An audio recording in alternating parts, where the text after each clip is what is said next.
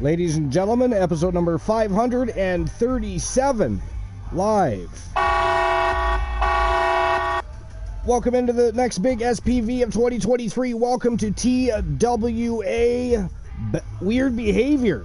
And it is going to be a fire evening. We got 11 matches on the docket tonight. Absolute fire evening of in-ring action. Of course, we're reigniting the rivalry between YTD Academy Live and TWA. It is champion versus champion all night long as we wait to see some double champions emerge tonight. In the past, a lot of the YTD versus TWA rivalry matches would end up with one of these respective brands vacating their title. If YTD Academy Live won, it would vacate TWA's championship and vice versa. Tonight, it is champion versus champion, both titles on the line. We're going to see double champions emerging as the curtain closes for the evening. We've also got some junior titles on the line this evening. It is going to be an absolute fire evening, so you don't want to miss a single solitary second. And before we get the show started, we're of course going to have a look at the dirt sheets. I'm going to open up my dashboard first and foremost here. And there we go. Good to go. So, we're going to get started with the first match of the night in just a little while. First, I'm going to get the dirt sheet, see what's going on there. And as you can see, the first match of the evening is PMS. Melissa Arch and Jade Cargill taking on She-Fiend and the Viking Rose Brewer from Team Glenola. They are the Wolfpack Gals. It is going to be a slobber knocker of a matchup. But here we go. Let's have a look at the dirt sheets. So here's an article from WrestlingHeadlines.com. It was published by Andrew Ravens. It says CM Punk apparently tried to sign with WWE while still under contract to AEW. So let's see what that is all about. So CM Punk has reportedly been looking to return to WWE for a while, even before his departure from AEW a few months ago, following a backstage altercation with Jack Perry. Punk returned to WWE at Survivor Series PLE. In the Wrestling Observer newsletter, Dave Meltzer revealed that CM Punk had tried to sign with the WWE twice prior to returning at Survivor Series. Meltzer wrote, and this is a quote, "From the WWE side, they knew Punk would come since there were the two prior attempts Punk's side made to come in. Once before he signed with AEW, and a second time last year when WWE couldn't have gotten him anyways because his AEW contract was still in effect." So yeah, CM Punk apparently trying to get WWE to sign him while still under contract to AEW. I don't know why he thought they would do that. I mean, have discussions about, potential future happenings. I can understand that taking place. Even that's a little shady when you're under contract with a different promotion, but yeah, no, I don't know why he or his management team would think that they would do that. Because that would simply lead to lawsuit and a bunch of problems and negative attention that the WWE, nor does the Endeavor Group want, right? So, wrestling excellence bar none period is about to raise yo, Jack, welcome in. What's going on, buddy? Work still hopping? What's going on there? Is it an all-female night as usual, or do you actually have men that shop there?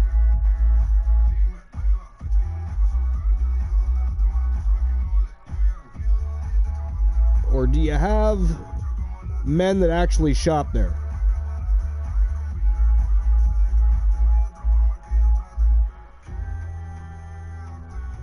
There we go. Okay, my dashboard wasn't working there for a moment. I couldn't see anything. There we go. That's better. But yeah, Jack, what is up with your store, man? It's not a lie. I mean, you and I have talked on a few occasions while you're at work. And not once while you're serving customers have I heard anything but females come up to your cash. I mean, whether you're sending them to a different cash register on purpose just so you can collect as much female attention for the evening as humanly possible, I don't know. I don't know what the story is there. But I do wonder, do men shop there? Sorry Yo, for Strife! The difficulties, folks. Sorry for the technical difficulties, folks. Yeah, I blame Humboldt's the Arcane. I told you he's in a bad mood. I mean, he was not happy with your reference to Archer. He was not. He's very upset. As a result, he probably caused all these issues. Gaslight. But anyways, so Strife, I don't know if you've ever talked to Jack while he's at work, but it's interesting because he's supposed to be serving the general public, but he seems to only serve females.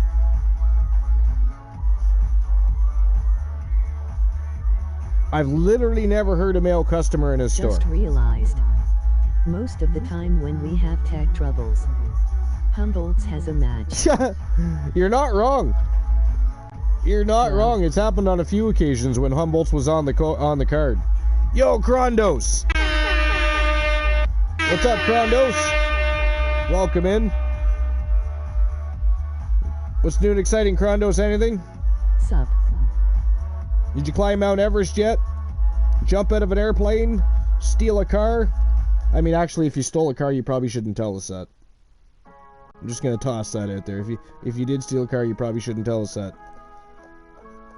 You know, just lie and say it was your mom's. You borrowed it. It just happens to be. Jack works at Chippendales. You didn't steal a car, okay? I died and stole a car. Okay, well that's probably a good thing. And like I said, even if you did, it probably would not be a good idea to mention it. Wink, wink. And what kind of car? If you had stolen a car, what kind of car would it be? Or do you have another question? Do you have a favorite car? Strife, do you have a favorite car? Anybody else that would like to answer that question, feel free to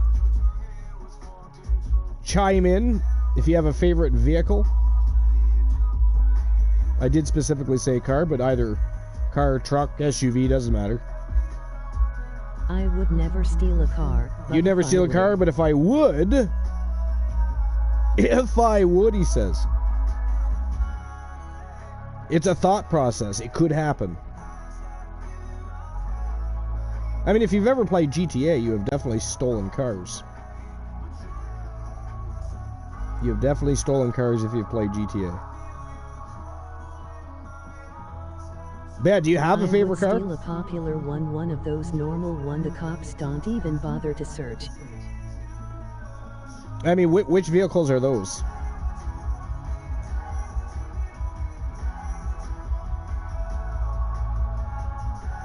Because a popular one, I mean, that does not Nissan. Narrow it down, Krondos. Nissan? Toyota. Now, which Nissan? Or Toyota? Renault. A Renault. I don't think you're going to steal a Renault. And you have a... I don't know names. I mean, speaking of Nissan and Toyota, do you have a favorite Nissan or Toyota vehicle? Oh, you don't know names? Okay. Subaru WRX Impreza. Subaru WRX Impreza. Dodge Viper from 99. Toys for travel. I don't need your mortal toys for travel. Gravedigger, maybe. You're gonna steal Gravedigger? The monster truck? That'd be kind of fun, though, wouldn't it? You could just drive over top of people's vehicles. I mean, if you're gonna go through the effort to steal a monster truck, you gotta do something interesting with it. All those are prayer cars. What the hell is a prayer car? What in the blue hell are you talking about? What's a prayer car? Enlighten me, because I don't know. Nothing breaks or else you'll be in debt for life. I do not know what a prayer car is. You pray nothing breaks or else you'll be in debt for... Nice. Yeah. I mean, to be fair, I think a lot of cars these days are prayer cars. You know what I'm saying? They don't make shit the way they used to. Cars are not made for longevity anymore.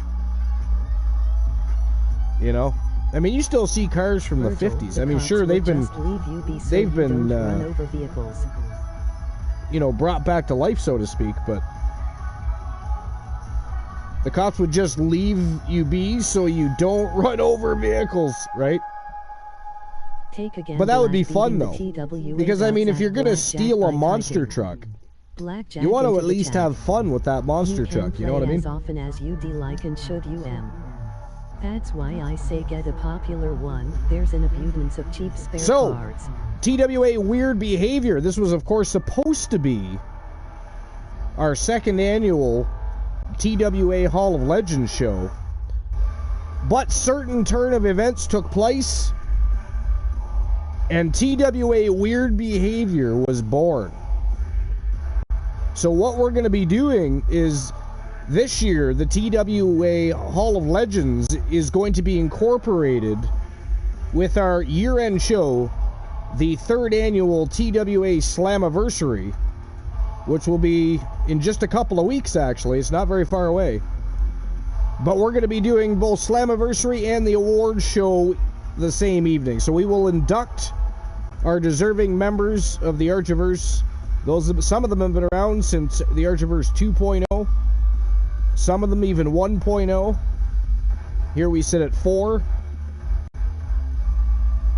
So we're going to be inducting some brilliant streamer teams and some fantastic superstars into the Hall of Legends. And of course, once you're inducted into the Hall of Legends, you're automatically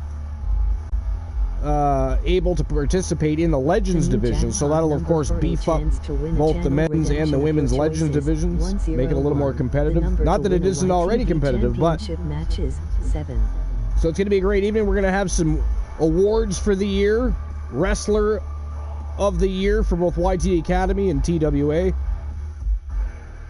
both the men's and the women's divisions. There's already been some discussions going on about our nominees for the year.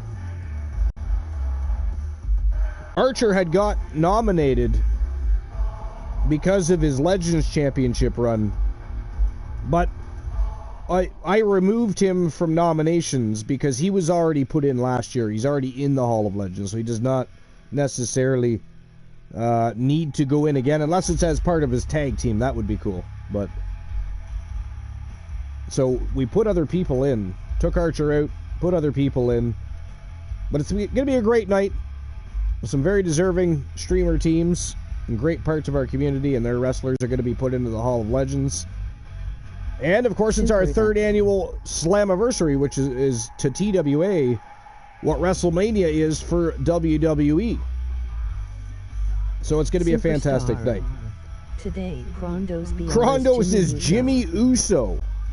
Well, I mean, I'd rather be Jay. But I mean, to be fair, both the Usos are pretty talented boys. To see a complete list of champions from each they are pretty talented brand, people. Simply type Still one of the best tag teams of all time, in my opinion. WCW or is exactly what they became. The chat, skipping the rest. 869. Krondos BR, your numbers are unlucky. 6, 9. Good luck, Krondos. I know those BR. numbers are new because I had to change them again. To choose from if you are the chose. Superstar. Because Glenola decided he was going to not just win blackjack, but he was going to take out my jackpots while he was at it. Rigged. Archer is rigging shit again, folks. Archer is rigging shit again, folks. Someone needs to nutter that walking ballsack. Agreed. How dare he? The Mark, the one, Elijah Archer. You can also play blackjack. Those numbers are already changed from the last show we did as well. Exclamation point blackjack, obviously. I died deep. Should you decide to do that? You didn't know that was a command? It is, yeah. It's a command I put in fairly recently. I mean, it was born much the same way Weird Behavior was born. Much the same way. But yeah, most definitely a command. It's funny you didn't know that, though. It is funny you didn't know that. I've got a show guest. But anyways, Dragon of Death, what's new and exciting, my friend? Welcome in. Superstar. What's going on, sir? Of Strife is Ric Flair. You've got a suggestion for a pay-per-view? You must mean stream per view. How dare you? I don't know how practical. Strife says, "Woo!" Ric Flair. Honestly, Strife is Ric nothing Flair. much, just having allergy issues with my nose, but how are you, Archer? Honestly, Check nothing out much, the just latest having craze in allergy TWA issues with my merch. nose, but how are you? Purchase your I feel you, coffee brother. I cup mean, I'm not to having Local allergy Cat right issues, now. but I've had a damn URL. sinus cold for the past Variants 5 of days. Strife, your numbers are So I've 1, felt like 2, absolute 5. trash. I'm Good tired luck, as hell. variants of Strife. There are But some I've already amazing and delayed fun the channel show rewards to enough choose from times, it. so I said, fuck it, we're going to run. So here we are. Play. Episode number Variants of 537 Strife, your live. numbers are 4, 0, 5. Good luck, variants Live. of Strife. There are 405 some amazing unlucky. and fun 125. channel rewards to choose from That it. puts you in the running for the channel redemption reward, I believe. Yes. So Strife, you're in the running for the channel redemption reward currently. The number is 101. We are in line for our third free redeem. We're in line for our third free redeem. Yeah, you're. Yeah, you've won a lot lately. So has Glanola. Archer, tell a random joke about a chicken. Tell a random joke about a chicken? Goddamn. All right. Why did the chicken cross the road?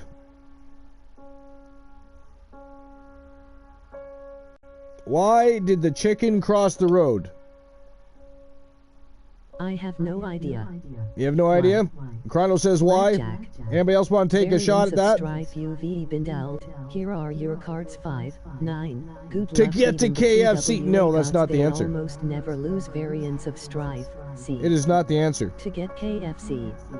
Blackjack. The answer Variants of is Strife you've been I don't dealt. know either. Here Ask the are fucking your chicken. cards 3, 4.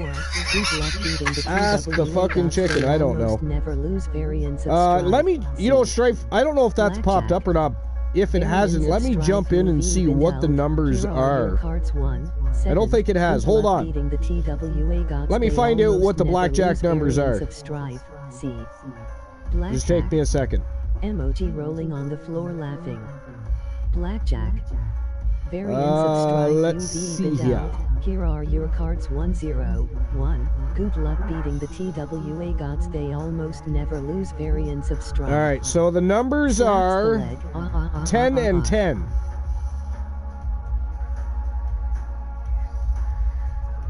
You gotta beat 20. 1, 4 is our highest. Pretty sire that does not win.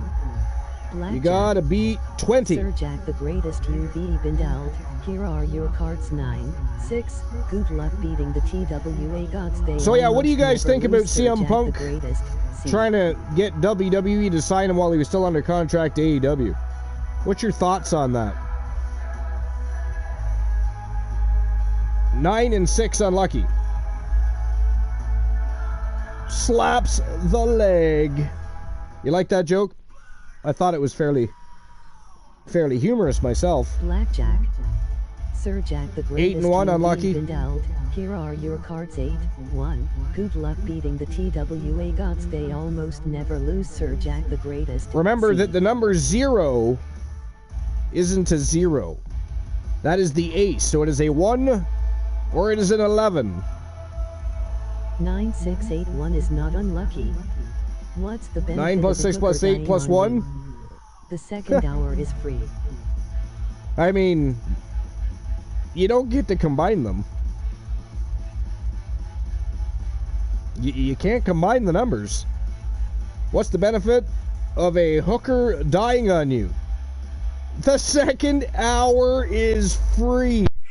Oh my god. Yeah, do you guys have any thought process or opinions on CM Punk trying to get WWE to sign him while he was still under contract with AEW? I mean, are you surprised at all? That was after the incident with Jack Perry, apparently. Is possible. Good for him. This is the Archerverse land where all is possible. That is true. It's fucking weird behavior around here almost constantly. Good for him, Crondo says. CM Punk is Crondo's favorite superstar of all time. Much like Glanola. He's got teacups. He's got lunch boxes, backpacks. He's got a thong. It's got CM Punk's face on it. How do you Action call a figures, key door? pillows, Adorable. PJs. Chrono says, how do you call a cute door, or that's supposed to say, what do you call a cute door, I'm assuming? A adorable. I mean, that's a little bit funny. That's a little bit funny. Kind of a dad joke, really. Love hat Charles Montgomery Punk is back. Charles Montgomery Punk. What the fuck? I dare one of the the big nose Punk jockstrap. Cody Rhodes finishing his story. I dare one of the broadcasting members to make a joke about Cody Rhodes finishing his story. Well, I mean, currently I'm the only broadcast member. Luke the Gooner's not here. Glenola, I think Glenola's working currently. Don't forget, I'm starting very early tonight. I am starting very early tonight. It's fucking weird behavior. I wouldn't mind. But anyways, you wouldn't mind seeing Brock versus Punk? Yeah, I mean, there's an article I'm going to be reading in a bit, apparently about, possibly Punk versus Roman Reigns. Archer tried to come up with a good one. I guess the joke will be on you, Mr. Archer. Try to come up with a good one about Cody Rhodes finishing his story. I mean,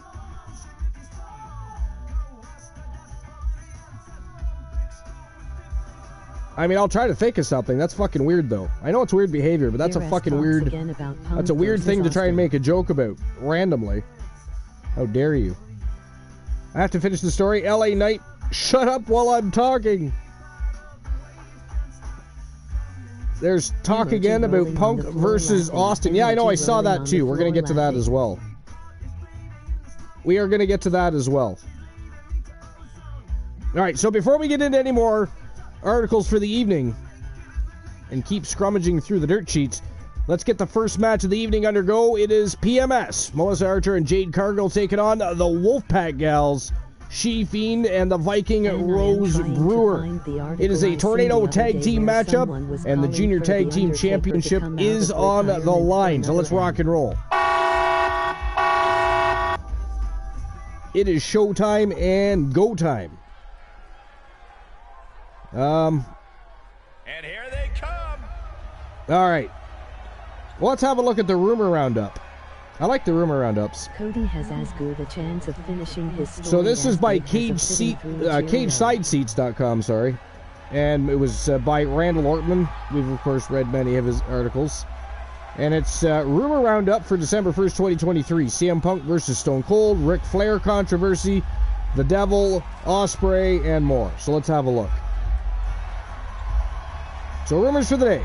According to Fightful Select, now that CM Punk is back in WWE, several people in the company are pushing for the long-awaited dream match between Punk and Stone Cold Steve Austin. Many people in WWE are optimistic the match will finally happen, with one source indicating that CM and WWE have already discussed multiple ideas for it. That's interesting. I mean, I didn't realize that, another match was still on the, in the cards or on the table, so to speak, for Stone Cold Steve Austin. So the fact that, and I know CM Punk has always wanted to face Stone Cold Steve Austin. I get that. But it's interesting that they're already discussing it. Because like I said, I didn't realize it was even a possibility or an option to begin with. I thought Stone Cold had his last matchup, against Owens. But anyways. They're here. So, it sounds like a lot of negativity Ric Flair referred to on social media is fan outrage related to a promo line taped for Rampage, where he apparently invited all women in the audience 18 to 28 years old to meet him at his hotel room. No boyfriends or husbands. The line is expected to be cut from the broadcast that airs tonight. I mean, he was probably in character, if I had to guess, I'm pretty sure he's not out there looking for a lawsuit for himself. But yeah. What do you guys think about that? Why would Austin commit a retirement to ruin his career by having a match with Punk? That's a good question. That is a good question. Jack says, and I'm trying to find the article I seen the other day where someone was calling for The Undertaker to commit a retirement for another match. As much as I would love that, I know it shouldn't be done. Yeah, I don't know. I don't know what kind of shape he's in, right? I'm not really sure what kind of shape he's in. One Husky Boy, thank you for the follow. Appreciate you being here. Welcome into episode number 537. This is our next big SPV at 2023. TWA presents Weird Behavior. And we're doing or reigniting, if you will, a rivalry between YTD Academy Live from YouTube and TWA. Champions versus champions. We got junior championships on the line tonight. It's going to be a fire evening of in-ring action. But welcome in. Appreciate you being here. How's your day?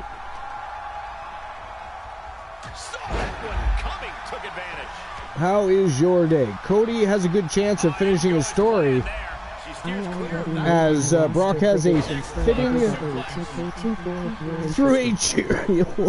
Well, I mean, to be fair, I think that Cody Rhodes will eventually get the world title. Maybe even at WrestleMania. It depends who he faces. I don't know what they've got in the cards for him. But I would be imagining that him finishing his story is up there on the priority list because everybody still wants to see it. I mean, they brought the man back in, you know, with that as the ultimate goal. So it'd be kind of weird if they didn't. Roster predictions for 2K24. I mean, if you'd like to share your roster predictions, I'm assuming you mean who all's going to be on the roster. Or do you just mean new characters? They've already released some information. I believe it's going to be an homage to Bray Wyatt as well. And it looks like Bray Wyatt's going into the Hall of Fame too. He's going into the Hall of Fame in 2024.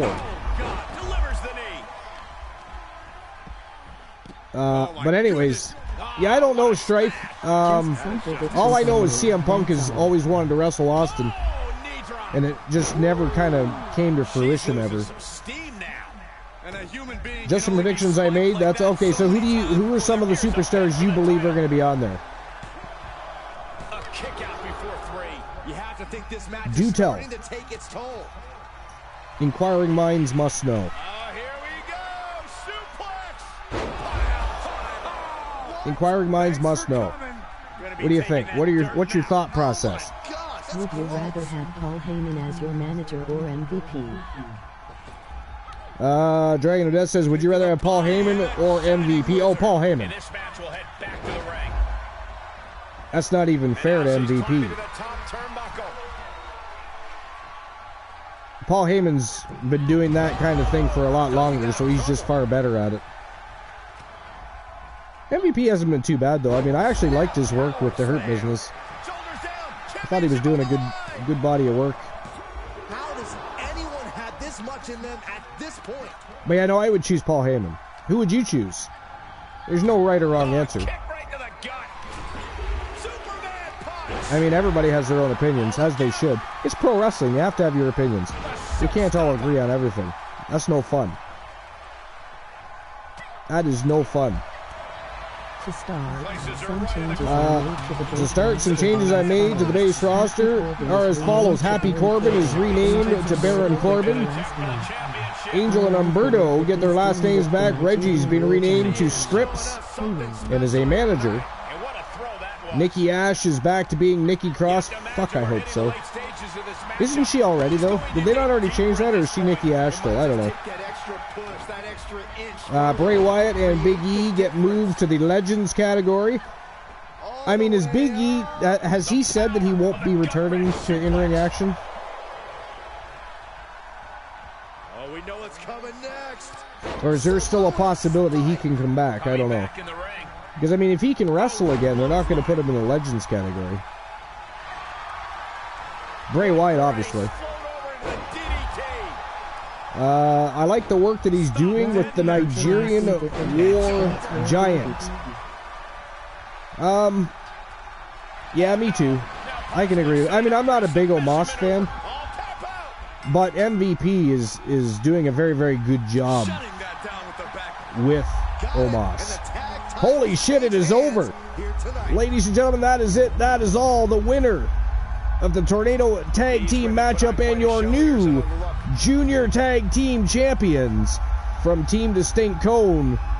It is the Viking Rose Brewer and her partner in crime, the She-Fiend, the Wolfpack Gals, going to be hunting down either the Grand Prix or the World Tag Team Championships once again. Congratulations to the Wolfpack Gals. And I guess overall to Team Glenola, considering he's the one that built that faction. So congratulations to Team Glenola as well. Strife says, yeah, Heyman for sure. Well, until I see differently, that's where he'll be. Okay, well, that's fair. That is fair, Husky. Sir Jack the Great says, Archer, what are your thoughts on if The Undertaker commit a retirement? Well, as long as it's handled correctly and properly, I'd have no problem with it. The thing is, though, who's he coming at a retirement for? Who's he coming at a retirement for? Because that well, I mean, he's had operations. I mean, he's in pretty good shape now. He hasn't exactly been an active wrestler in a long time. His health is good. His body is good. He's talked about all of that stuff kind of recently. Not once did he ever say anything about wrestling again. And he's not going to be, flying over top ropes anymore, I don't think, or anything like that. But even if he did come back, who would he face? I mean, who would they put him against? I don't even know, Jack. Another thing is that Jade Cargill and CM Punk will be pre-order exclusives who will eventually become DLC in the future. I mean, I think they'll just put Punk and Cargill right on the roster. Maybe not. I don't know. You could be right about that. They could be part of the DLC. Okay, now for the newbies. All right, so give us what newbies do you think? Probably Braun Breaker? The Undertaker versus Braun Breaker? I mean, I don't know why that would happen. But I'm trying to imagine Braun Breaker facing the Undertaker. I just don't know. That's interesting, though. Braun Breaker versus the Undertaker. Now, what kind of story would you build around that, though? Complete list of champions from each respective What kind of story would you build around that? TWA, WCW, or... All right, so let's move on to the next match of the evening. Here we go. This one is for the Junior Legends Championship. The Wolfman Alan Severn taking on the Soulman Jay Simmons, and they have a rivalry that dates all the way back to the Archerverse 1.0. They once had a match. It was over an hour long, the most brutal match in Archerverse history. They went into offices. They went into the backstage area. They were in a locker room. They were on top of a semi-truck trailer, where the Wolfman Alan Severn got thrown off the top of the trailer 4 times, by the way, before that match finally ended. They hit each other with everything from garbage cans to kendo sticks, chairs, baseball bats. I mean, it was an insanely brutal matchup. Glenola tells it better than I do, believe it or not. That's one of his favorite rivalries of all time. But it was a great rivalry. Tonight we reignite that rivalry. The Junior Legends Championship is on the line. Both of these gentlemen have been Legends Champion before.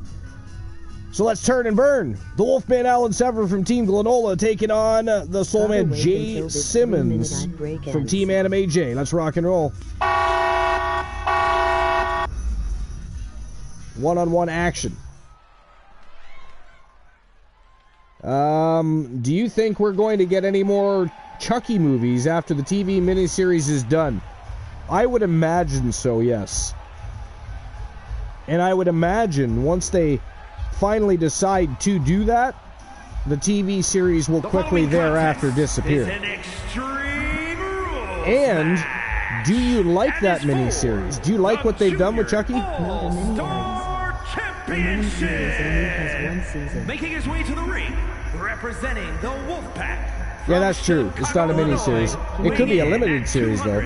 35 Chucky was a pounds. little badass. It could be referred to as a limited series. Far better than any of the movies. Yes, the show is so far better than any of them. Well, that's not hard to believe. I'll be honest, I didn't really like any of the movies. I thought it had potential. I did watch them all, but I wasn't really impressed with any of them. Maybe the first one. First one was cool. After that, it just kind of got, you know, kind of fucked up. All right, let's see. Husky's got for the men: Bronson Reed, Brooks Jensen, Channing Stax Lorenzo, Charlie Dempsey, Dragon Lee, Duke Hudson, Eddie Thorpe, Edris Enoff, Hank Walker, Javier Bernal, Josh Briggs, Malik Blade, Oro Mensa, Sanya, Tank Ledger, Von Wagner, and Zion Quinn. Interesting. Hashtag blame Archer. Blame Archer for what? What in the fucking blue hell are you blaming me for exactly? The last two movies with Mika were great, more creepy and suspenseful than the classic slasher horror. Love the horror comedy genre. I don't know. I just really never been a big fan of the Chucky movies. Like I said, I think if they were to redo them, I think maybe it's one of the ones I actually think they could do better by if they were to actually reboot that series and do it again. Do we need reason to aim you? Yes, you do. Adrian update 129. He was a psychopath. Otherwise, we get AKO'd. That's just what happens. He's a psychopath. If he is being nice to you, you should be scared. Wait a minute. If who's being nice to who?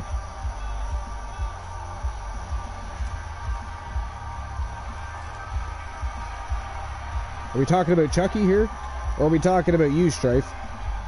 Variants of Strife. I knew he was nice to Andy. He was nice to Andy. Okay, we're talking about Chucky. Okay. Oh, we just talked about how Chucky is mean to Devin all the time for absolutely no reason. I mean, it's fucking Chucky. About Cody Rhodes. Who will be the one? What? I mean, is he supposed to be cute and cuddly? Let's talk about Cody Rhodes. Who will be the one to eliminate Cody in the Royal Rumble? Chucky was all right. I don't know. That's a good question. That's a very good question. On the female side, I'm stuck in these goddamn Forsaken ads. Help me, Archer! Well, I mean, if you can always subscribe, and then you get ad-free viewing. Oh shit! You know what I was just thinking? I got a message from Twitch. Something about my ads. I forgot to finish reading it, and I forgot to check my settings. Hopefully it didn't screw things up. I'm poor, fair enough. Also, the Mark Hamill Chucky was alright, like the kind of Skynet-style horror movie. On the female side, we got Ava, Chelsea Green, Electra Lopez, Fallon Henley, Isla Dawn, Jakara Jackson, Kiana James, Lash Legend, Lyra Valkyria, Maxine Dupree, Mako Satsumura, and Thea Hale. I never once thought I would hear a serial killer sing a song. Is it Ado Faye? You know what though, Husky? Also, I don't give a fuck. I don't give a fuck how they pronounce it. I read what I see. Strike says both Archer. Chucky was only nice to Andy because he was still in hiding and trying to claim his butt. Well, okay, yeah. The butchered Chucky in the remake. I never once thought I would hear a serial killer sing a song. The bell is rung on this extreme rules Husky match. says okay. Not the type of match for people with a weak constitution to participate. To be fair, I didn't know witness. that. You sure you're gonna be all right for this one, Saxton? I'm okay for now. I did not know the The pronunciation of her name. The TWA gods at Blackjack by hiking. I'm free from the ad prison. You Congratulations. can play as often as you do and should you I'm free from the ad prison.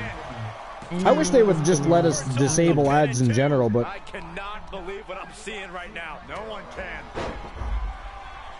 ads are annoying, and I don't know. Me personally, I don't make that much money off ads anyways. They're supposed, I mean, the way they're doing things now, you're supposed to be able to make more off of ad viewing, but I haven't seen any much of a change. Pronounce all the letters that are not there. It's Irish. You pronounce all the letters that are not there. Gotcha. Variants of strife. I mean, we do have one of the killers in Wrong Turn. Turn that sang the song, I think. Well, there you go, Strife. He's looking a little off balance. You were incorrect, sir. And he is now in a discouraging There is another spot. one. He's got to boost up his levels of aggression. Now at we this need to point. come up with as many serial killer movies as we can, where one of them sang a song during the movie. I don't want to see this happen. We need to compile a list here. We need a list compilation. Superstars include CM Punk as a pre-order The feature Leprechaun. DLC exclusive, Carrie Sane, Nia Jax, You know, Tegan Knox. That's something else that would be fun to see redone, because those movies just got fucking dumber as they went. Redemption of your choices, 101. The number I mean, they must have made some money because they kept making them, but I mean, 7. I don't know how they were not very good. I remember Jennifer Aniston was in the first one. I think that was her debut in movies, I think. Unless there's another one, but I'm pretty sure it was Leprechaun. But yeah, Jennifer Aniston was in that, the first one. Knockoff Jason X from the Leprechaun. Let's not forget about the knockoff Jason X from the Leprechaun. That's another thing. There were too many Friday the 13th movies. I mean, past the first three, they weren't that good at all. Either one of them. They were not. It's like the Halloween movies, too, you know? I think I liked Halloween better than Friday the 13th, though. Personally. Me personally. Alright, so let's get back to our list here. We weren't done with our rumor roundup, so we may as well hop to that. We last left off with, of course, the whole Ric Flair drama in social media. All the Jason movies are good. After that, it was Pro Wrestling Observer Radio. Dave Meltzer, Sammy Guevara was cleared to return to AEW over 1 week ago from the concussion he suffered in October at WrestleDream pay-per-view. His return was delayed until after Tay Mello gave birth, so he'll be back soon. I think I actually already knew that. PW Insider was told that Impact Wrestling made a fantastic, massive offer for Will Ospreay to sign with them. The offer was apparently in the 7-figure range. Many wrestlers in Impact expected Ospreay would sign after he cut a promo about wanting to wrestle in a TNA ring. Of course, he ended up signing with AEW, but Meltzer and his co-host Brian Alvarez speculated that the devil in AEW might end up being Mustafa Ali or Sami Callihan, who have worked previous gimmicks as hackers. Meltzer bolstered Sammy's case by saying he's been backstage at shows. Even though AEW is yet to announce next week's Gold League matches in the Continental Classic tournament, Meltzer claims that Tony Khan has the entire tournament completely planned out from start to finish. So what do you guys think about that? The devil being Mustafa Ali or Sami Callihan? You guys think that's a possibility? Now that CM Punk's back, are we going to get to see CM Punk the movie? Good God. Joe Link is in the house. What's going on, Joe Link? And Joe Link is Alexa Bliss today. Deep into their well to keep this match going. My God. Alan Severn and Jay Simmons going to war here. This has been a crazy match so far. Junior Legends Championship on the line, and the reignition of an old rivalry that dates back to the Archivers 1.0. These two always put on stellar matches. They pull no punches and they do not hold back. Too small to be Sami Callihan? Fair. What about Mustafa Ali?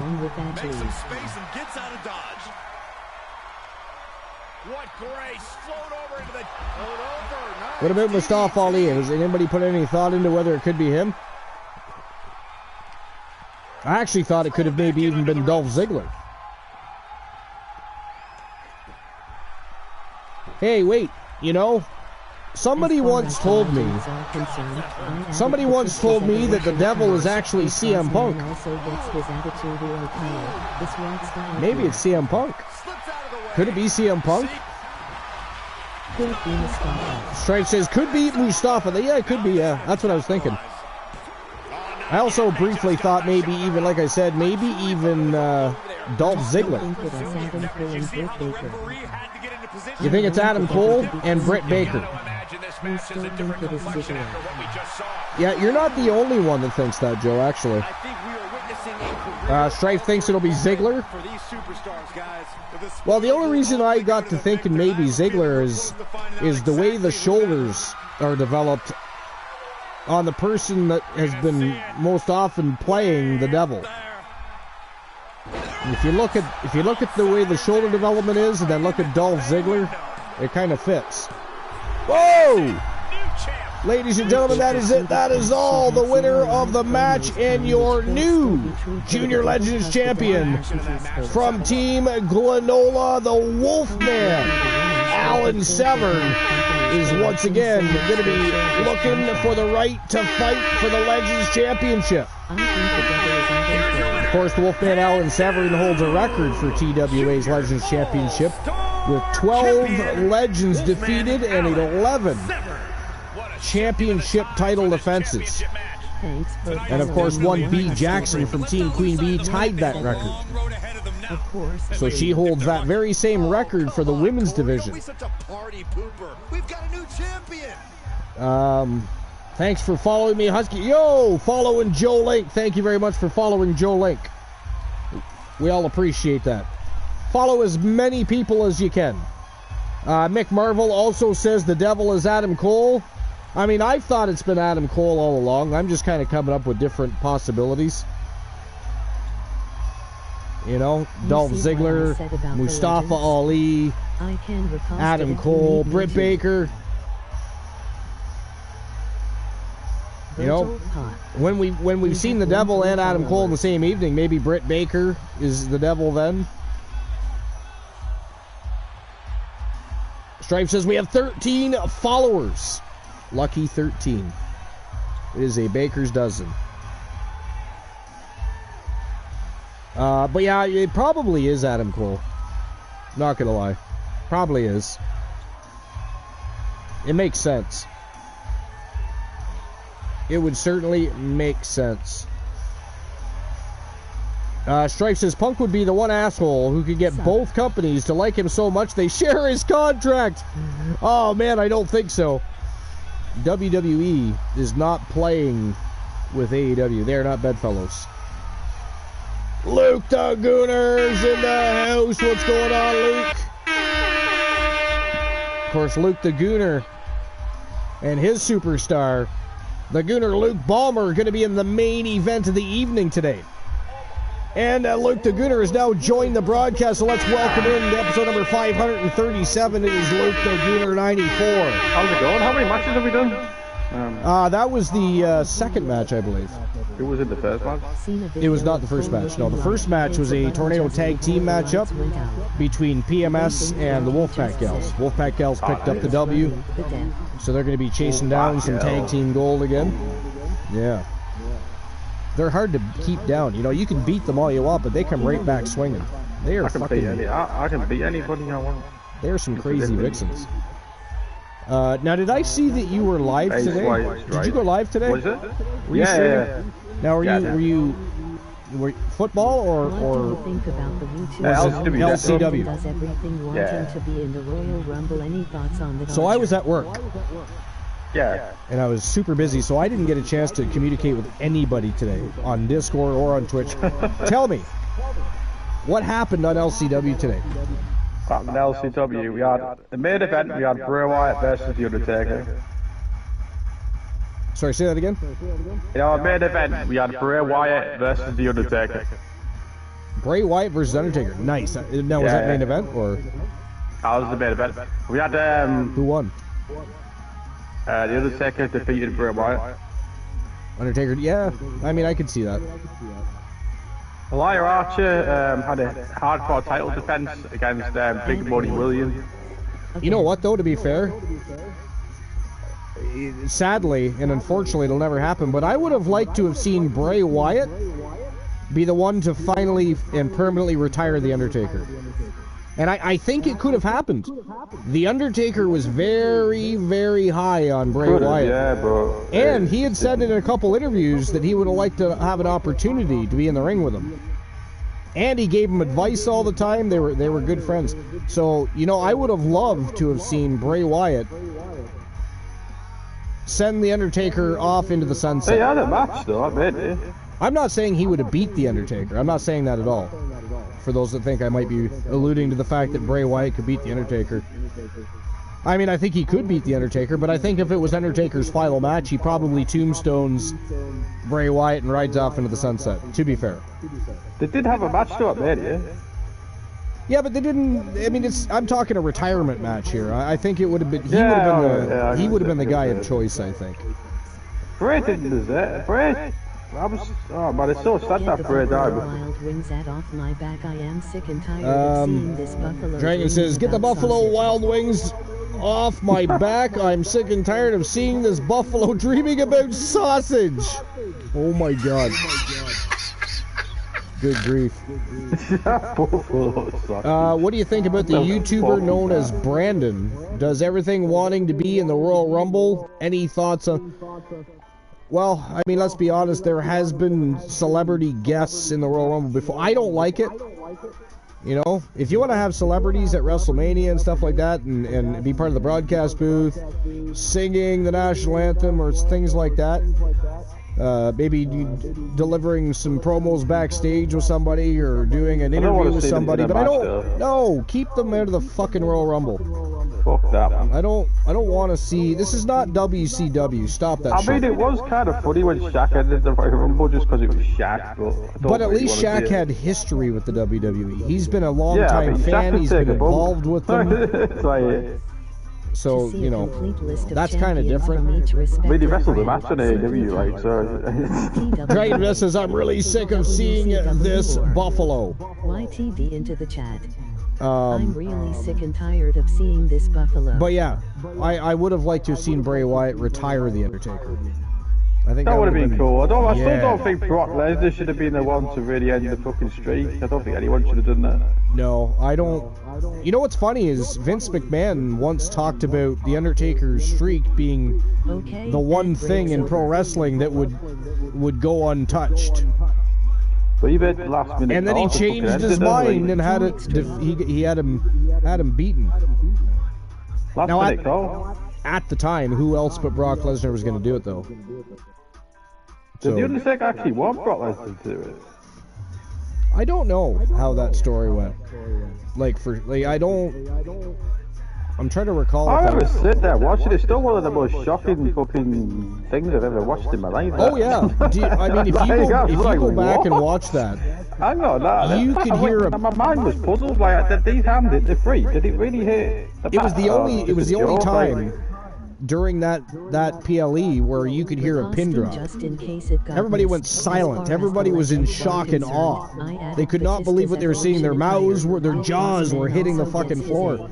I remember I was like, what? No! But it happened. Brock Lesnar beat the streak. I remember watching it live. Like, fuck it hell. I was 100% sure he was going to lift the shoulder up, and it went free. I was like, what? Like, Husky says, reposting just in case it got missed as far as the legends are concerned. Well, Batista, he's not even in... Is he in the Hall of Fame yet? He's not yet, is he? I don't think he is. Take a gamble at beating the he shouldn't have ended it. I don't think Brock was the right decision to do that. No, I should have went for a younger guy who was going to do it. Big Boss Man gets his attitude attire. That would be cool. The SWAT style gear? Yeah. Bray Wyatt will have some of his Wyatt family attires. Farouk will have, yes, his APA and Nation of Domination attires. Absolutely, that's a good idea. That is a very good idea. John Cena many entries from 2K23 will all be in a list for when you pick them. The Rock will have his corporate and NOD attires, and Wade Barrett will have his Nexus and Bad News attires. Okay. Stripe says Paul Heyman did not help the story of Brock versus... No, I know. I agree. 8 and 10, unlucky. You see the Buffalo Wings man make this dude. You did not beat the TWA gods. I apologize, but you did not. Fuck you.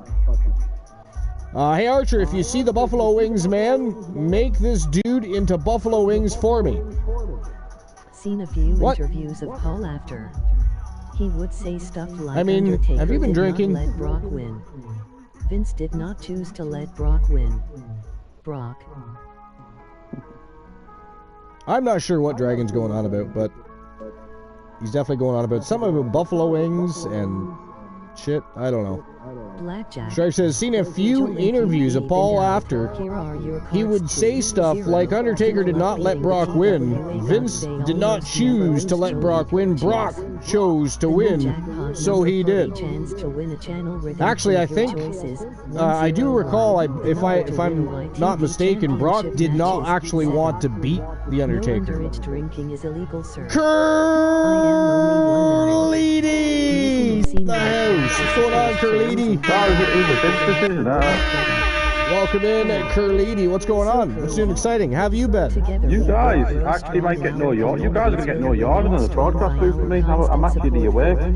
You are awake, I know. I don't hear any snoring. You can actually tell I'm fucking... No yawning?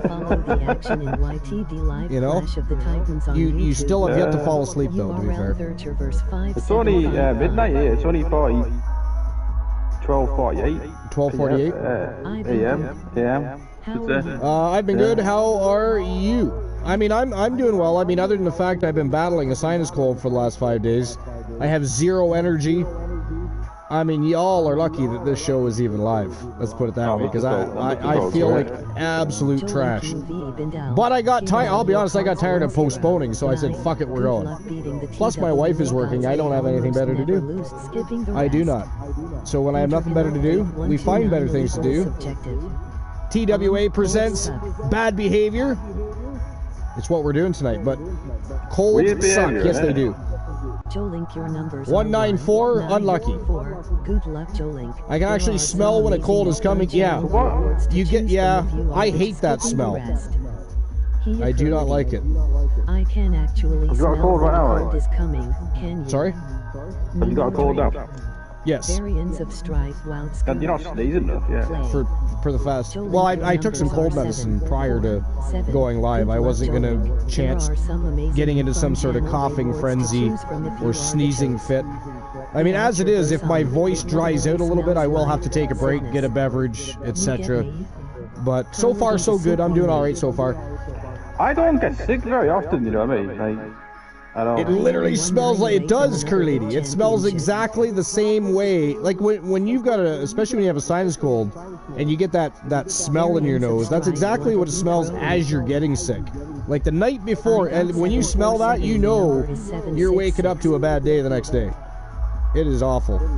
All right, so before we finish any conversations or get into any more dirt sheets, let's get the next match of the evening underway. Third match of the night. It is for the Junior Grand Prix Championship. Dangerous Amber Extreme taking on Bianca Belair, who's putting her title on the line. It is Team Joe Link looking to beat up Bianca Belair tonight. Can they do it? We're going to find out right now. Let's go. Still been going to work with the fucking scuttles, right? Yeah, I have been. It sucked. Like I said, my day was not amusing. Is launching soon. It was not fun. Following contest is Oh, scheduled for one fall. And is Oh man, and I gotta work tomorrow. I'm not off again until next Wednesday. I want to say Wednesday. It could be Tuesday. I'm either off Tuesday, Wednesday, or Wednesday, Thursday. I actually can't remember now, but I get 2 days off in a row though. I'm excited. It's so nice after you've been sick and you get to that 100% feeling again. It's like, oh, man, Oh yeah, feel I so can't wait. great. I'm tired of this cold. I really am. I'd like to tear my own head off and toss I it wanna down a get it, fucking though. alley somewhere. What did you guys think about the Legends? Husky Boy wants to know what everybody thought about his list of potential legends for 2K24. See a new champ crowned here tonight. Joe Link says Mountain Dew, nice. Big Dew fan. Mountain Dew Gaming, what's going on? Welcome in. Appreciate you being here. Welcome to episode number 537. This is actually a stream preview for us. TWA presents Bad Behavior. 11 matches of pure fire. We got champions versus champions all night long. YTD Academy Live versus TWA. Right now we're going through some junior championship matches. It's been a fire night so far, but how you doing? Stripe says, save me a bowl. Save you a bowl of what? Oh, that's right. He made vegetable and beef soup. Was it soup or was it stew? I forget now. Byron's like the EST of the Should change the book part of the devil. Should change what? I should have changed the CM Punk part to the devil to take the piss out of the fucking the temple people. Oh. I mean, rumor has it that CM Punk is actually going to sign with WWE, so I think we've got a leg up on him. I don't know. We'll have to wait to see how that plays out, I guess. I'll be one to I mean, they're certain he's retiring, so I could be wrong. Anyways, I can't even. I was gonna go on, but I can't. I'm gonna start laughing, and I don't want to do that because then I'm gonna start coughing, and then I'm gonna blame you, Luke, and I'm gonna have to ban you. Which contains the low brown. Did you see I am 19 away from another one? Really? No, I didn't. So you're in the running for that, and Strife is in the running for the Channel Redemption Reward. Well, I booked on this weird behavior show because I'm going to punch it on that. Husky Boy says, okay, now for the DLC packs. To start off, we got the Out of Nation pack, which contains Dino Brown, Kama Mustafa, Bronco Nima, Lucian Price, and Kalani Jordan. Stew and soup, basically the same thing. Well, not really. I mean, I usually use a gravy in my stews. I don't use just a soup base. UTG Academy Grand Prix Championship, that's what I've got. What? I don't know. I don't know either. You're the one that said it. What do you mean you don't know? Are you trying to confuse me purposely? YTD Academy Grand Champion. Oh yes, the Gooner is the Grand Prix champion. Yeah. He's actually well. You're in the main event tonight because he'll be facing Matthew Ultraviolet. Made a main event. Fucking, I'm gonna make this company loads of money. 2 shows in a row, we can win the Redeem. What's my fair day for being in the main event? That would be 2 shows in a row. You're right, Strife. Because when I'm fucking gonna draw is. What do you think of Nakamura attacking? What do you think of Nakamura attacking Cody Rhodes? Because I'm in the main event tonight. What I think about that, Dragon, is a Shinsuke Nakamura versus Cody Rhodes match would be pure fire. Like, take my money. That actually would be pretty sick. Oh, fuck yeah, I'd love to see that. Could be a great feud. Could be a great feud? Absolutely, it could be a great feud. It's weird when you say AEW, you enjoy AEW more than WWE recently, and then WWE pull up. Well, because WWE's in a transitional period right now, right? They're heading towards the Royal Rumble. Not a lot is going on. I mean, that's just what happens this time of year. When the Royal Rumble comes on, right? This time of year, WWE is never all that intriguing to watch. Whoa, Big Marvel. Not until until. Drop that fucking microphone What for did a you second. say? You're the draw of the show? It just might be Belair's opponent tonight. Did he say it? You said that? Are you trying to show me up? The host of the most must-see show on YouTube and Twitch TV? It is not Luke the Gooner 94. How dare you? What have you been hanging out with Christian Cool? Glenola? The Glenalians? You need to work on yourself. How dare you? Thank you, Mick Marvel, for bringing that to my attention. Luke has been taking drugs tonight. He's upset that he didn't get the first. I mean, they had a brand new Mickey James action figure come out, and Luke did not get one of them. Sold out. He wanted to add it to his shrine. He's very upset, so he's taking his anger out on me. I don't really like it, but this is the full-on Papa H error. Papa H error? One step ahead of Bianca there. What? Anyways, tonight, Luke is always high on something.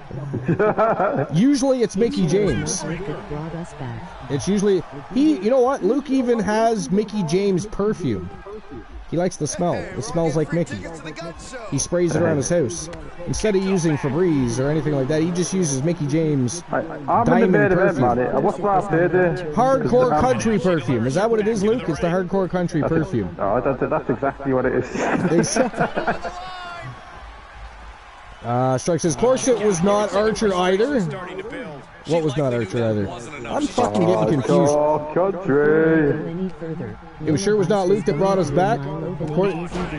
It was Humboldt. He allowed us to return. I'm a fucking draw this company. We had to start this broadcast twice. I started the first time, the internet conked out on me. It came back very quickly. How much am I getting paid for doing the comedy as well? So I do the commentary and I'm in the main event. What's the bonus? Your bonus? Yeah, is that we don't ban you.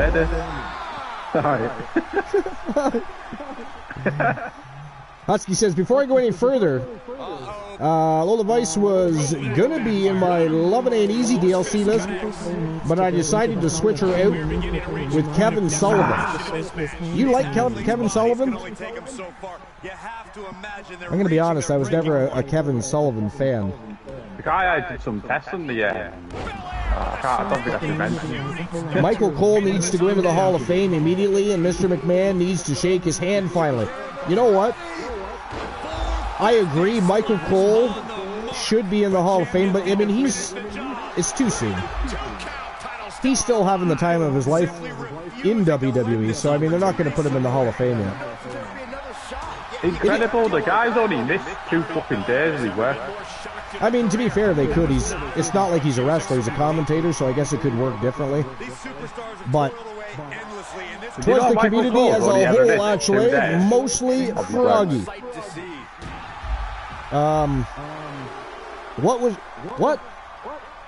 Who? Where? Why? What the fuck are we even talking about, Strife? I mean, if you're trying to derail me here, if you're trying to screw with my head while Luke and I are talking, I'm trying to pay attention to a match, as a fire match between Dangerous Amber Extreme and Bianca Belair. I'm talking to the Gooner and trying to catch up with chat, and you, sir, are just ranting off about shit that I don't even know what the fuck is going on. Next DLC Somebody AKO Variants of Strife. Dangerous Boys, which contains Ken Shamrock. Technically, he was a wrestler. Remember when he fought? Yeah, no. Are you talking about Kevin Sullivan? Or Michael Cole? I mean, Michael Cole is actually 2-0 at WrestleMania. Let's not forget that.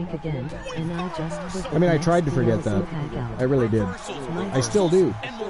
The fact is, he is 2-0 at WrestleMania. He's undefeated at WrestleMania. It is gross, disgusting, ghastly, ignorant, provocative, grotesque, ghastly. Mick Marvel, you need to shut your damn mouth. Mick Marvel, meet me in the ring. I mean, that would be a good match.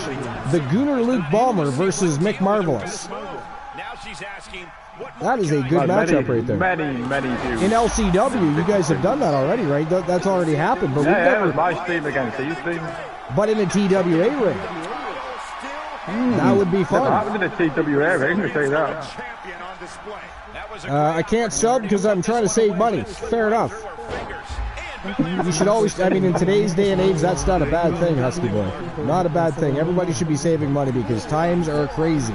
Prices of everything The are Marvels helped with crazy. a lot of my else. The Marvels helped with a lot of my LCW. I mean, the Gooner, Luke the Gooner 94, he spent $787 on eBay for a pair of Mickey James underwear. That is very expensive. You gotta save money. Are they stiffable or not? Did they at least still smell like Mickey? Oh. Blackjack into the chat. You can play. Yeah, isn't Cole technically still undefeated at Mania? Yeah, I just said that. What the fuck was I saying, Strife? Michael Cole and Jerry Larkin is fucking awful. Dang, that's I know, right? $787.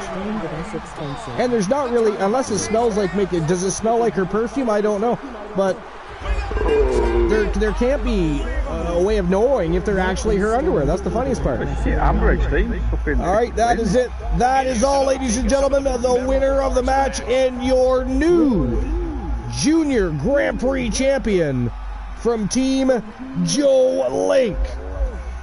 Dangerous Amber Extreme, your new Junior Grand Prix champion. Congratulations, Joe.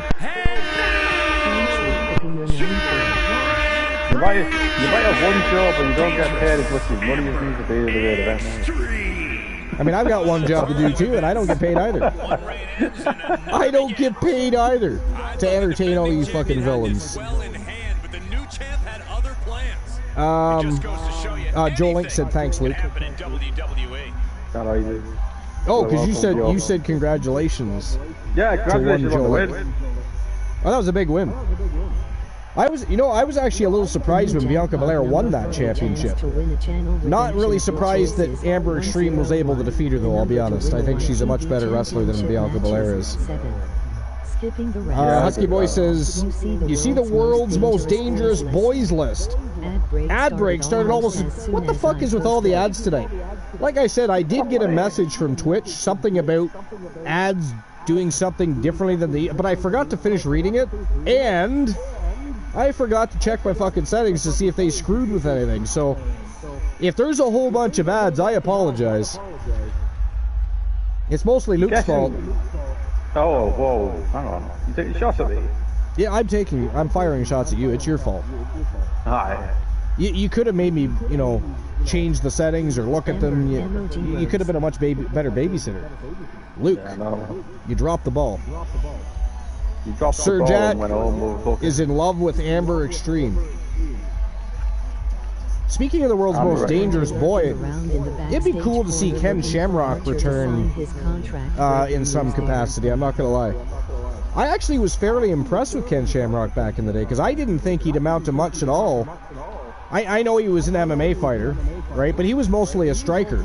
It's not like he was a submission specialist. He did have some submissions. He actually wasn't. I didn't. No, he was very good. And he had, actually, I thought he did really good. Over the Rock. He tapped the Rock out. Yeah. Well, don't forget he was also in TNA. He did very well in TNA. Very well in TNA. Alright, here we go, guys. Before we get into any more conversations, dirt sheets, which we still haven't dipped back into.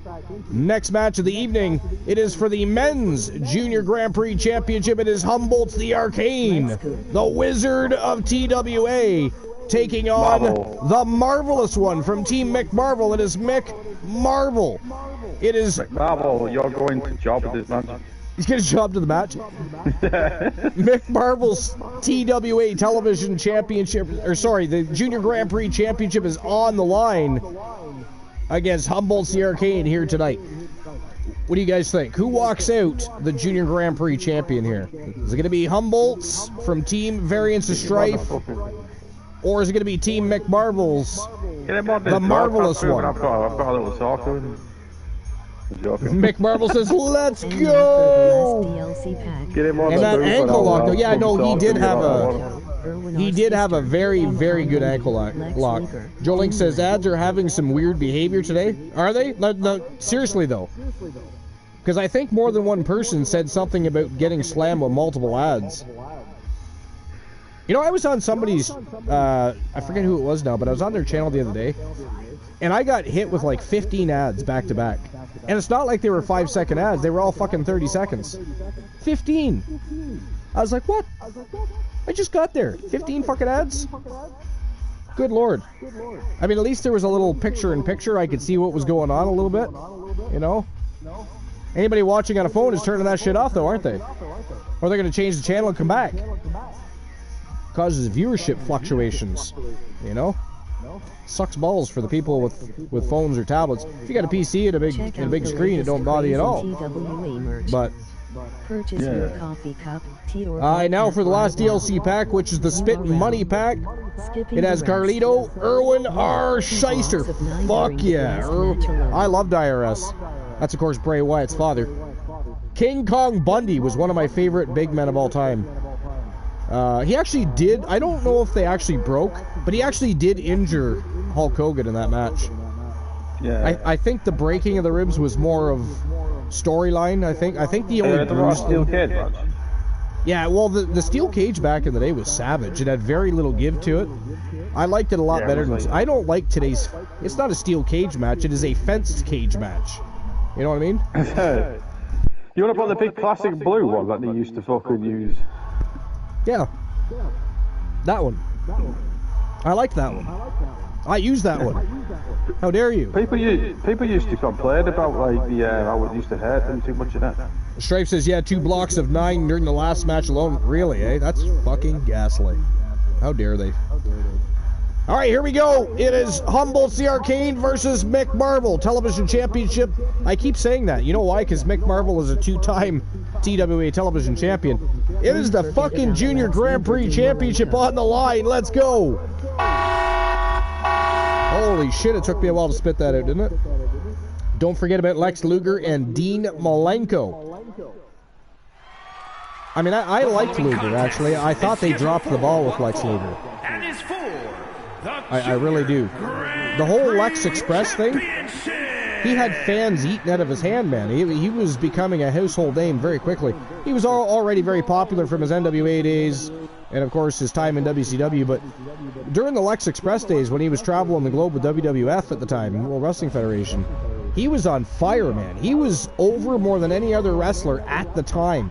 I think that was the problem, though, because Hulk Hogan had come back, right? Hulk Hogan had come back, and they couldn't have somebody upstaging the Hulkster. So,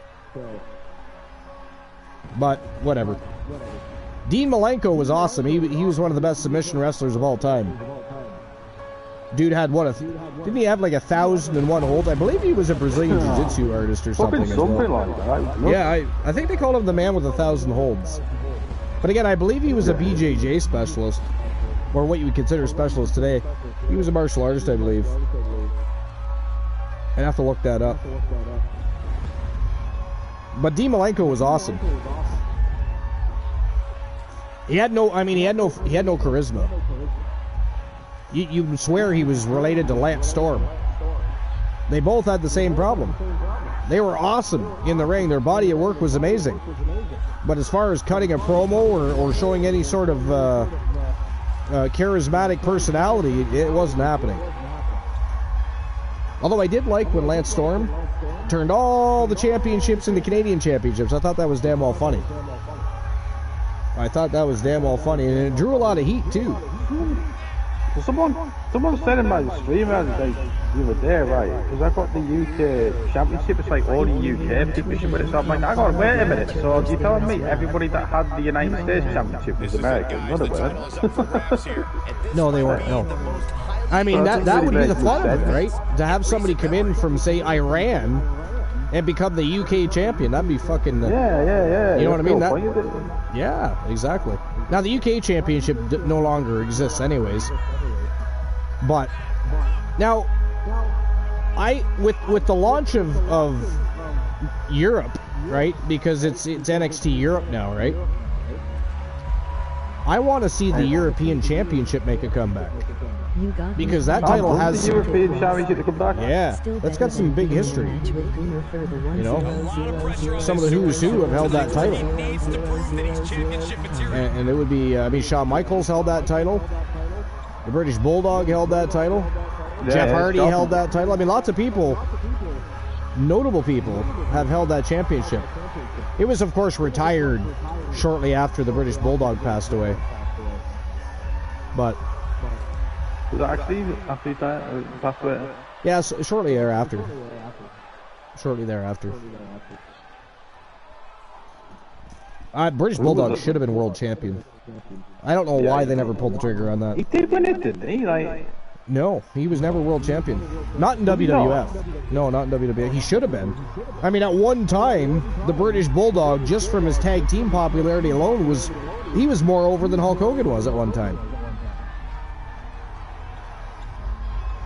I remember when he made his return, at one point he had the long dreads and the big UK flag on his back. Fuck, he was just hulked right out. Because British Bulldog wasn't an overly tall dude. Right? I think he was under 6 feet. You know, if he wasn't, he was only around 6 feet. But damn, he was huge. That dude was just massively thick. And he was very good in the ring. I can never understand. It's like Brock Lesnar. I don't understand how Brock Lesnar can be so goddamn fast. That guy is a behemoth. I always say it, and I'll always say it. It's like a god and a Viking fucked and made Brock Lesnar.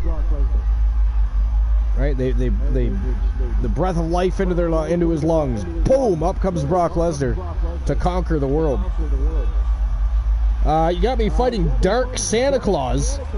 Still better than being in a match with Gunner for the billionth time. Oh no. Shots fired, Luke. Mick Marvel said he'd rather face Dark and Strife. Strife. Man called Humboldt's the Arcane Dark Santa. What says you, sir?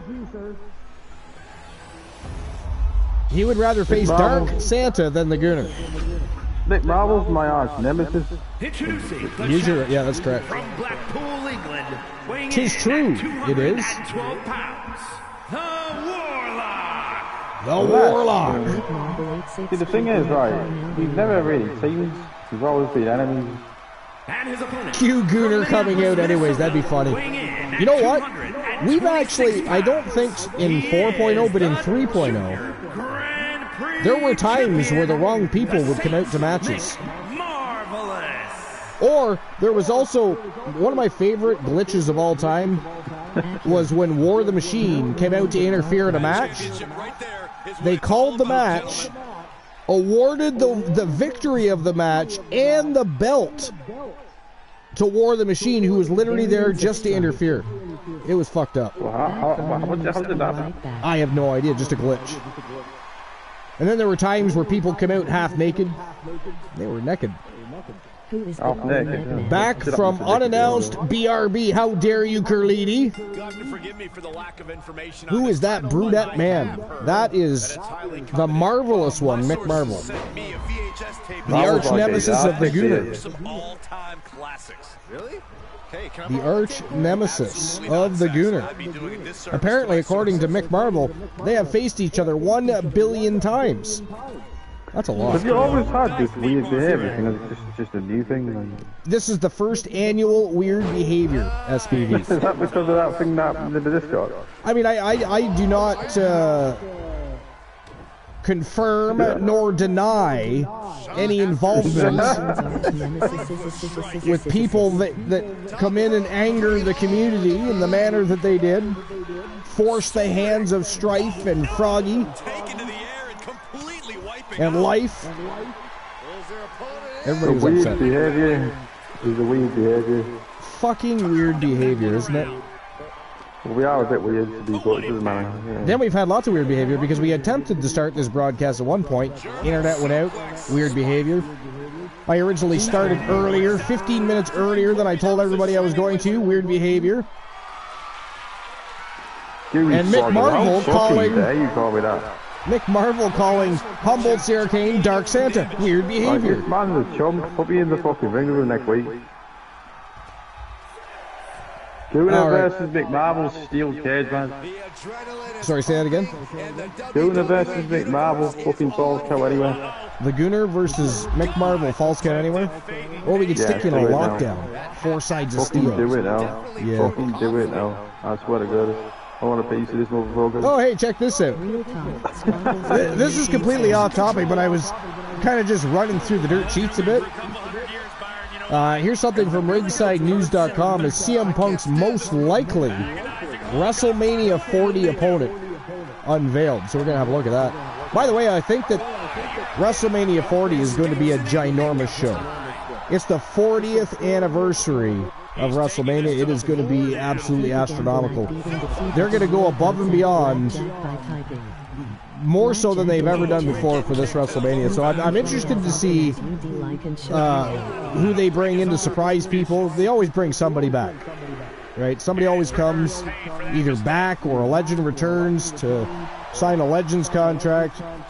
Much like the Royal Rumble, right? They always have people that show up as surprise entrants. WrestleMania always has surprise superstars, guest hosts, etc. It's all. I mean, it's the biggest show on the planet these days. It is the biggest show on the planet. And by the way, they actually help with like hundreds of millions of dollars to whatever city hosts them the week that they're there. They bring that to their economy. It's crazy what the WWE is capable of doing. So here we go. Ringside News exclusively reported about CM Punk having his time cut during his return promo. We also noted why CM Punk didn't have a producer for his segment on the November 27th episode of WWE Raw. WWE is also cashing in on Punk's return with a slew of new merchandise. All of this revolves around the ring, and with WrestleMania 40 on the horizon, fans are placing their bets. So according to bookies... Sorry? Is it good? That is quite a good set. He's got like the other account, aren't you? Yeah. According to bookies.com, the current favorite to face CM Punk at WWE WrestleMania 40 is Seth Rollins, with odds of plus 200. Other strong contenders include Drew McIntyre, Roman Reigns, and Kevin Owens. It's worth noting that there were previous reports of a potential Punk versus Owen feud during WWE's WrestleMania 39 season, when Punk's future with AEW was uncertain. Oh! Look at that! Humboldt's kicked out, but not in time! The winner of the match, and still Junior Grand Prix champion from Team Mick Marvel, the marvelous one, Mick Marvel. He is still the Junior Grand Prix champion. Marvel, my belt versus your belt, double championship match you do. Double? Well, that's if you have it after tonight. Oh, well, I'm going to win, obviously. Come on. Champion versus champion, as far as it goes for TWA versus YTD hold Academy. On to that belt, because I'll be coming for it. All right. Let me just catch up with Chad here. Real talk. Swoggle's TNA theme slaps. Goonswoggle. Oh my god. He called you Goonswoggle. Carliti thinks that Mick Marvel is dreamy. What the fuck, Carliti? Ad break again for Husky Boy. I'm gonna head on out of here. Deuces. Tier 1 subscription from Team Mick Marvel. Thank you very much, Mick Marvel. We appreciate you. Thank you very much.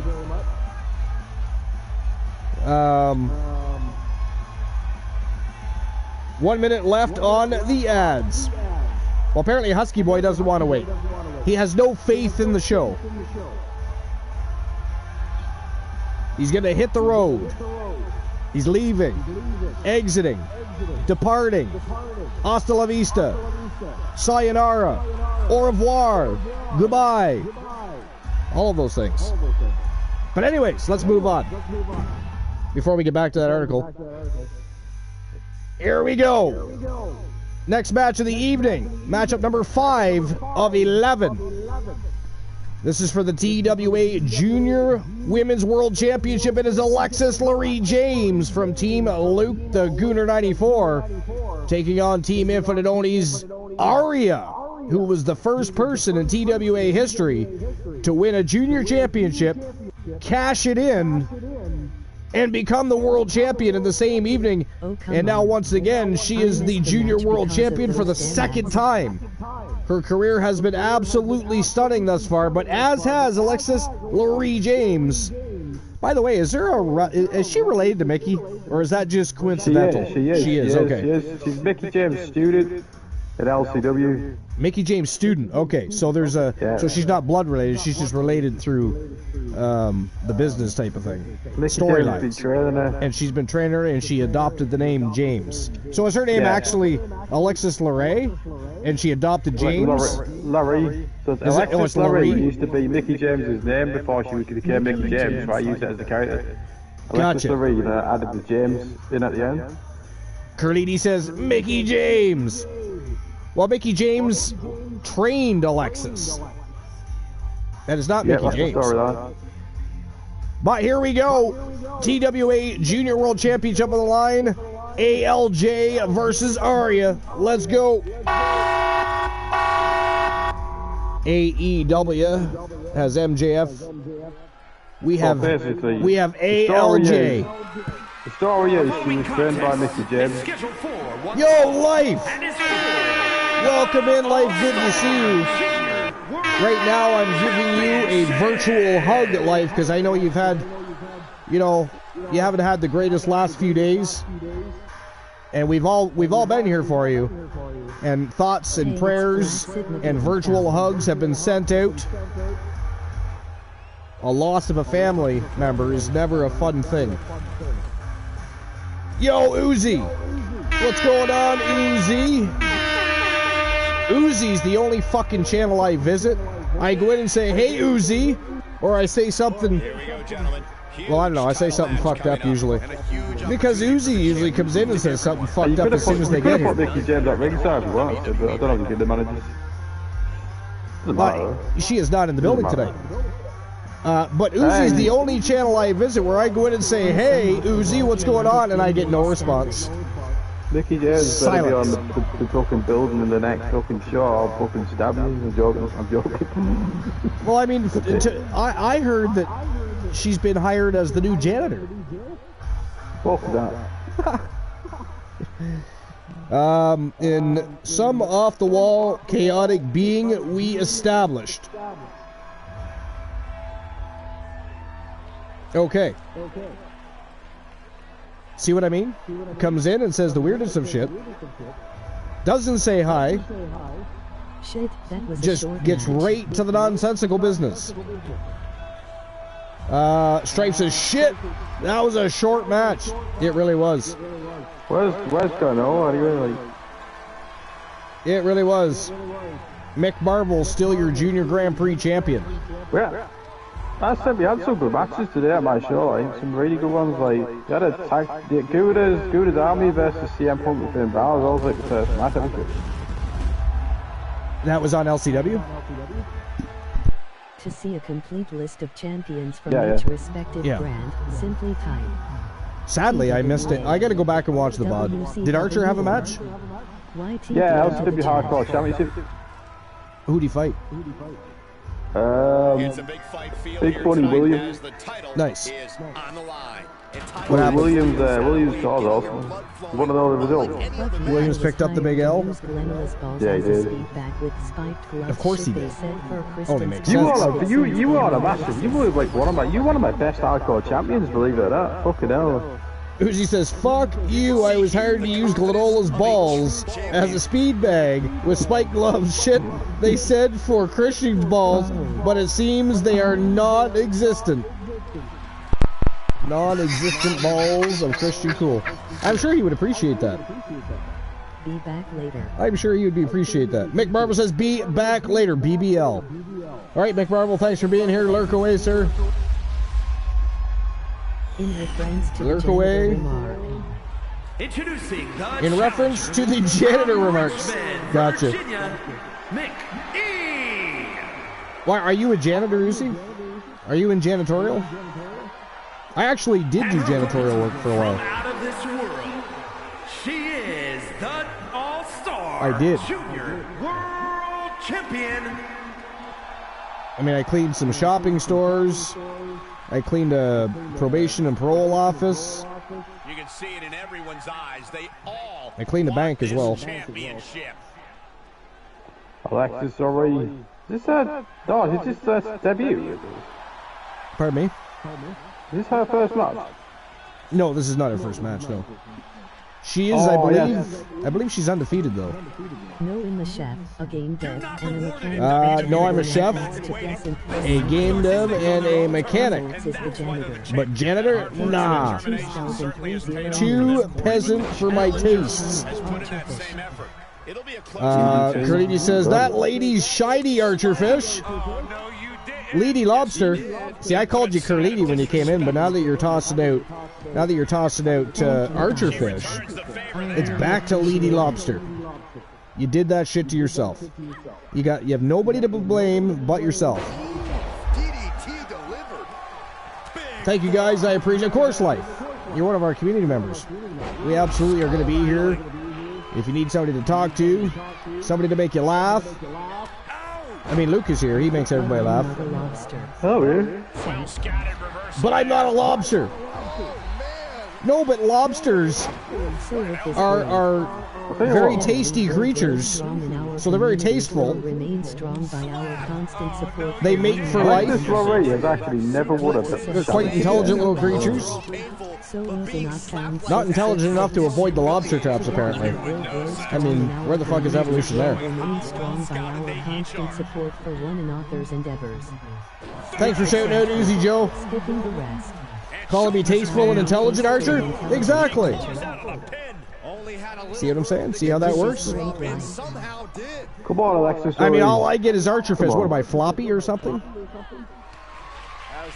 I had hammered for a close Oh! God damn, all I did was turn around and saw a rolling cutter by Aria. Skipping the rest. Alexis kicks out, though. 2 count only there.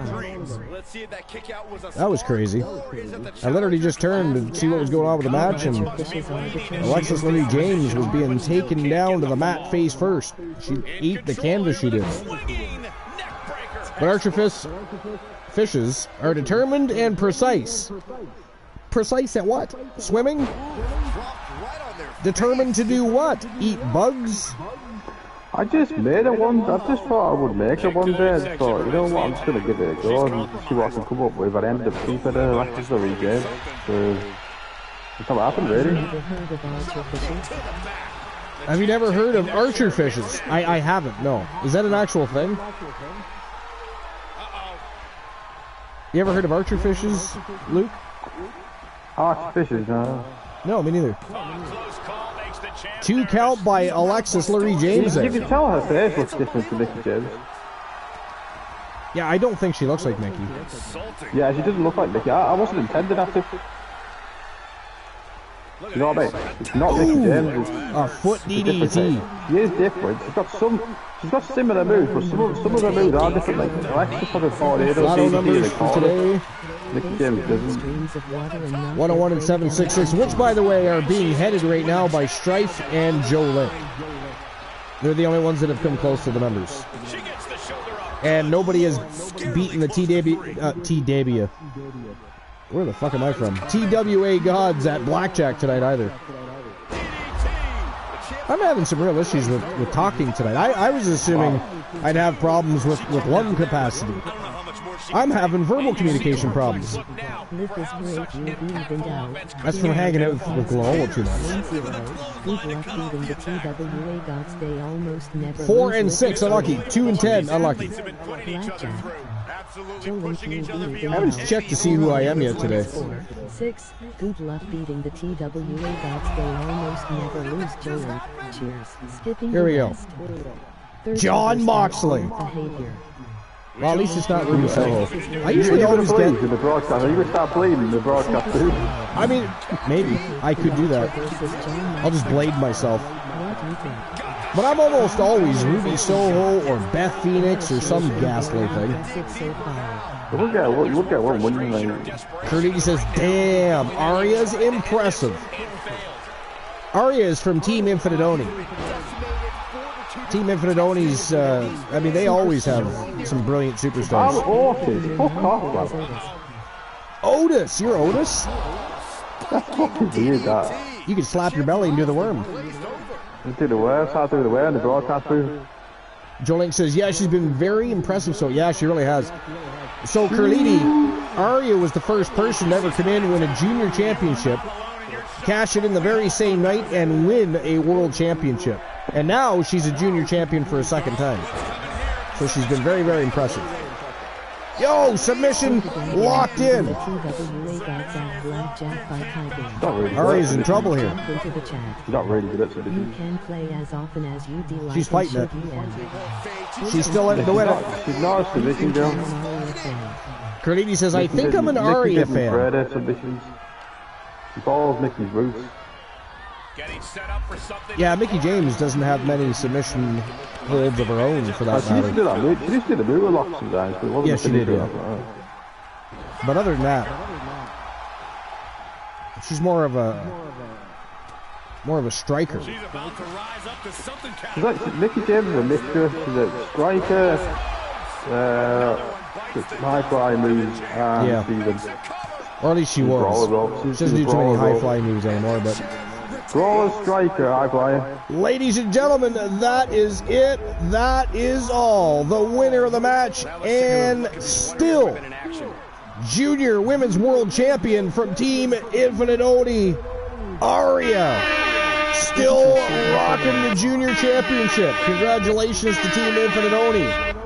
I think that's looking bright for Alexa still. I think she did really well. Joe Lake says, didn't she have the ropes? I don't know. I didn't actually see an angle. Did she grab the ropes?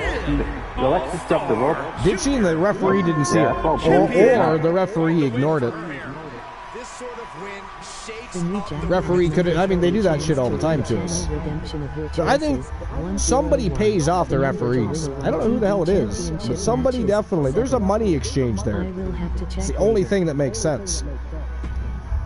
The only thing that makes sense. The fucking referee off. Somebody did. All right, here we go. Our next match of the evening is for the Wrestle Wars Genesis Women's World Tag Team Championship. It is the Blade Runners, Alice Blade and Roxanne Riley from Team Life is Great, taking on the Bullies, Sonya Deville and Ronda Rousey, who, by the way, are double tag team champions. They are the YTD Academy Tag Team Champions and the Women's World Tag Team Champions, which is why they didn't already have opponents immediately ready for tonight, so they chose to face the Blade Runners and give them an opportunity at the World Championship. So although Blade Runners cannot become double champions tonight, they can,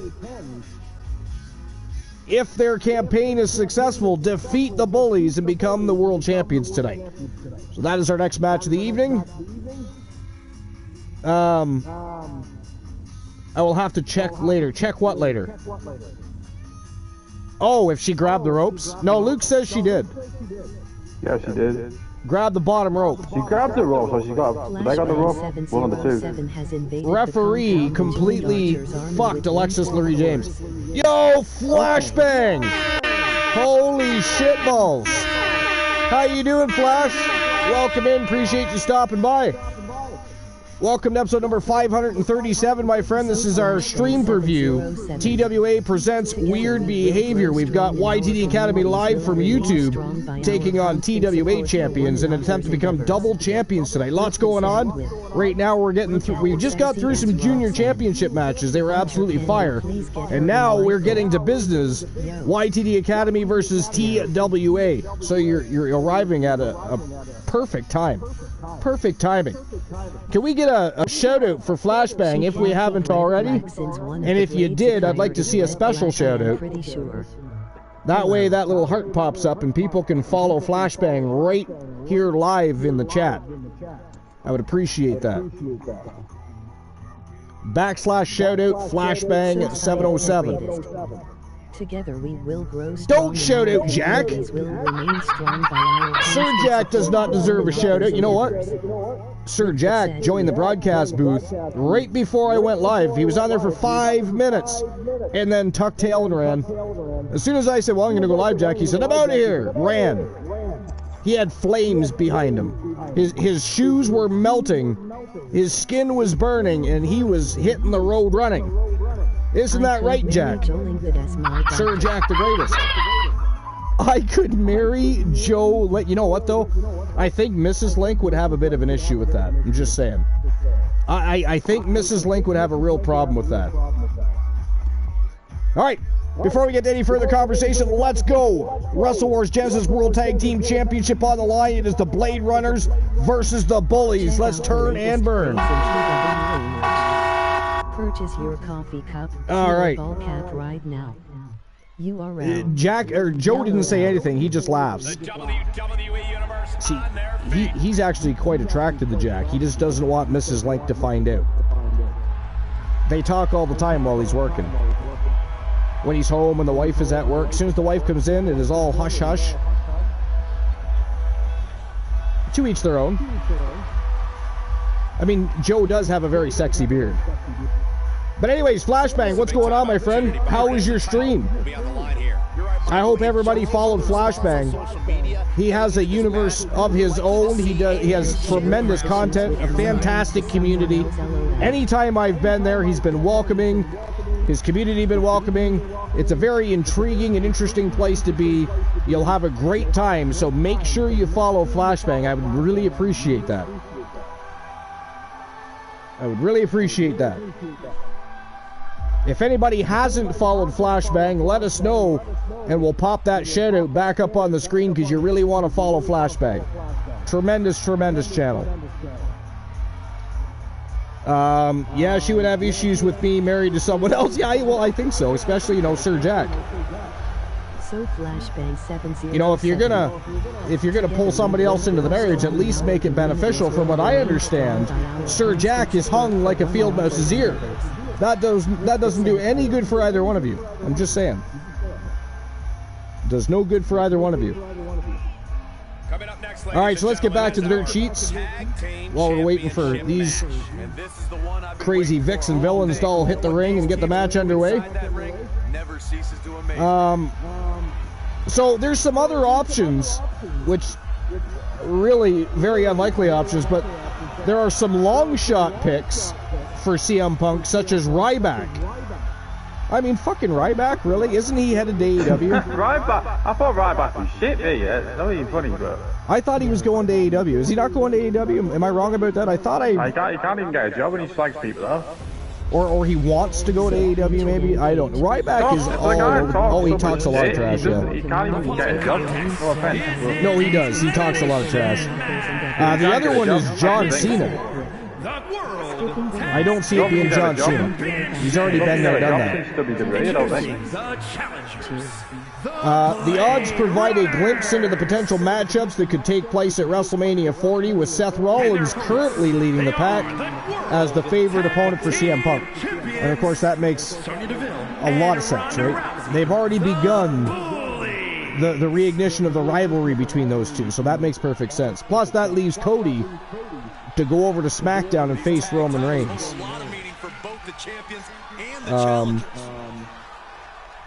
So these are simply the betting odds, so it's the most likely result of the situation according to odd makers, and in the end the creative decision for CM Punk's direction is of course up to WWE and most importantly Triple H. Ringside News exclusively reported as well that while he is a free agent, CM Punk is assigned to the Raw brand. That makes a rivalry with any Red brand talent, like Seth Rollins, much more likely. There's also a story that is already written for Seth Rollins and CM Punk. After all, Rollins called Punk cancer and told him to stay away not too long ago.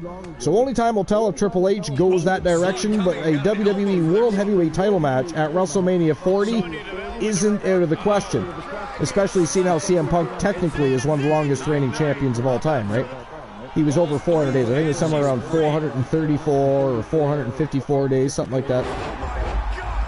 But what do you guys think? Let me go back over some of the names they suggested for Punk. So it's possible matches for Punk at WrestleMania.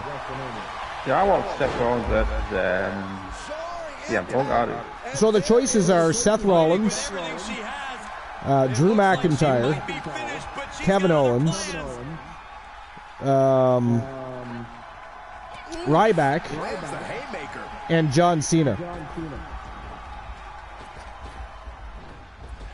Those are the options thus far that odds makers are coming up with. Now again, John Cena and Ryback are way down the list. I think John Cena was a plus 1,400. So yeah, you're not going to bet money on that. It isn't likely. You know what I mean? Anyways, I'm going to catch up with chat real quick before I get to another dirt sheet article. Queen Cheyenne Cage says, cheers right back to me. I'll make sure I'm not ignoring people. That is rude. Strife says, ugh, The Rock. Well, I don't think The Rock and Punk are going to fight each other at WrestleMania 40. One of the most dreaded maneuvers in all of sports entertainment. I think The Rock, now that the strike is over, right?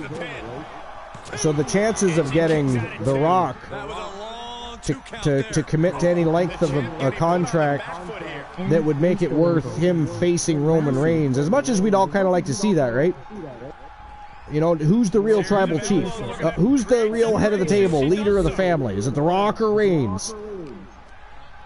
Now here's the other thing, and some people may not agree. I would hope that if The Rock and Reigns ever wrestled, The Rock would put Reigns over. I do not want to see The Rock win. Not in a title match. If it's a non-title match, absolutely. 100%. Not if it's a title match, no. If it's a non-title match, absolutely. I think he's a guy that would say no, though. Is that?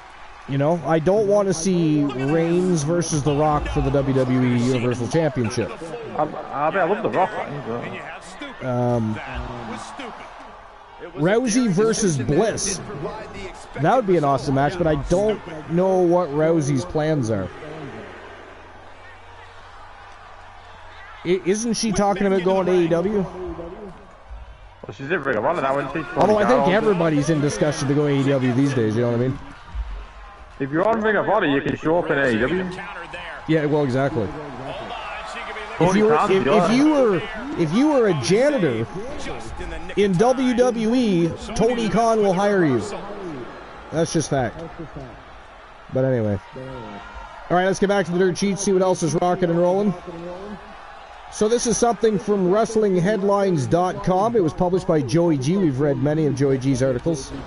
So the reasons why CM Punk cannot mention AEW on WWE television. Similar situation for Tony Khan and AEW stars. So let's see what's going on there. So CM Punk's return to WWE was kicked off with a promo on last Monday's Raw. One which saw the former multiple-time champion claim that he's home, before reminding the locker room that he is the best in the world and is coming for everything he didn't get the first time.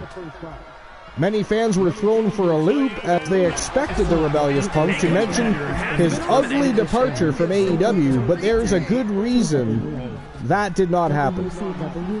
According to the latest Wrestler Observer newsletter, Punk is under an NDA and will not be able to address what happened in AEW on WWE programming. Thank God. You know, I don't want to fucking listen to what the hell's going on in AEW while I'm watching WWE. Much like when I tune into AEW, you know what happens? You know what happens when I'm watching AEW and they start talking about Triple H, and they start talking about CM Punk, and they start talking about all these other people from WWE. You know what happens? I turn the fucking channel. Yeah, you shut up. I do. I don't want to hear them running their mouths about WWE, TNA, New Japan, Ring of anything. Focus on your product. Focus on your talent. How about some long-term booking, some good booking, some better championship. Better championship match booking. There's things they could be working on. Don't worry about WWE. Stupid, man. It's like you give And by the way, talking about WWE on your show isn't garnering you any ratings. Just saying. But yeah, so thank God. Well, I don't want to hear Punk talk about AEW. I really don't. So I'm very okay with that. The guy can't mention it. Pardon me? What's the under? Why can't you mention it? Well, I'm just about to get to that. Well, he signed an NDA, right? So there's that. So he will not be doing that. The same can be said for AEW President Tony Khan and the number of AEW stars Punk got into scuffles with, including Adam Page, the Young Bucks, and Jack Perry.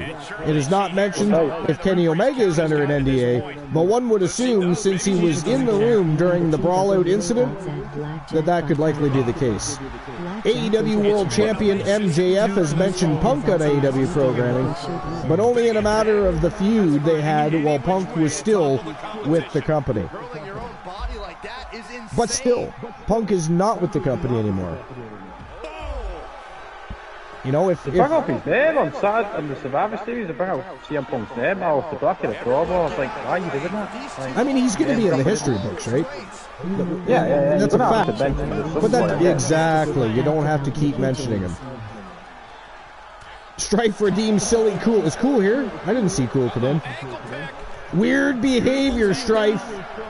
That is fucking weird behavior. Jolink says, you know what we need? A redemption where we redeem, and Luke has to give a fact about Mickie James. Fuck yeah. You know what? I'm going to do that after the show.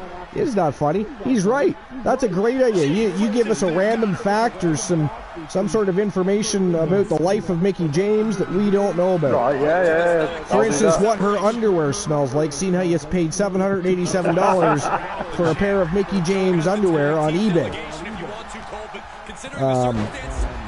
That said, we cannot redeem that right now, but Luke, just for the sake of pleasing the masses, tell them a random fact about Mickie James that you don't think they'll know about. Right now? Yeah, right now. Okay. No, later. Let's wait till the fucking show is over, Luke, then you can do it. You need to work on yourself. What the fuck is wrong with you? Stop hanging around Granola. Oh, Glenn's anti-CM Punk, isn't he? But yeah, what's a random fact you don't think either they might know or you don't think many people might know? Different ring name, doesn't matter. I told you earlier on, you actually didn't. I was on about the car. You actually didn't know that was Mickey's name, did you? No, I didn't. The first time I saw Mickie James know, so there's no point. Is when she came in as Trish Stratus Stalker. But do I have to tell you? Did you know that Mickie James used to wrestle for OVW? I did know she wrestled for OVW, but I didn't know she had a different name. Yeah, well, the next story. Sir Jack says, where is Riley? Right. Did you know that? So that doesn't count, right? Jack, it's a fucking women's match, man. Right, did you know, right? What is wrong with people tonight? I could probably posted this before, though. Did you know weird question and a weird behavior? Yo! Ladies and gentlemen, that is it. That is all. The winners of the match and your new double tag team champions. It is Sonya Deville and Ronda Rousey, the Bullies. Your newest YTD Academy and TWA World Tag Team Champions. Did you know that? Actually, they were already double champions. What am I talking about? They retained their double tag team champions status. Retain, not gain. Did you know that Mickie James was part of the gathering with Raven? Sorry, did I know that Mickie did what? Did you know Mickie James was part of the gathering in the early TNA days with Raven? No, I don't recall that actually. Tell us about that. He was in the gathering with Raven. And I'll tell you the other members in it as well if you want. Interesting. Gathering was a stable. Well, I know that, but I didn't know Mickie James was part of it though. Yeah, Mickie James was in the gathering with Raven. Sir Jack says, Alice and Roxanne needs to have a talk. I know, right? I'll be honest, I think that Roxanne Riley is holding Alice Blade back. I mean, I'm a big fan of Roxanne Riley, but those two don't click as a unit. At least that's what I see. Mickey James, Raven. I'm trying to get the members now for you. This is actually a weird stable, to be fair. Like. Did you watch a lot of OVW? No, I didn't actually. I was watching some of the matches though from her early days, and she has a complete different moveset. So, yeah, she did. Yeah. What's your favorite Mickey James match of all time? The one where she beat Deonna Purrazzo and became the Knockouts champion again. For the first, the reason why it's my favourite match is because she got the title for the first time in a long time. She was finally getting another title run, and I just really loved that. What do you think about her? What do you think about her? Like when she would wrestle like Gail Kim? I loved the rivalry with Gail Kim as well. Yeah. To me, that's that match of Raw wasn't very good at all though, but they had like great matches. No, but in TNA though, TNA they had great matches. Yeah. Yeah. All right, here we go, ladies and gentlemen. The next match of the evening is for the men's Wrestle Wars Genesis World Tag Team Championship. It is the YTD Academy Champions versus the World Champions. Again, the winners walk out as double champions, but who's it going to be? Is it going to be Golden Baby from Team Queen Bee, Adam Cole and Kenny Jackson? Or is it going to be Phenomenal Soul from Team Joe Link and Team Coach B? Is Coach B Henry and the Phenom Joe Lincoln? Phenomenal Soul. Who's walking out double champs, guys? Throw down in the chat. Let me know. What's your opinion on this match?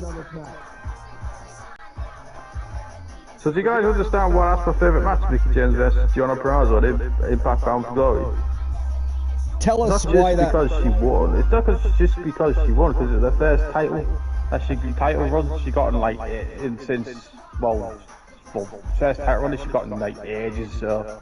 And I knew she still had it, and that's what I wanted to do, to give her one last title run, and they couldn't fucking do it. So after all the frustration of her being used, you know exactly how I feel about the second run.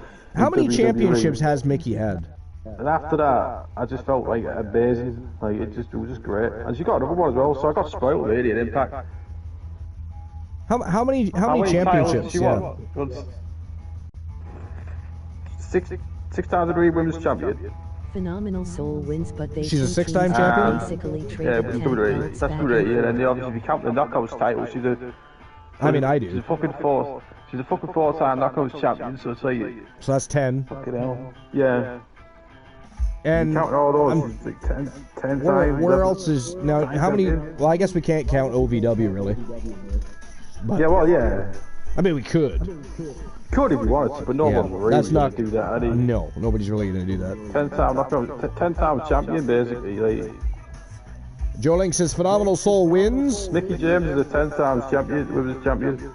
But the two teams have basically traded belts back, and they have. It's been an excellent rivalry so far between Golden Bebe and Phenomenal Soul. I agree. All right, here we go. Let's get the match underway. Golden Bebe versus the Phenomenal Soul from Team Joe Lake. Let's go.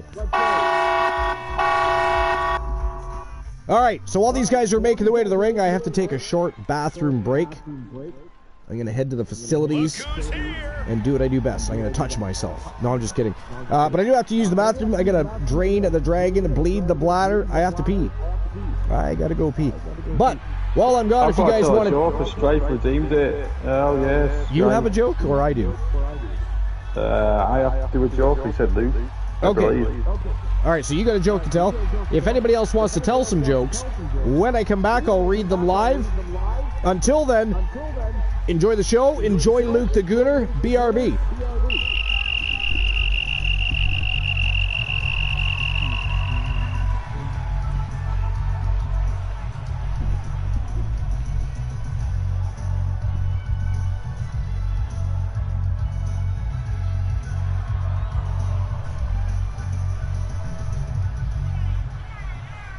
This is a big-time opportunity, Byron, as the title will be on the line here. You're right, Michael. And judging from the response on social media heading into this match... Mickey James is a 10-time... Mickey James obviously a 10-time champion. I'm good to know that, Harry.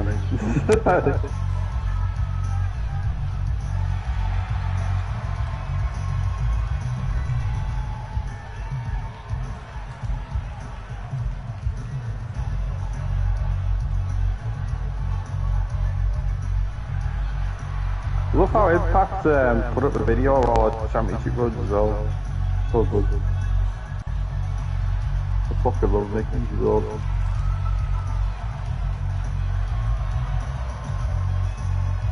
Yeah, Golden Baby entered the arena now in the Archiverse.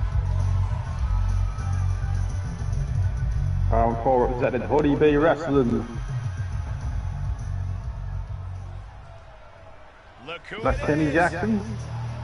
That's someone else.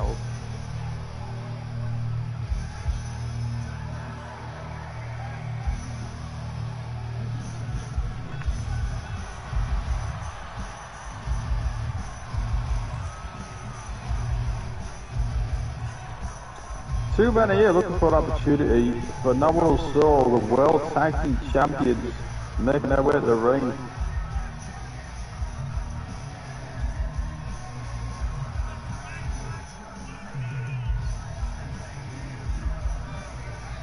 Of course, the title is on the line in this one, guys. And don't be surprised if history is made here tonight. I know the champ has looked good as of late, but I'd say the opposition has looked just as good, if not better.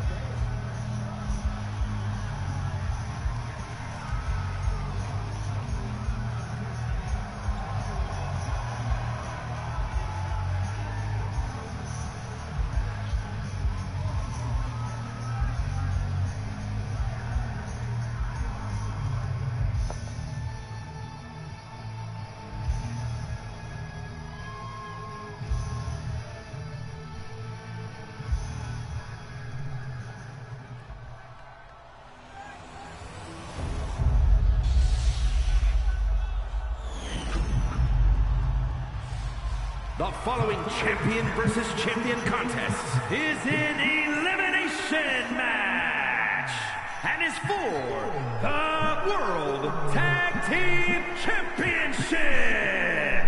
Introducing the challengers at a combined weight of 428 pounds, the Bar. And their opponents at a combined weight of 504 pounds. They are the World Tag Team Champions, Evolution.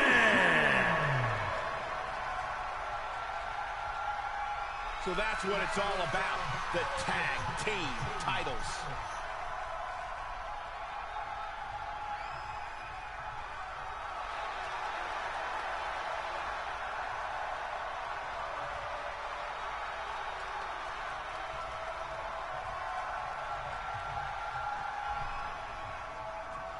Byron, in regards to the champion, you often say, stick with the strategy that got him to the title. But is that always a viable option? Well, it should at least be the first option, Michael. Look, every challenger is going to present a different problem. But the champ needs to remain confident in what brought them to the title in the first place. The champ isn't where they're at by being one-dimensional. Is it enough here? The champ just beats the 3 count. This could be a tipping point in this match. Hooked and driven down hard with a Uranagi. Tags him in.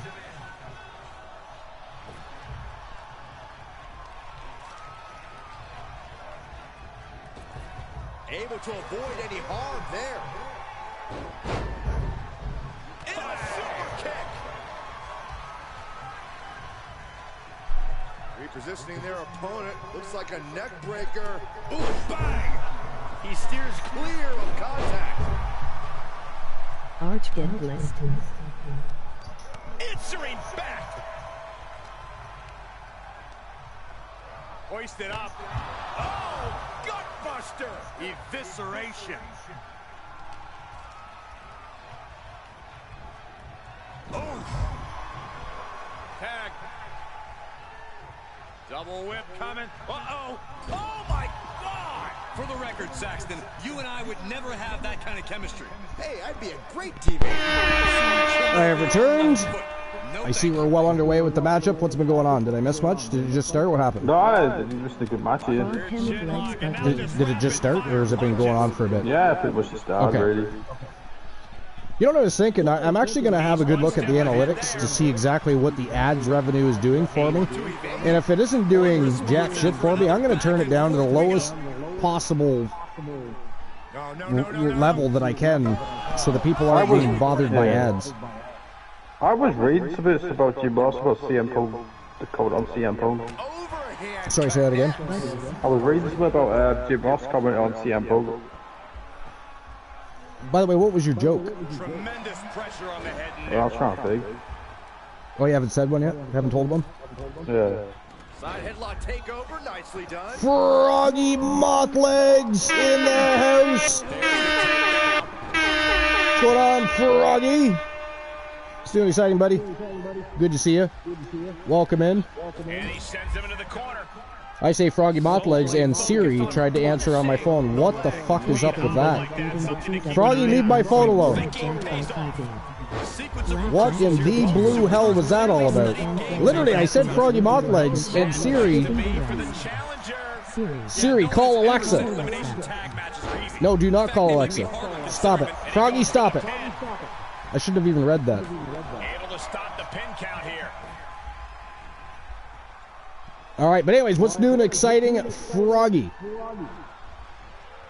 I'm chilling with some. You know what's funny? Because Froggy's been around a really long time. His name was actually Froghemoth Legs. Right?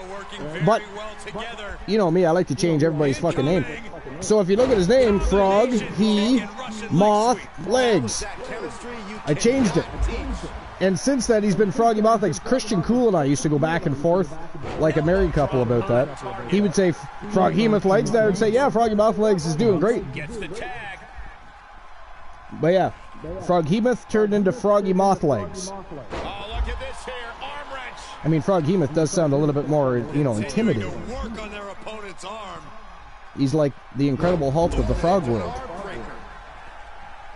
But it is Froggy Moth Legs. That was a long time ago we started that, Froggy.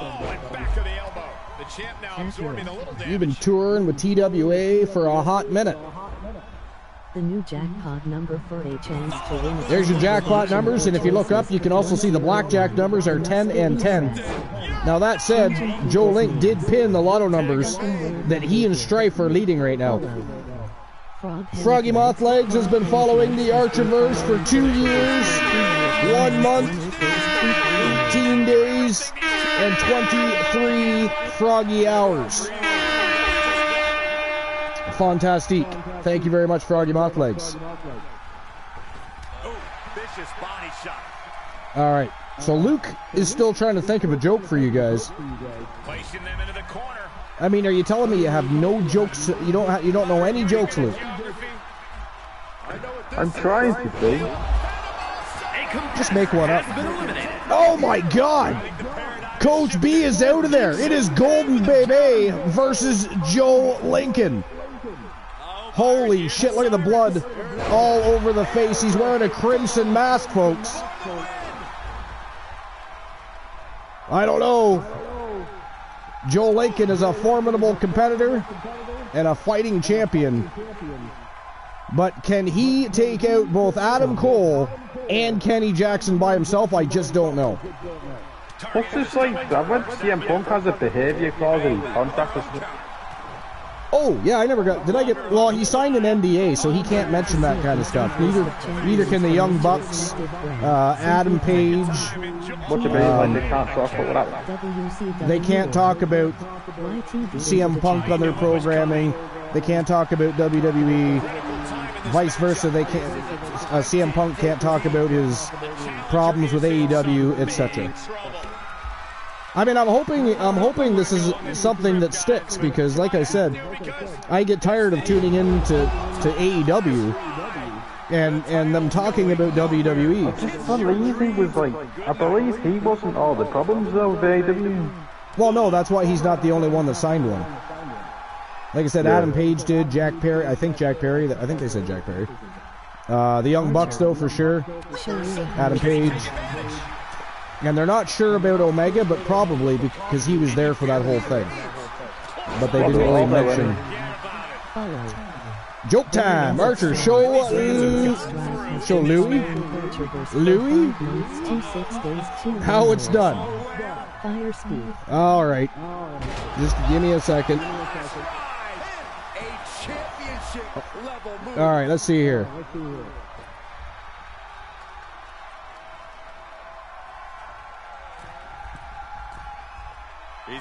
Strife, did you hear the rumor about butter? And yes, I said butter. B-U-T-T-R. Did you hear the rumor about butter? Did anybody hear the rumor about butter? Jack, did you hear the rumor about butter? Froggy, did you hear about it? Luke, what about you? Did you hear about the rumor about butter? I didn't hear it, man. And it's not whether or not butter is better than parquet or vice versa. Strife has not heard the rumor about butter. Check out the latest craze in TWA merch. Got spread around, Strife says. That is not the answer. It's a little salty, Froggy says. That's also not the answer. It's a little salty. I got to tell you, Joe Lincoln is doing a whole lot better here than I thought he was going to on his own against Jackson and Cole. Oh my God!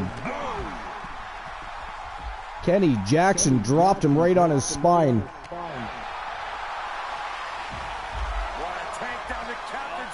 Submission locked in. Joe Lincoln's not tapping though. Joe Lincoln's not tapping. He's too big and strong. He's going to fight out of this. Still in it to win it. Oh, big elbow to the midsection. Jackson finally lets go.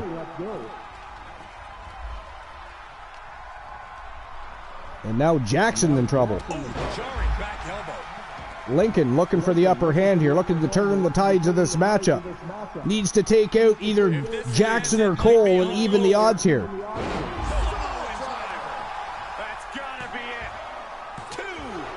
Wow. Adam Cole didn't move a muscle. He had absolute faith in Kenny Jackson there. Did you see that? Watch. He doesn't move a muscle. Uh-oh. Jackson going for a ride. No! Reversal. Big right hands to the already bleeding forehead of Joe Lincoln. But, ooh, big lariat. Ooh, he flattened him. Dropped him like a bad habit there, he did, Luke. Did you see that shit? What? Good Lord. I mean, that is a big arm to be going across your chest or neck, I gotta be honest. Yeah. I for one, am not interested at all in the Phenom delivering any sort of lariat to me. Oh my God! Big diving shoulder off the top turnbuckle, but Adam Cole is right there to break things up. Lincoln looks pissed. Lincoln looks pissed. He's giving it his all in there. He's going for the ride again. Lincoln ride!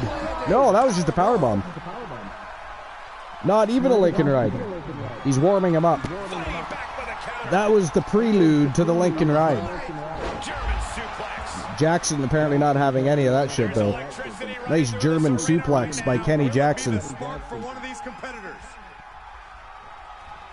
Are we going to see some double team action here? He saw it coming, taking advantage. The ref, I mean, Adam Cole just punched Joe Lincoln right in the face. He's not even a legal man. This is a traditional elimination style matchup. Where was the referee there? Where? Joe, did you see that? Cole sucker punched Lincoln. Strike says, you better tell us. You better tell us, Archer. Yeah, so, I mean, the joke was, have you heard the rumor about butter? You guys all said no. I mean, I have, but I refuse to spread it. You'll have to look it up on your own. Saw that one coming. Tag made. You'll have to look it up on your own. I refuse to spread people's rumors. Joe Lake says, yeah, I did. I think I know what's next. The refereeing has been on and off tonight. There's been matches where the refereeing's been spot on, and then others where it's like, hey, whose payroll is that ref on? Oh, shit. He's going for the Lincoln. No, he's not. Sit down powerbomb.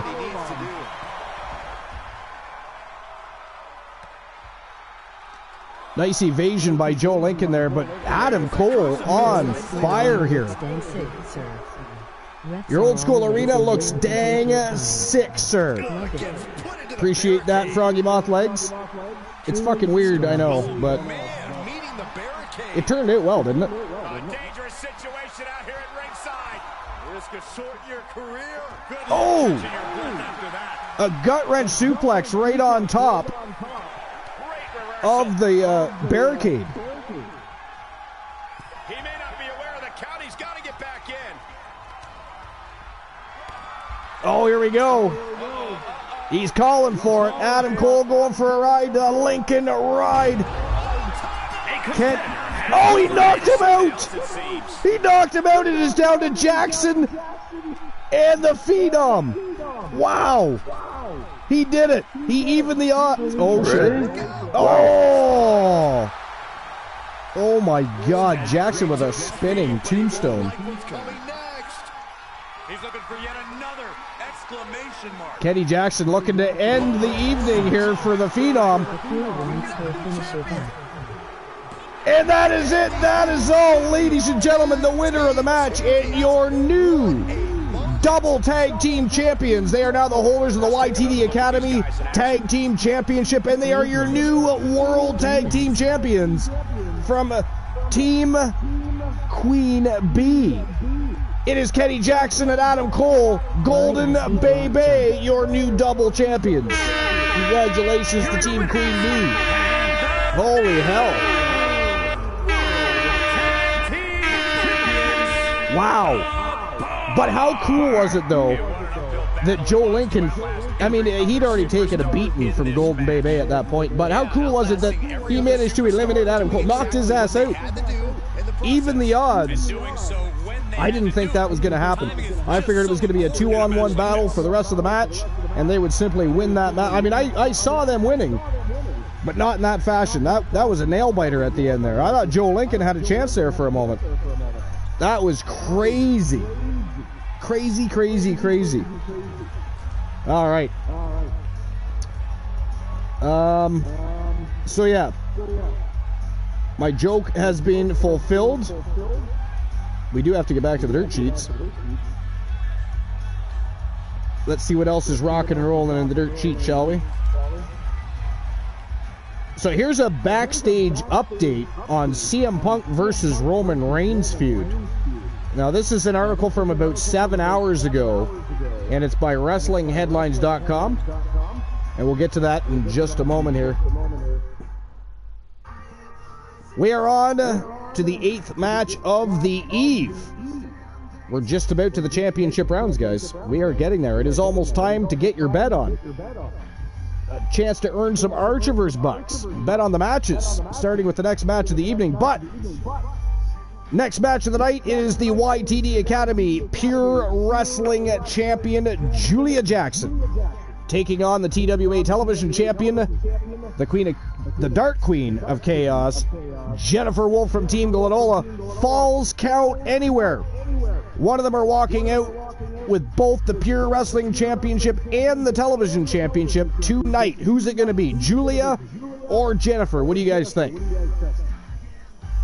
What do you guys think? All right, so concerning that article, it's WrestlingHeadlines.com by Andrew Ravens. Good luck, Sir Jack the Greatest. So Dave Meltzer has an update in the latest issue of the Wrestling Observer newsletter about the reported planned match between CM Punk and WWE Universal Champion Roman Reigns.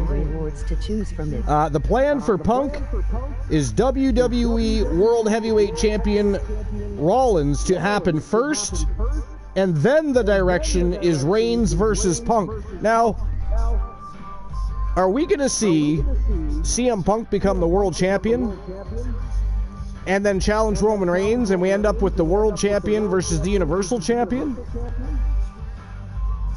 I mean, that might be fun. That might be fun. What do you guys think about that? What do you guys think about that? So the idea is to build up the anticipation and to take a lot of time before getting there, as they feel it will be gigantic by the time they get there. Now, Meltzer also noted that matches like Cody Rhodes versus Reigns and Rollins versus Punk could be potential options for WrestleMania 40 main event. Now, what if it was a triple threat match? Cody Rhodes, CM Punk, Seth Rollins, world title on the line. CM Punk could screw Seth Rollins just simply to watch Cody Rhodes win the title. Right?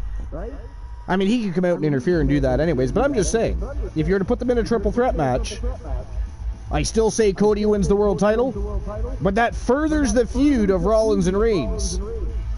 And both of them can still challenge Cody Rhodes later. And, of course, Punk could still go on to face Reigns later. Anyways, Meltzer also noted... never mind, I already read that. That was the end of the article. Blackjack into the chat.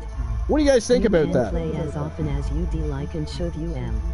What do you guys think about that? Punk versus Reigns. What's your thoughts there? Punk versus Rollins. I think we all know that's coming. We know that's coming, just like we know that eventually Christian Cage and Adam Copeland are going to tag team together. You know what I mean? They're not... It's just going to happen. We know that's going to happen. Sir Jack the Greatest says, Genesis tomorrow. No, probably not. Our next show after this will be YTD Academy Live. They would be great because Punk can tell a great story. They would be great because Punk can tell a great story and great on the mic, and so is Roman. I think it would be more fun. I mean, the mic action between Rollins and Punk would be better, I think.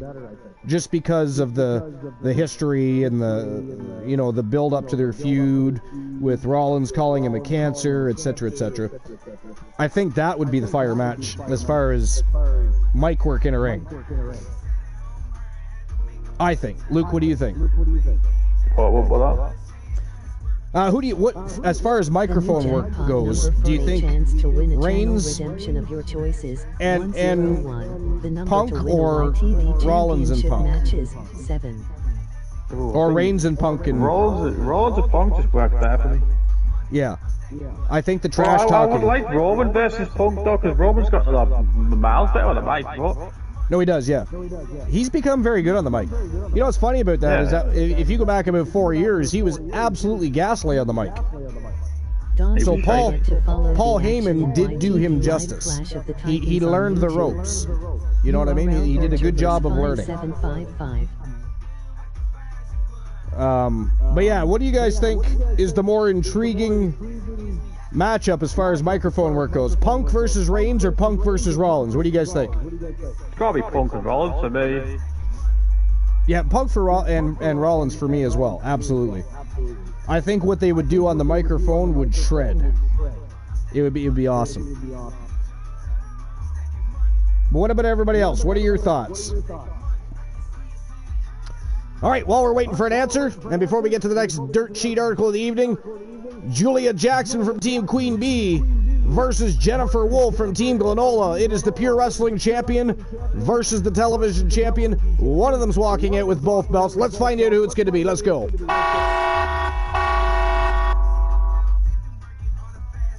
All right.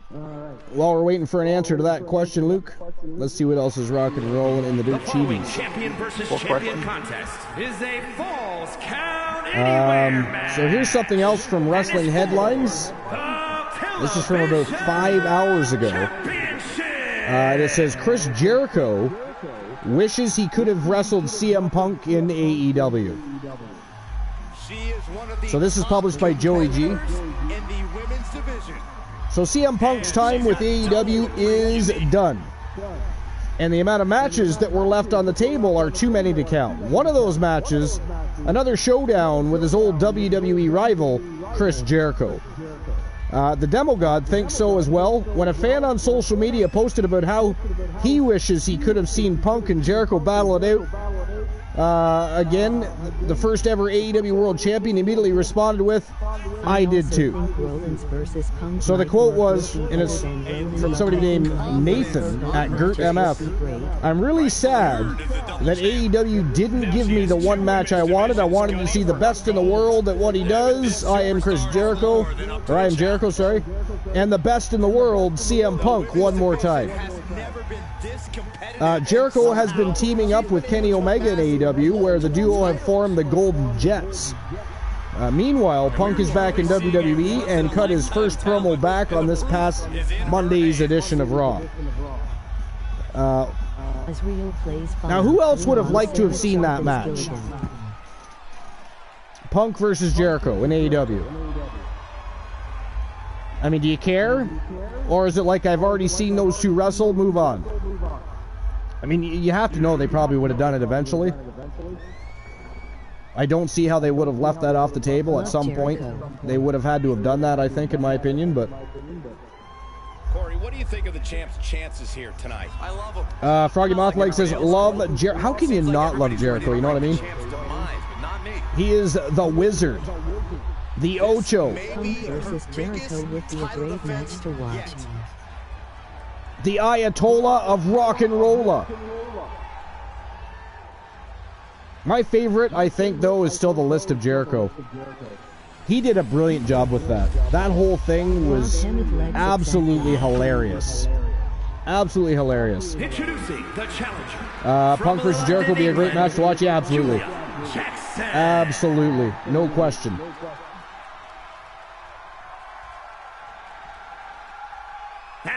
But what now? So here's a question. We're talking about Punk versus Jericho. Who'd like to see that? I think we'd all like to see that, to be fair. The Painmaker. Let's not forget about the Painmaker. What other matchups would you guys have liked to have seen in AEW before Punk left? Who would you have liked to have seen him face? I would like to have seen him face Omega, me, for that. They could get along. Kenny Omega? Yeah. Yeah, they could get along. Be good. You know what else would have been a fire match now that he signed a contract there? Punk versus Ospreay.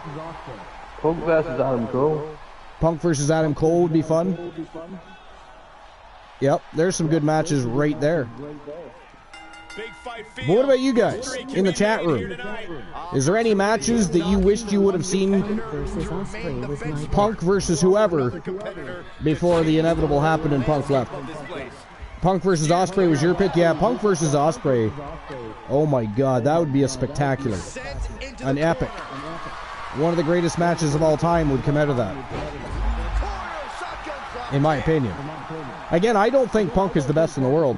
I do think he's damn good, though. He's good enough to have a great match with somebody like Ospreay. He's really good in the ring. I don't know where people get this from. He thinks he's bad. It's like, no, he's not bad. He's just not the best in the world. Yeah, no, I don't think he's the best in the world at all. The best in the world, but he's one of. I think. He's one of. Like him or hate him, he's one of. You know? Yeah, he is. Yeah, definitely. I'd say.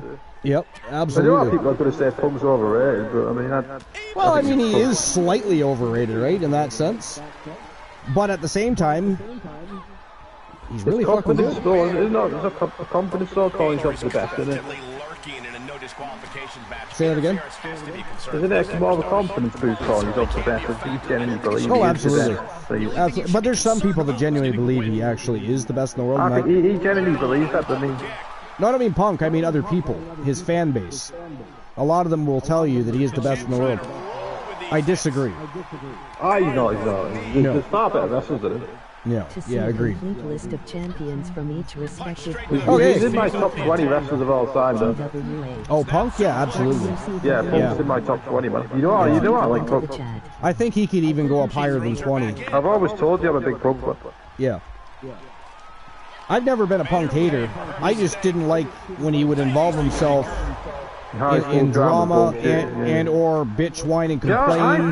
Yeah, I think they fucking started on him though, because he's fucking name and stuff. I don't blame Punk for that. I honestly don't. I blame him to obviously take some of the part of it. That's what I blame for some of it, not all of it. I honestly don't. Stop blaming the guy for fucking everything. The people someone fell over, they probably blame Punk. Yeah. I honestly don't think we'll ever know the truth. I'm not trying to come to the defense of him, but I'm just saying, No, I understand. Don't do the fucking asshole, don't get me wrong. It's raw. Yeah, I get it. But he's not all to blame for everything. All the haters have got to realise this. He actually, a lot of things he said is actually right. And he did that thing in the press conference because he wanted to call it the bullshit, and I believe in that. Yeah. I mean, it probably wasn't... Probably not, but he was pissed off, you know what I mean? It probably wasn't the best of timing for that conversation. But he did what he did because he got pissed off with it. No, absolutely, yeah. Absolutely. Do I agree that he did it on a press conference? No. I mean, don't get me wrong, I was laughing because it actually is, I found it funny, but that's just my dark sense of humour. Yeah. But I don't think he should have done that. He should have saved it for an interview or something like that. But, you know, I don't know. You know what I just realized? Nobody opened the betting lines tonight at all. But again, at the end of the day, has it been that long since we done a show? Everybody forgot they could do that. It's a stream preview. I actually understand why he did it. What I don't get is why would you storm the man's locker room after he did that? He's obviously pissed off. Yeah, I don't know. That's not smart decision making. It's not a smart decision that someone's pissed off. I agree. As soon as they come in, I bet you threw the first punch. Shin breaker. Streamium live event. Froggy says Streamium live event. Froggy wants to change the name to an SLE. From SPV to SLE. Either way, better than a PLE, a PPV. Broadcastium live event, PLE. Oh my god. Let's see how many different iterations we can get here. Guys, got Luke the good and for all the broadcast league, man. You guys are privileged. Well, because back to my whole thing where I don't think Punk is the best in the world. Like some of his fans will have you believe, just because he says so. He's not better than Will Ospreay. That's just one person. I could name lots. I think Will Ospreay's fucking good, right? I can't lie to you. You know, when it comes down to body of work, technical wrestling, and a lot of other things, Finn Balor, Bryan Danielson. I don't think Finn Balor. I think Punk's better than Finn Balor. I don't know, but I don't think so. I think so. I think he's better on the microphone maybe than Finn Balor. He's not a better wrestler though. I think he's better in the ring as well, maybe. And there's probably people that would agree with that. There's people that would agree with that. I do like Balor, but I prefer Punk overall. TAV, not a PPV. Trademarked.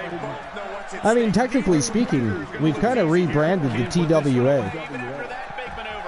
Which is simply the art. Randy Orton's a lot better of a wrestler than CM Punk. Oh yeah, Randy Orton. Yeah, he's better. Randy Orton's a different level in the ring. Well, he's different level than a lot of people. It's not even fair. Not even fair. Randy Orton has literally become one of the best of all time. How good did he look? Oh my god. Speaking of which, he must have put on at least 20 pounds. That man is jacked. Holy shit. Crazy. Yo! Ladies and gentlemen, that is it. That is all. The winner of the match and your newest double champion. She is now the Pure Wrestling Champion. She is also now the TWA Television Champion. Her name, Julia Jackson from Team Queen Bee. Now, is Julia Jackson not also the Grand Prix champion? Champion Julia Jackson. I believe she is. I'm going to have a quick look here. She is. You know what? Julia Jackson just became a Triple Crown champion. She just became the newest Triple Crown champion. Julia Jackson is the Pure Wrestling champion. She was the Grand Prix Wrestling champion. And she is now the holder of the TWA Television Championship. She is the newest Triple Crown champion and will automatically go into the TWA Hall of Legends. So we now have a new addition to the Women's Legends division. Her name is Julia Jackson. So congratulations to Team Queen Bee and Julia Jackson, protege of B. Jackson. What a victory. Wow. Well, here goes nothing. All right.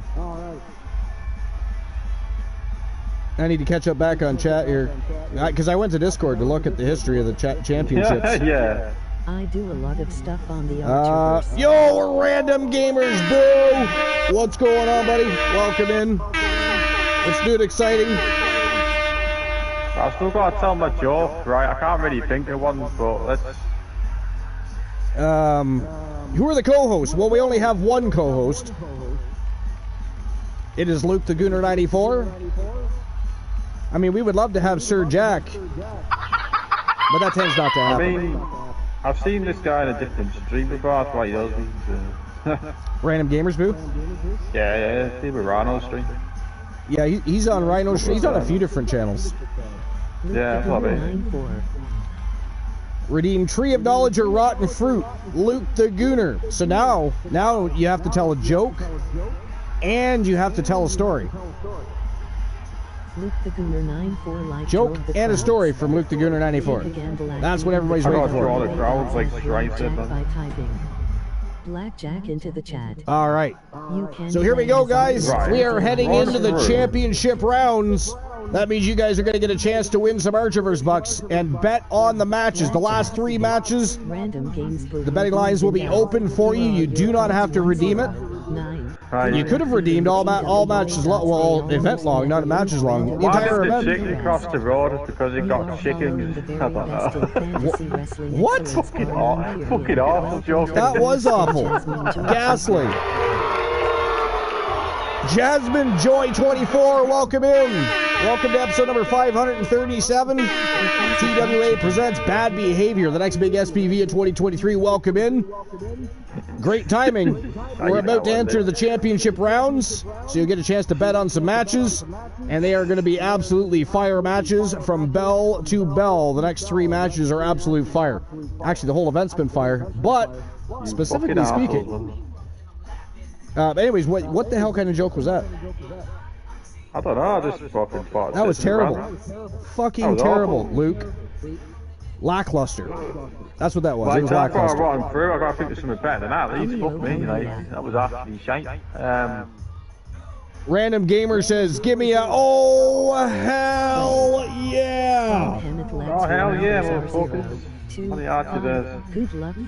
025, unlucky. Some amazing and fun channel rewards to choose from. Froggy, have you played blackjack yet today? Jackpot number for a chance to win a channel redemption of your choices. 101. 462, unlucky. Numbers are 101 and 766. So far, Variance of Strife is winning the channel redemption reward, and Joe Link is winning the YTD championship off. Raw fruit can be absolute bullshit. Yeah, you can tell whatever story you want. Doesn't even matter. Blackjack. Frog Hemeth Legs UV Bindeld. Hero Right. Cards 0. 8. My first live WWE live ever was in Frog Newcastle Hemeth Legs. 2021. Do you believe me or not? Random games Your first WWE live event or just live event? 7. WWE, my first live event I attended. It was 2003 Newcastle, England, 2021. Play. Now, what was the live event? Your numbers are 9. It was WWE live. That's what it was. Just WWE live? Like, it Yeah, wasn't yeah. Superstars or main event, it was just one of the live? That was WWE live, and it was really fun as well. You know what? A lot of their house shows are awesome. They're good. They were saying Becky Lynch was in the character Big Time Bex. She Big was time. best in Bianca Belair. That's what it was. Random Gamers Boo says, that is cap. I mean, I'm going to assume that's supposed to say crap. Is that supposed to say crap? I don't know why. Or cap? Who the fuck Why says does it cap? say it's cap? I don't know. What is cap? Gangster talk, innit? I don't know what the fuck cap is. Other than a baseball cap. There is so A bottle cap. There is so many CM Punk haters these days. A cap in your ass. Other than that, I don't know what it is. CAP ahead. Okay, it is a hat. There we go. We were way overthinking that shit. We were overthinking that shit. All right, next match of the evening, ladies and gentlemen. It is the Pure Wrestling Champion versus the Television Champion. YTD Academy Live versus TWA. It is the one, the Mark. Elijah Archer taking on Steve Winters from Team Shadows. Champion versus champion. One of them's walking in with both titles. Who's it going to be? I'm going to open the betting line right now and get that rocking and rolling. Give me a second. The Mark Luell.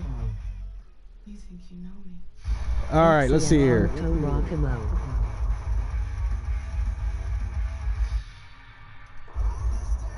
All right, so who walks out as a double champion? I think Steve Winters might pick up. How fucking dare you, sir? You come to my broadcast booth, episode 537 live.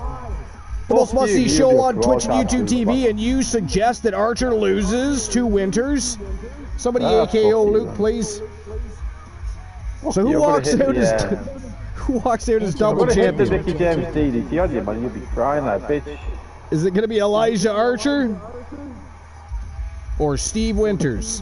Check out the latest craze in TWA merch. Wonder if his nipples are cold. I work with fucking children, you see. I'm CM Punk. URL. All right, you guys got 10 minutes to make your bets. Betting lines are officially open, so go ahead and gamble away, you gambling fiends. Bet your house, your car. I'll take pink slips. Bet your wife, whatever it is you want to gamble. Let's get it going. I work with fucking children, you see, in the Archerverse, that's why. Work with children in the Archers? How dare you, sir? Yeah. Glenola's not even here to defend himself. It's gonna be a draw. Random Gamers Boo says it's gonna be a draw. Somebody AKO that man. How dare you? A fucking draw. It better not be a draw. You know what? If it's a fucking draw, all hate mail going directly to all of your social media platforms, sir. AKO Random Games Boo. Yeah, there's no Random Games Boo here. Random gamer, fucking hell, like, what does that mean? I mean, not the way you got it spelt, anyways. Random gamer. Didn't even get AKO'd. It would have been at least funny if you had him actually AKO'd him. The shit didn't work. Try it again. To be honest, go. You won't find it. But anyways, here we go. The third match of the championship rounds. Elijah will Well, it's actually the first match of the championship rounds. There's 3 matches. This is 3, which is actually match number 9, to be fair. I don't know what the fuck I'm talking about. Let's just get to the match. I think we should just get my brain is fried right about now. All right, here we go. Elijah Archer versus Steve Winters. Pure Wrestling Championship and the TWA Television Championship on the line. Let's rock and roll. All right. Random Gamers Boo says Elijah will win. See, now there's a man with some senses. There's a man with some. Thank you, Random. Fucking Luke says Steve Winters is winning. That's why we don't pay his ass. Come on. That is why we don't pay your ass to be on the broadcast booth. How dare you? Well, you don't give me any money. I'm going to walk out and fucking... All right. That's it. It's done. I'm walking out. Here comes the Pure Wrestling Champion himself.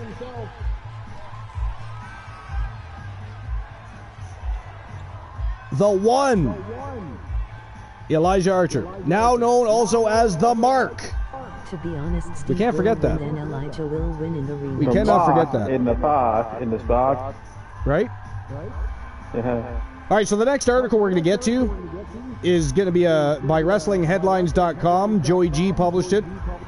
And it says, Shawn Michaels says he's happy for the WWE fan base following CM Punk's return. So we're going to get to that in just a few minutes. I just have to go grab myself a beverage. My throat's getting a little dry, and I do not have any substance that quenches thirst. So I'm going to go get that right now. If you guys want to tell some jokes while I'm gone, I'll read them live when I come back. If you want to bug the hell out of Luke the Gooner and ask him questions about Mickey James, you should absolutely do that. Either way, you should, yeah, you should. I'll be right back.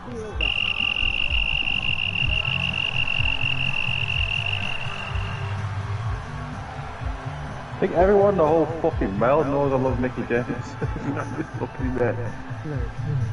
Random game spirit, doesn't he take a hero God, to order men into battle? It takes a hero to be one of those men who goes into battle. We will all meet Elijah Mark and the Funky Bunch.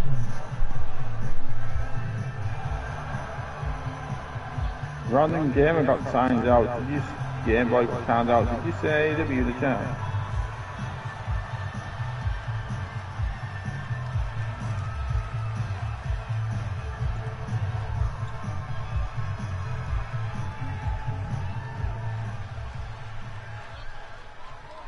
Elijah Archer is very Hulk Hogan inspired. The title collector is here.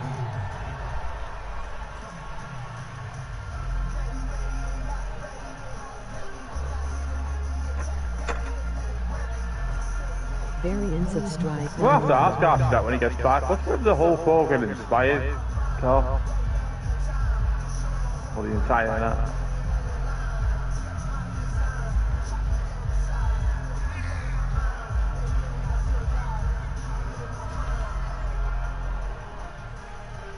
Only a small handful of WWE superstars have held 2 championships simultaneously, and this man now joins their ranks. Yeah, it's an honor no matter how long you hold both titles, but the reality is most double champions lose at least one title before long. This man is determined to be the exception rather than the rule.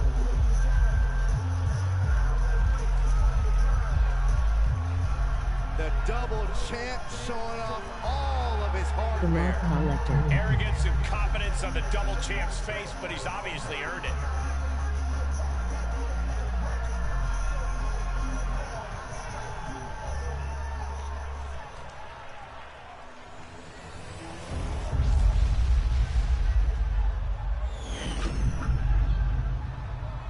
Introducing the challenger from Montreal, Quebec, Canada, weighing in at 255 pounds, the one, Elijah Arthur.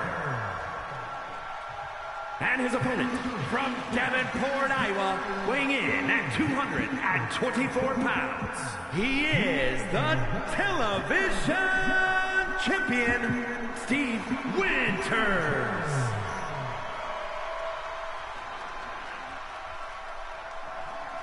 A title coveted by legends and hungry young talent alike.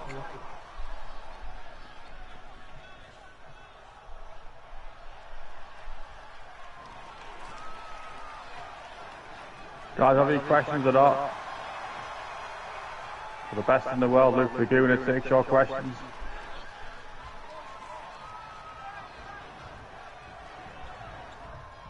And there's an argument to be made that defending the title is even harder than winning it, wouldn't you say? Absolutely. You've got your name in the Mark history books, selects it. but now it's about what kind of legacy you're going to leave. And that comes down to how you respond to your challengers. Oh, multiple rolling suplex. Shoulders down to the I think counter. He's really trying to rush this match. Fends off the attack with an elbow. does anybody know what's happened on Friday Night SmackDown or not? Uh-oh. Any interesting thing happened or not? Into the arm. There's wrestling on right now on Friday Night SmackDown. And who the fuck actually watches Rampage? I don't know who actually watches that. Like, I don't watch Rampage. Really? Double leg drop. Very rare I do. Yeah, but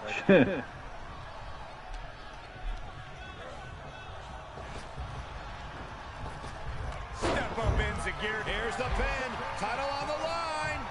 To see a complete list of champions from each respective brand, simply type is that to be banned from the booth or is it just WCW go away for a bit?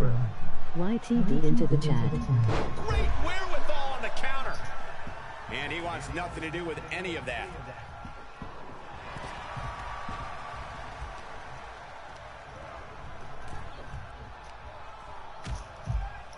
Horse forearm draped across the middle rope. And down. Corey, what can a superstar do if they find themselves playing defense in this match? You got to find a way to create some... No, a slingshot cross body. Just exhibiting their fearlessness. Exhibiting guts and accuracy as well. He is going to take this match as long and as far as he needs to. And he gets delivered back into the ring. I don't know what they're looking for here. The universal signal for extreme. The kendo stick has entered the fray. Crossroads! And into the count. And he easily stops the ref's count. Staying in this one.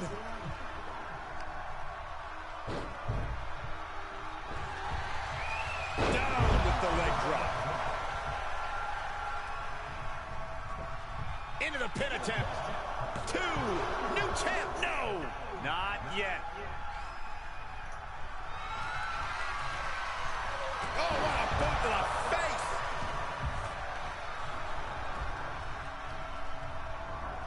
Oh, look at it. Torture their opponent. I have returned. Oh, Archer. I've come back at a good time. He's going for an AKO. How's the match been anyways? Oh, there it is. AKO. Out of nowhere. Elijah Mark and the Funky Bunch. Jesus Christ, Strife. Take a gamble at beating the TWA gods at What's the anti-AKO? As far as SDL, I just fired it up for the first time tonight. Only saw sports balls, commercials, so I'm going to stick with the Star Wars until Rampage. Does anybody actually watch Rampage? Fucking hell. I mean, I don't. I think it's a shit show, mate. I watch a little bit of Dynamite here and there. I do watch Collision. I actually think Collision is more often than not better than Dynamite. Yeah, it was a bit shit last week though, because obviously you put it kind of was, yeah. Yeah, you're not wrong. Collision up against fucking Survivor Series, what a smart idea. Did you hear this? Like, Edge and Christian would have got a regular fucking Dynamite rather than a pay-per-view. What the fuck is that about? I'm sorry, but you build a fucking feud up for that. You're telling me you're going to go fucking put it on a regular Dynamite? Fuck off, man. Yeah, I don't know. I'm not having that. Forget that it's in Canada, but it's like, are you really going to put it on a regular Dynamite? Come on. Come on.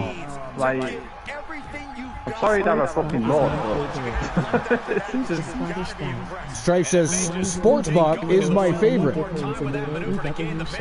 sorry to start complaining about that, but fuck me honest. Who's the Scottish guy? Crondles wants to know who the Scottish guy is. I'm not Scottish, I'm English. He's English. Scottish is your wee bastard. Scottish language for you. But anyways, Froggy says, I honestly don't feel or see any difference in the AEW shows. Seems like it's all the same people with all the same stories, so I couldn't pick any shows out of a lineup. Well, you know, there actually is an interesting article that suggests some of those things as reasons why their When viewership... first started, it was actually more different from Dynamite. Okay, I don't want him to cuss me out. Well, yeah, it was, yeah. Because they had, like, CM Punk was a big part of Collision. He was supposed to be the poster boy of Collision, wasn't he? Yeah. But before we get to that discussion, I was going to discuss Shawn Michaels being happy for the WWE fan base following CM Punk's return. And again, it was Joey G from WrestlingHeadlines.com. And it says, Shawn Michaels gives his thoughts on CM Punk coming back to WWE. The Hall of Famer spoke about the Second City Saint during a recent appearance on Cheap Heat with Peter Rosenberg. Michaels reiterates that he really likes Phil, or CM Punk as you guys know him for the most part, and that he's pumped for the WWE Universe that they get to see him back. He says, and this is a quote, like everybody else, happy, thrilled, holy cow, I got asked a couple of months ago if you had a chance to use him, would you? Yeah, who wouldn't? I understand business. I wasn't always the most popular guy with people, but I was really good at my job. I feel like that's one of the reasons I've had one here in WWE for almost 40 years. I'm dependable. I'm good at my job, if you are that, there is always an opportunity here if you want one. I'm happy for him. I'm happy for the company. I'm happy for the WWE fan base, the WWE Universe. Stories like this are always fantastic, even if they're controversial. That's part of what makes them fantastic. There are times I don't always know what's going on. Truth be told, I don't think sometimes they know what's going on. Unpredictability is just that, unpredictable. That's what makes this job so fantastic and so unique. That's why we've continued to thrive for 40 plus years. Oh, Winters with looking for a 3 count here. And he did it. He did it, ladies and gentlemen. The winner of the match and your newest double champion. He is now the holder of the YTD Academy Pure Wrestling Championship, and he continues to be the reigning, defending, and undisputed TWA television champion from Team Shadows, Steve Winters. Going home with both gold belts. Congratulations to Shadows and Steve Winters. Holy hell. I gotta be honest, I was going for Archer all the way there. I thought for sure he would take out Winters. I was wrong. Chrono says Joey Janela. I told you Steve Winters. Steve Winters is, wait, what is it, a fucking goat? Okay, I don't want him to cuss me out. Look here, you fat little twat. I think he called you a little twat. Archer is rigging shit. That's what the man said. Someone needs to look You're a at twat. the ball sack. He actually won, motherfucker. He did. Reigning, defending television champion and your new Pure Wrestling champion, not to mention, he not only holds both of those belts, he's also a junior champion. He is also a junior champion. All right, so I'll issue the payout for that. Let's see here. Giving an example of a British cussing. There's still more of that article. I haven't finished it yet, but all right. So I used the winner of the match was Steve Winters. If you say, hey. 2,501 Archerverse bucks being distributed. And there we go. Has been issued. And I'll get the betting line set up for the co-main event of the evening. For that sexy World Championship belt. And of course the Grand Prix Championship is also on the line. Unfortunately, Julia Jackson, being a double champion, has to fight twice tonight. Alright. So who walks out double world champion?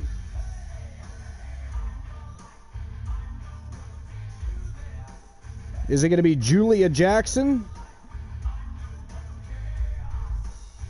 from Team Queen Bee, or from Team Sir Jack the Greatest, Akira Blade from the Blade Runners? 10 minutes to make your bets.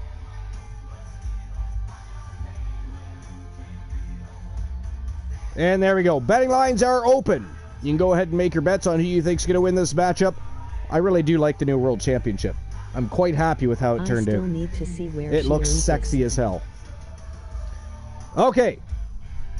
So, before I get back to that article, you guys can get to betting. When I become a senior citizen, I'll go ask for a job on AEW. See if you can drive that pool up. Only reason I accept is let's see how many Archerverse bucks we can get going. I mean, the most ever was over 250,000 points. 250,000 Archerverse bucks on the line. I forget what show that was. Was that for 500 maybe? So far, 1,000 Archerverse bucks on the line. But yeah, I'm thinking that might have been episode 500, where we ended up with it was just over 250,000 Archerverse bucks on the line for the betting line. I don't even remember the match. I'd have to go back and look. 1,100 Archerverse bucks now in the pool with 8 minutes and 50 seconds left to make your bets. Try to get a slice of that pie, guys. Try to get a slice of the pie. All right, here we go. Co-main event of the evening. Julia Jackson versus Akira Blade. Grand Prix Championship and World Championship, both on the line. Let's rock and roll. Let's get things rocking and rolling.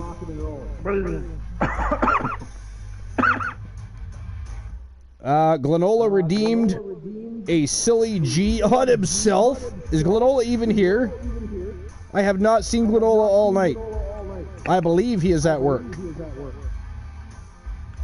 We don't have a silly G either, now that I think about it. Blame Glenalians. Absolutely. We should blame the Glenalians for everything. Absolutely everything. 1,200 Archivers bucks. That was the big bet deal. On the line with 7 minutes, 50 seconds left to get your bets in. Still all kinds of time. All right, here we go. It is showtime and go time.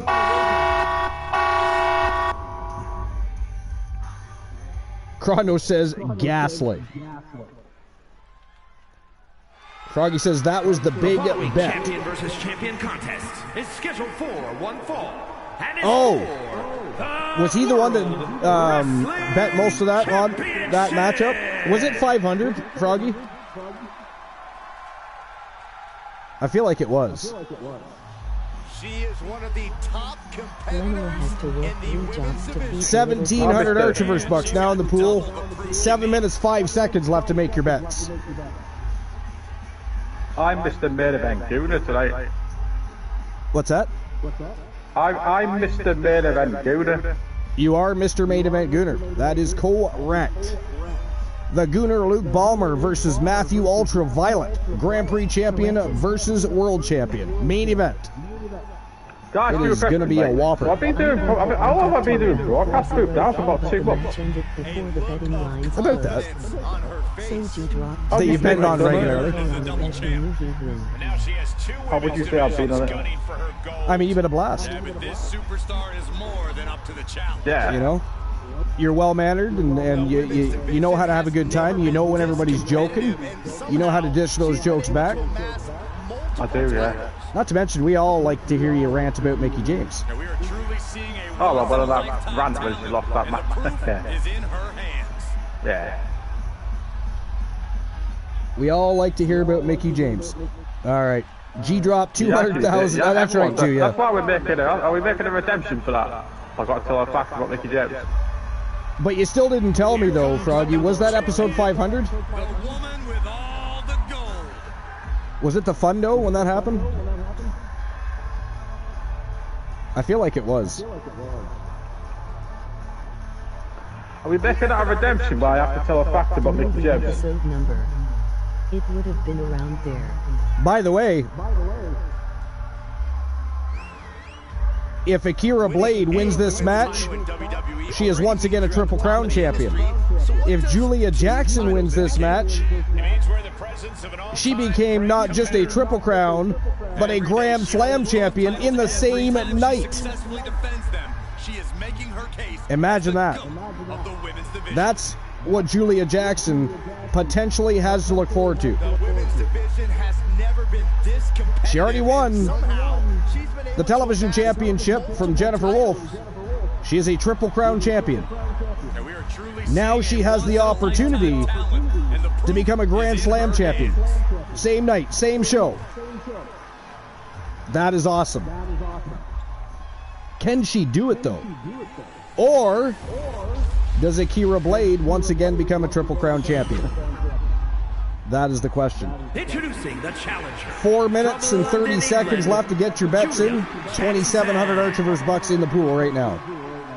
Try to get a slice of that pie, guys. Get your bets in.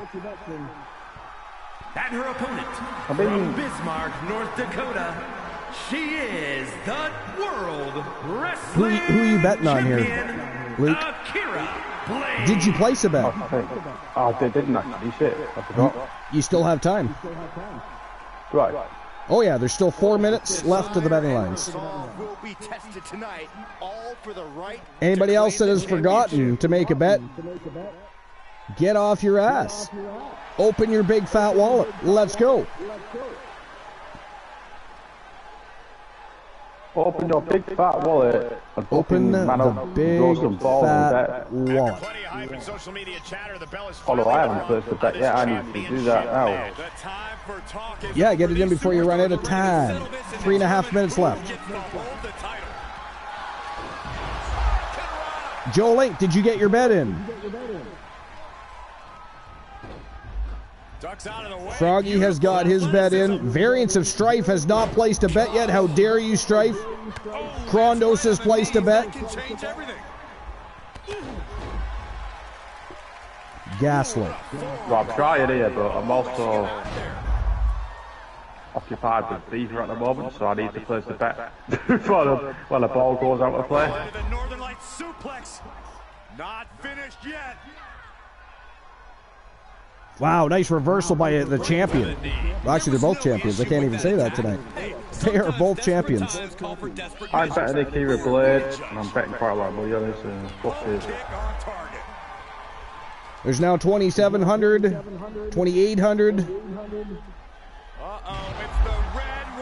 And it's still going out. Looks like we got 2,880. Akira Blade. A little less than 2.5 minutes left to get your bets in, guys.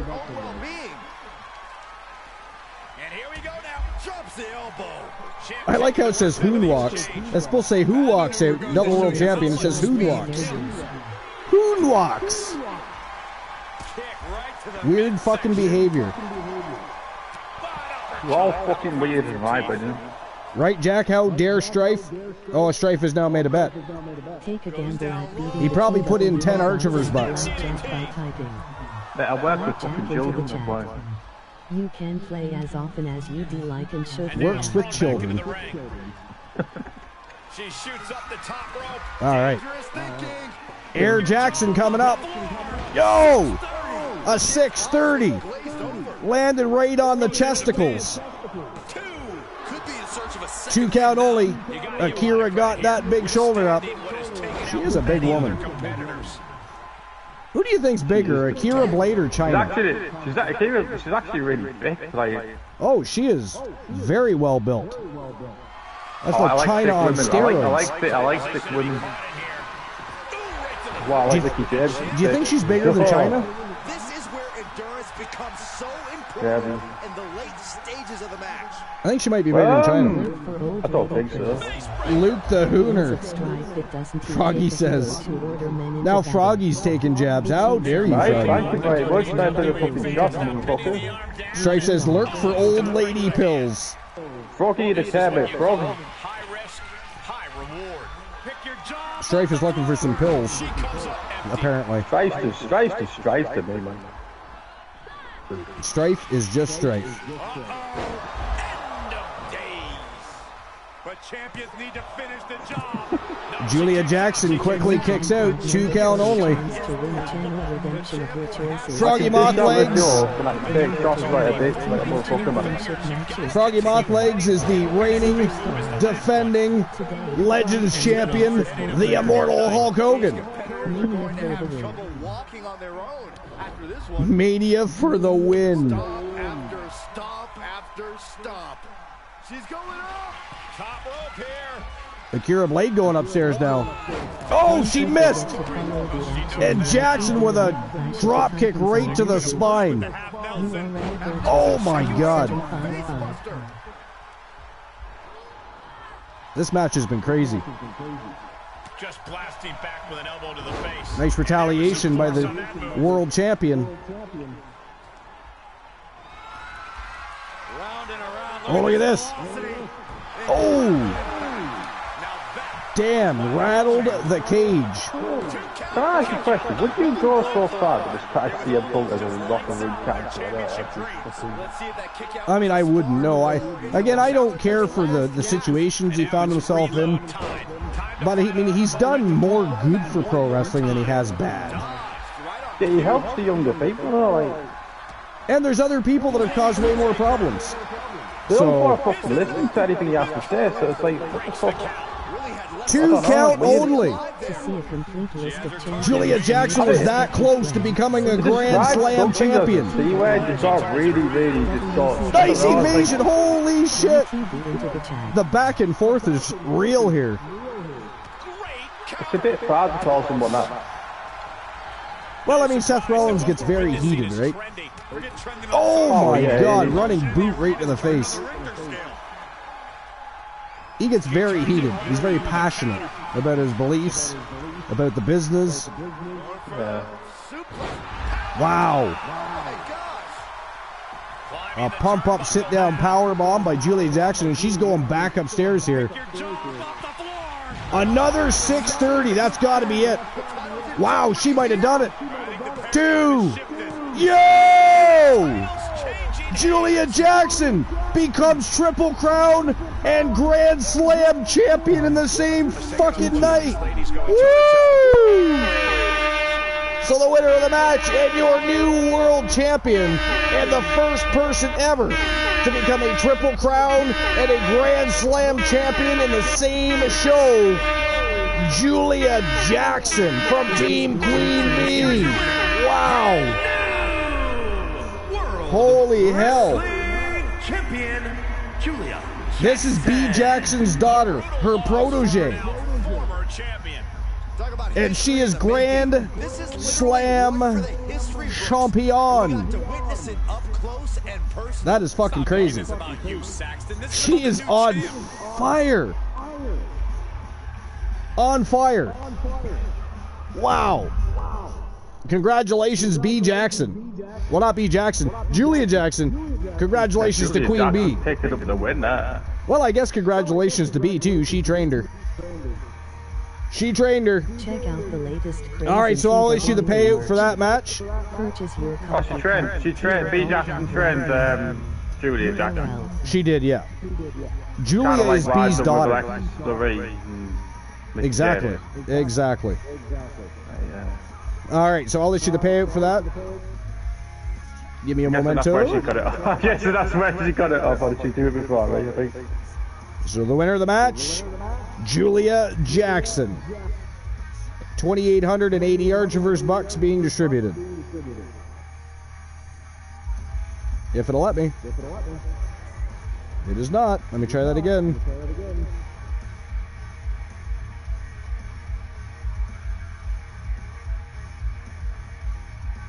There we go. Payout has been issued. For some reason, it would not let me issue the payout. Ooh, what a key roll, Julia. Oh, somebody else snuck in Archiverse bucks because this says 3,000 has been awarded to 2 different viewers.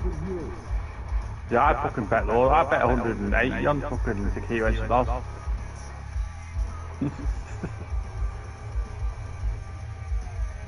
I lost the pop. Fucking arsehole, what are they? All right. I'm just getting the. I've got to put my money on me. I'm getting the. I was just going to say, I'm getting the betting line ready for the final match of the evening, the main event of the night. Fucking money. Who walks in double world champion?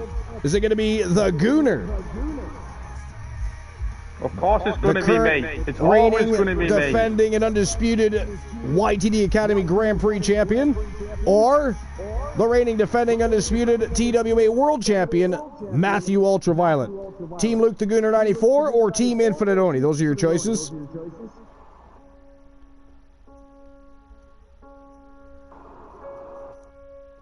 $10 minutes to make your bets as usual. I'm a fucking beast.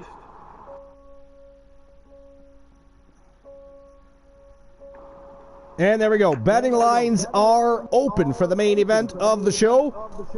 We will, of course, have a go-home happy match. And we'll decide together what that go-home happy match is going to be. But first, we got to get to the main event. That is next. Let's get things turning and burning. It is rock and roll time. Let's go. The Gooner versus Matthew Ultraviolet. Grand Prix champion versus world champion. Who walks out with both belts? We're going to find out right now. Let's go. Let's fucking go. All right.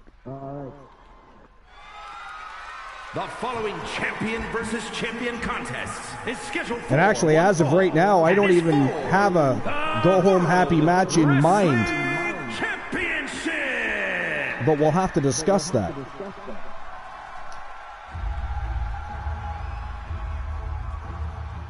I want to bet This fucking chat's gonna let me fucking bet.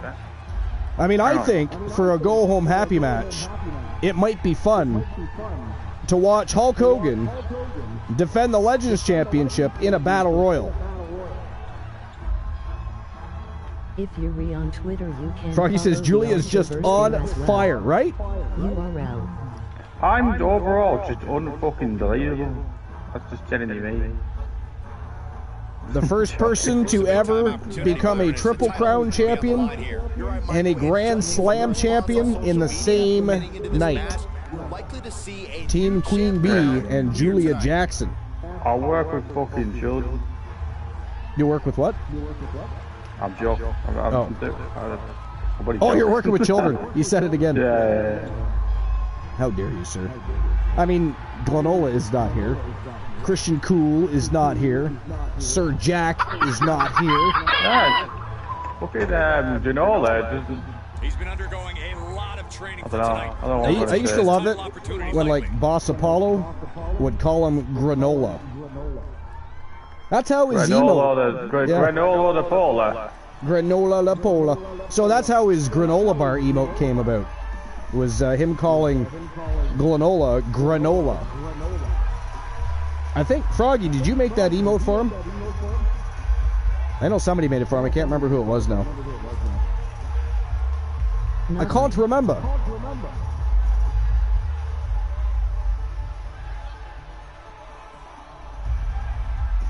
All right, what do you guys think? Who's walking out with both belts? But not those, I think. 1,050 Archerverse bucks on the line so far. 7 minutes, 5 seconds to make your bets left. I'm the man that draws the numbers in the Archerverse, man. You all love me. Joe made some, but not those. Yeah, I can't remember who made the granola bar. I thought it was you, Froggy, for some reason. I just like to blame Froggy for fucking everything. You just have to make sure you don't lose. That is the champion's advantage. I really love seeing the new World Championship. I gotta be honest, I think it is very sexy. It's schmexy.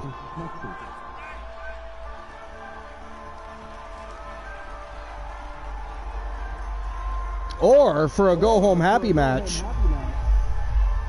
social media buzzing as it always Amber Extreme could cash in her Junior Legends Championship and look to become the Legends Champion. I could redeem, couldn't I, for fight McRavel, couldn't I? You know what I was just thinking? Wasn't it? It was Amber Extreme that beat Jennifer Wolf earlier, wasn't it? Yeah, Amber Extreme. Yeah, not Julia Jackson. Yeah. But Julia Jackson won her match earlier tonight, though. What belt did she win? She beat that. Akira, didn't she? From England, well, she beat Akira. But she had a. I can't remember the belt. You're gonna have to go back and check. I know. I forget. I don't know why. But she had another match earlier. I genuinely forget what belts my superstars have. I just like look at my guess. Stripe says, "Go home, happy match, Rumble." He is the How many men? Wrestling Champion. 10, 20, 30. I mean, I'm not against a Rumble. You can see it in the eyes of each individual. Only razor sharp focus. And the winner of the Rumble will automatically get a chance to face either the Grand Prix champion or the World Champion. They can pick whichever one they want. All of them. All of them. So 30-man Rumble, Strife says. This title defense begins, and it really is lonely at the top, wouldn't you say? Once you're at the pinnacle, Saxton, you don't Look at care that. about Oh my God. one solitary goal, and that is to defend your title. Matthew Ultraviolet going for a pinfall already. Did he actually think he was going to get that? Weird behavior. It is definitely weird behavior.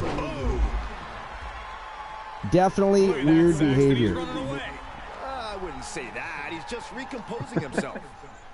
Goes under the ropes to get back inside. Where the fuck did the commentators go? They're always taking coffee breaks. Snap suplex. It's like they just disappear during certain matches. Vicious right forearm. On a hiatus. Down he goes.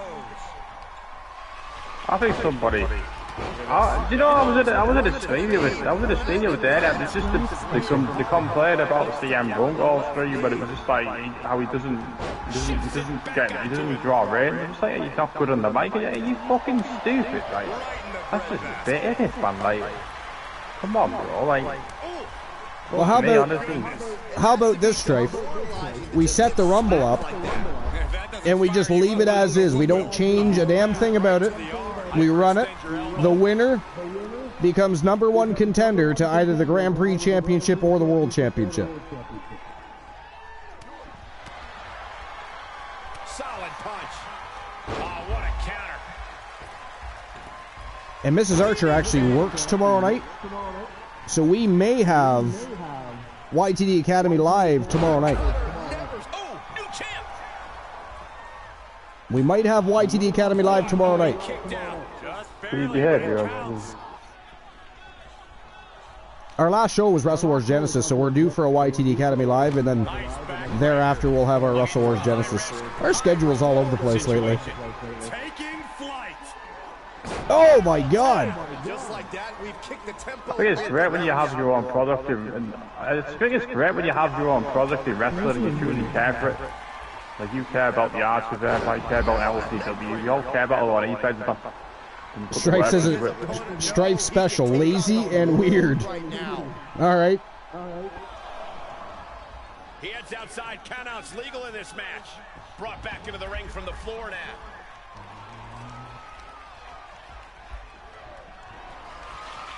Countered into a jawbreaker. And the struggle for control of this match is real, isn't it? The LCW is basically partnered with AUNW Network as well, so. You can play as often as you do, like and should you am. Oh, BFT. I forget what Matthew Ultraviolet calls that. How did the challengers survive that? To be fair, Matthew Ultraviolet has done that move longer than LA Knight. And it didn't work. He must be thinking about Maybe they should have a feud. LA Knight versus Matthew Ultraviolet. I'd like to see that, mate. That'd be a good match. Ducking underneath. This is oh, look at this. Oh, Vertebreaker. The Gooner looking for a 3. He's not going to get it, though. 2 count only. There's about 1 minute and 20 seconds left to make your bets, guys, if you want to make a bet on the match. There's 1,050 Archer vs. Bucks on the line right now. Another 2 count by the Gooner. He's got to be getting frustrated. And now the question runs in the mind, how am I going to be able to end this? The admiration for these superstars is echoing throughout this arena right now. Got to be getting frustrated. I'm Mr. Main Event Gooner, man. Mr. Main Event Gooner. He's been quickly taking control here. Well, the Gooner's never been a double champion before, so I mean, if he's able to complete his agenda here. You're right, actually. He hasn't been the double champion, No, he's won more than 1 belt, but he's never held 2 at the same time. Oh!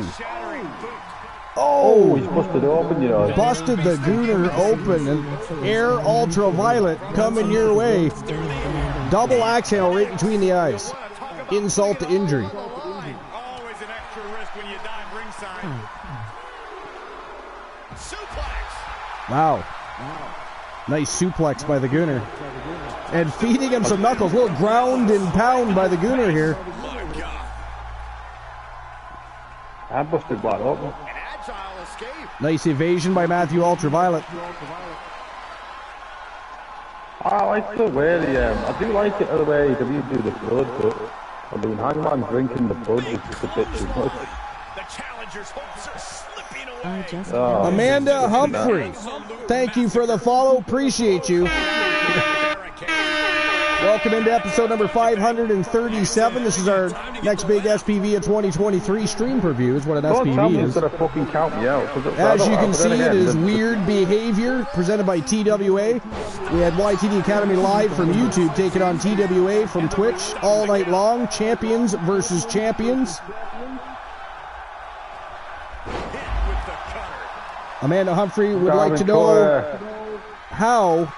Oh, it's Amanda and Humphrey, not Amanda Humphrey. Adam and Humphrey. There we go. There we go. Thank you, Froggy.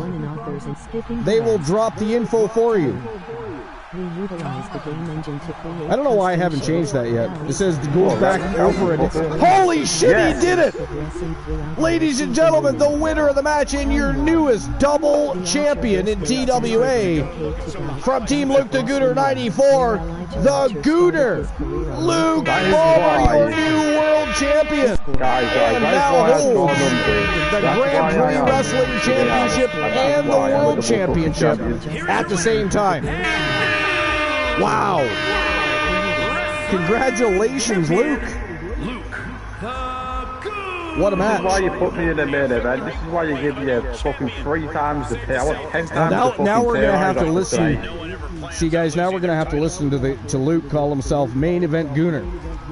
Main Event Gooner. Main Event Gooner. You can call me this. You can call me One Bill Gooner if you want. One Bill Gooner? Tell me when I'm telling lies. Tell me when I'm telling lies. I fucking love that. Tell me when I'm telling lies. One Bill Gooner. All right, so that is the end of the 11-match spectacular known as the first annual TWA Weird Behavior stream preview, but we're not done yet. We still have 1 match left on the docket. It is our Go Home Happy match, and we're going to get to that in just a minute. First, we are going to have a look at what went down tonight. PlayStation. Oh. So first it was Jade Cargill and Melissa Archer, PMS. They took on the Wolfpack Gals for the Junior Tag Team Championship Tornado Tag Team action. The Wolfpack picked up the big W. Next, for the Junior Legends Championship, the rivalry renewed. The Wolfman Alan Severn versus the Soulman Jay Simmons. And it was the Wolfman that won that. Was it the Wolfman that won that?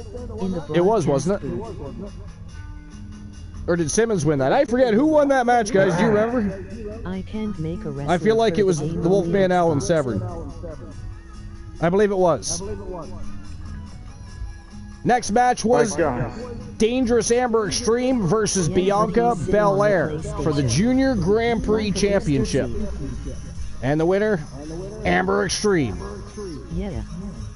Next, it was Humboldt's the Arcane, the Wizard of TWA, the Warlock, taking on the Marvelous One, Mick Marvel. Mick Marvel picked up the W. He remains the Junior Grand Prix Champion. Then it was Alexis Laurie James taking on Aria for the Junior World Championship. And it was Aria picking up the W, and she is still your Junior World Champion. Skipping the rest. Next, tag team action for the World Tag Team Championship. Alice Blade and Roxanne Riley, the Blade Runners, taking on Sonya Deville and Ronda Rousey, the Bullies. The Bullies remain your double tag team champions. They hold both the YTD Academy Tag Team Championships and the TWA World Tag Team Championships. Next, it was Golden Bebe, Adam Cole and Kenny Jackson taking on the Phenom, Joe Lincoln and Coach B. Henry. Phenomenal Soul and Golden Bebe picked up the big W, and they are now double tag team champions. Appreciate community. Oh, it was Julia Jackson. I was right. For some reason, I thought it was Amber Extreme. Amber Extreme was fighting for a junior championship. I got confused about those two matches for some reason. So Julia Jackson picking up a big win over Jennifer Wolf, the Dark Queen of Chaos, to become the new TWA television champion. That made her a Triple Crown champion. Play. Next, it was the one Elijah Archer, the Pure Wrestling champion, taking on Steve Winters, the TWA television champion. Steve Winters with the big win. He's a double champion. Play. Glenilla, your numbers are 8, 8, 7. Co-main event, Julia Jackson attempting to become a Grand Slam champion as she takes on the world champion Akira Blade. And Julia Jackson did the impossible. She became a Triple Crown champion and a Grand Slam champion in the same show. Last but not least, it was the Gooner, Luke Ballmer from Team Luke the Gooner 94, taking on Matthew Ultraviolet. leader of the House of Ultraviolet from Team Infinite Oni. And the Gooner, your new double champion, picks up the big W. So congratulations to all of our victors tonight. I'm the double champ of the Archiverse, man. This is a great night. Time for celebration, man. Time for celebration. Oh, confident man in my words. All right, here we go. Now for the go-home happy match of the evening. Every time Go-home I come happy in this match broadcast time. booth from now on, you need to call me fucking champ. I gotta call you champ from now on? Yeah. Nice. Double champ, man. Whoops, I almost went to tournament. Blackjack. It is Rumble time. Team Variance and Strife would like to see a Rumble. I believe he said 30 man. Cheers. Blackjack. Glenela UV Bindal. Here are your cards 7, 5. Good luck beating the TWA. Here we go. We're not changing anything. Whoever is in the Rumble, we have to pick one person. Pick one person. Let's pick somebody from our streamer teams. Let's choose Vin Dexter from Team Froggy Mothlegs.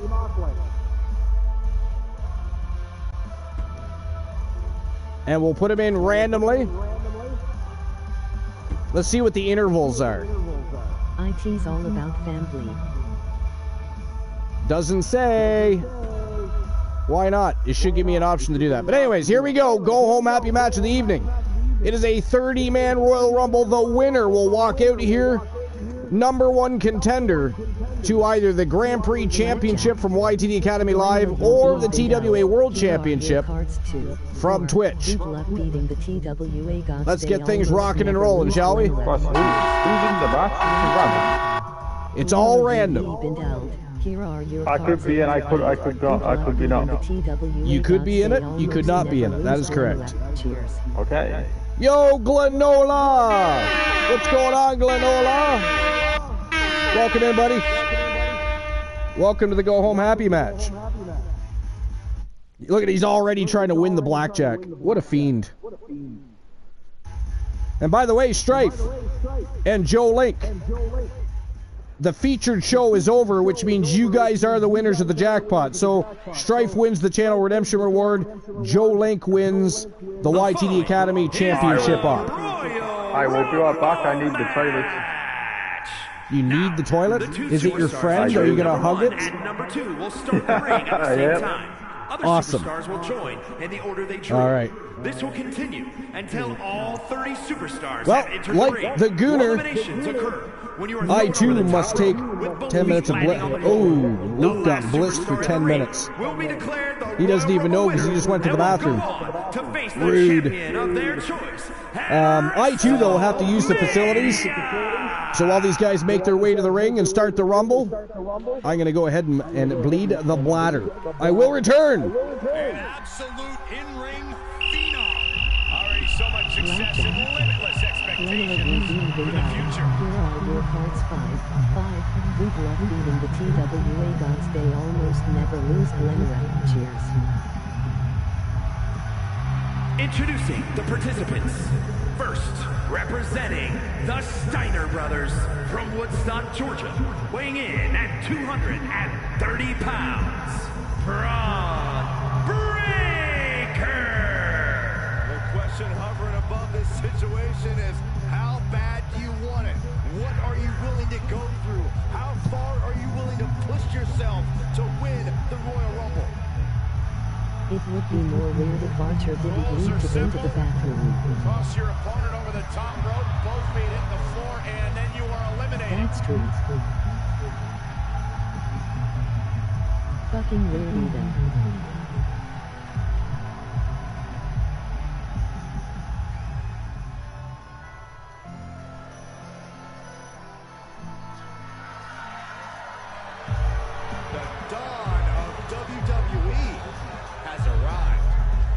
Introducing the individual who drew #2 from Chicago, Illinois, weighing in at 240 pounds, Tony D'Angelo. A life-changing opportunity, but an incredible obstacle.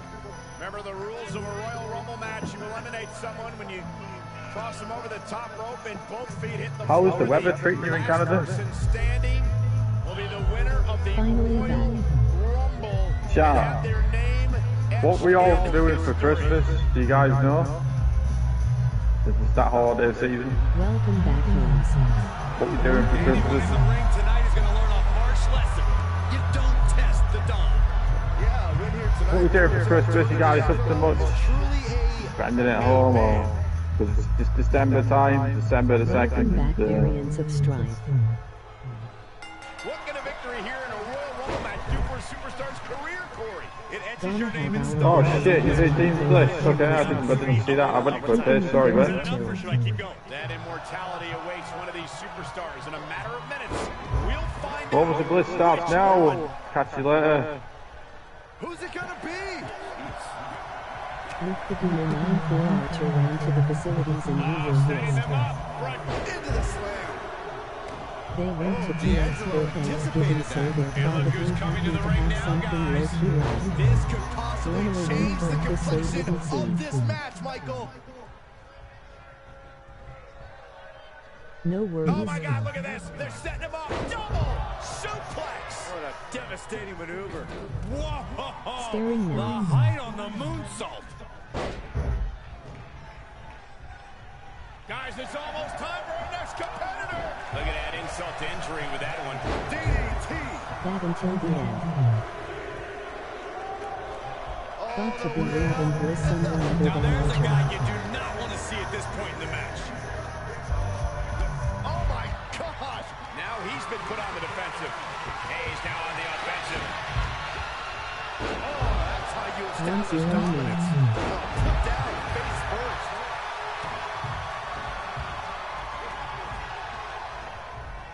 Take a gamble at beating the TWA gods He at gets back into the Blackjack by ring. Who's it Tiger. gonna be? Blackjack into the chat. You can play as often as you do like and show me out. This your second time and done it to you.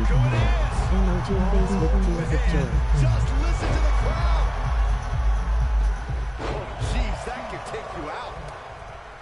It's matches like this that you really see how differently a WWE superstar's head is wired. It's a tough match to win no matter when you enter. We rarely see the final entrant win the Rumble because it takes dedication to stay composed as the final eliminations occur. It's like starting an inning on third base. There's no guarantee you'll cross home plate. Blackjack All the never pressure in the world. Okay. But it is still weird to Uncle Archer with Bernie. Knuckle you even out. Here are your cards 8. Good luck beating the TWA gods. They almost never lose nothing. Cheers. Blackjack. 1 will be even out. Here are your cards 0. 6. Good luck beating the TWA gods. They almost never lose nothing. Cheers. Skipping the rest. Right. Blackjack. 1 will be even out. Here are your cards 1-0. 6. Good luck beating the TWA gods. They almost never lose nothing. Cheers. Right. Here they come. The new jackpot number for a chance to win eternal redemption of your choices. 1-0 win. Remember to win the TV championship matches. 7. Skipping the rest. Blackjack. Variants of strife will be evened out. Here are your cards 3. 9.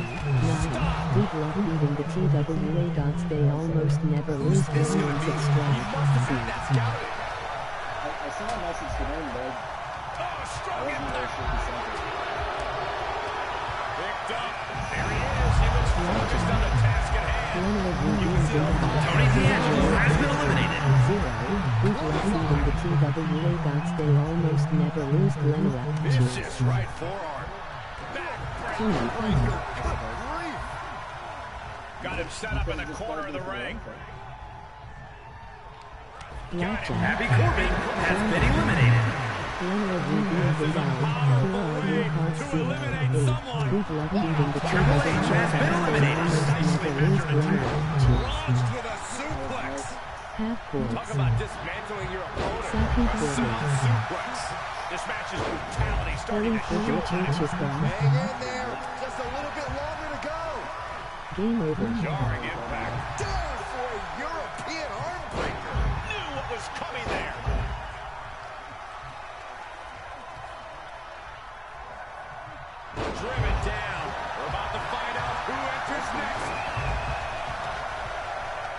basement drop kick. Balor setting up. Oh, look who we have here. Things are really heating up now. Oh, and that buys some time. Counters on counters. Technical prowess on display. Kick lands. Down he goes. Oh, low drop kick right on the patella.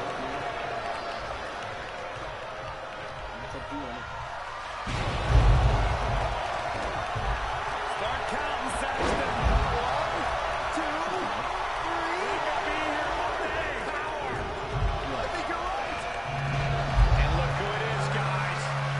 He definitely looks ready to get in there and make a statement, Michael. Vicious right forearm. Tossed into the corner. And an impactful display of offense we just witnessed there. Oh, with authority. And that was a first-hand example of a dirty attack. Look at this. Oh, my God, a clothesline. Next entrance getting ready to come out. Great power. Inverted suplex. Ron Breaker setting it up for the military press. Well, now this should be interesting. What an exciting addition to this match. He turns it around. I'm doing a special episode this weekend, guys, playing special rules to one of the weekly shows when first started, but I got rid of it because IW. Blows right to the body. It's 2-on-1. No, don't do that.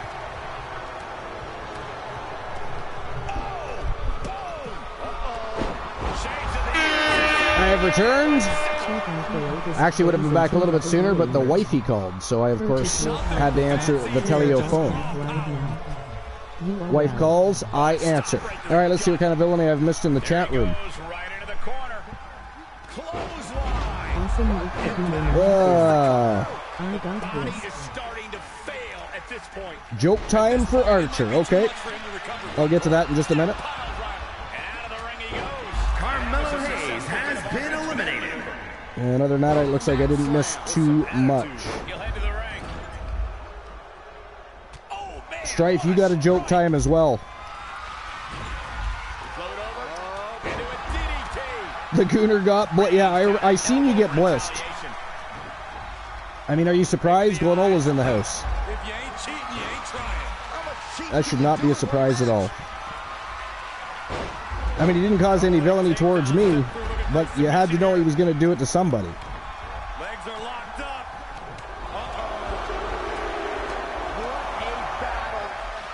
I'm doing a special episode this weekend.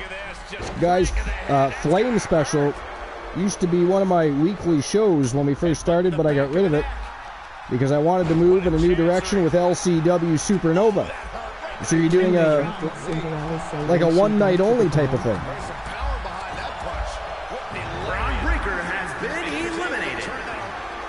Like a one-time only thing. Almost like ECW's one-night only stream per-view. Or pay-per-view, I guess. Rapid shots right to the gut. And if you're looking for a difference maker, well, you may have just got one. Ooh, Kane hitting the ring. Look at the villains in there right now. Jay Simmons is in there. Bam Bam Bigelow. John Moxley's in there. Jesse the Body Ventura. Finn Balor. Good God.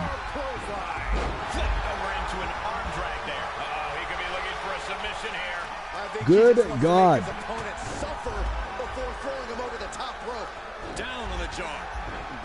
I did not open a betting line for this, did I? Although, I don't think I'd fit 30 people on a betting line anyway, so there's that.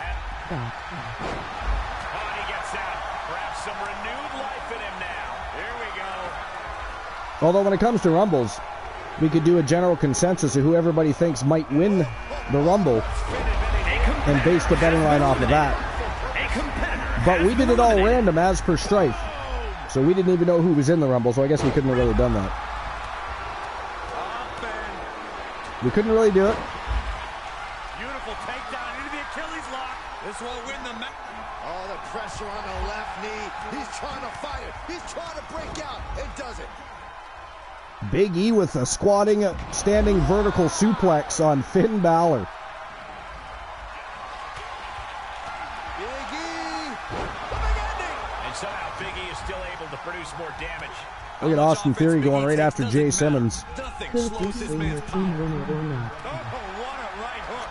Froggy says, could do a streamer team winner or not. That's true, we could do that. We could still do that. There's lots of time.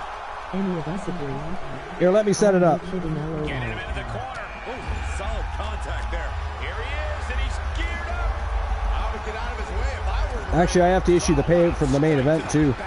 Kane in defensive mode now. The Gooner was the winner. 1,050 yard traverse bucks being distributed. All right.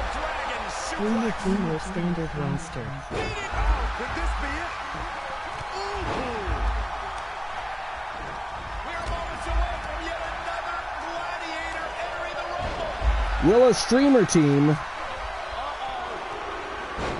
win the Rumble? Yeah, like to see which manager will win. Wild Kennedy. Austin Theory has been eliminated. Yay or nay? And he has to start protecting himself from attacks to that area. And there we go. Betting line is open. You have 10 minutes. So the question you have to ask yourself is, will a streamer team win the Rumble? Yay or nay? What do you think?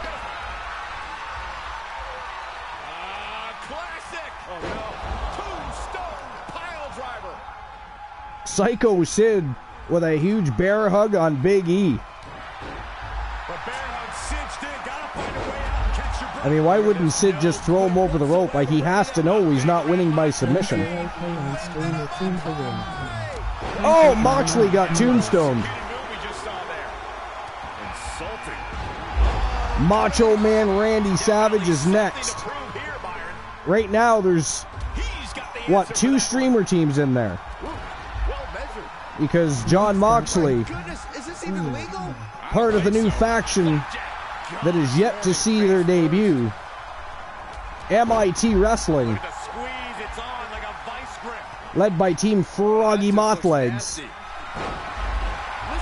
So we got John Moxley and Jay Simmons in there.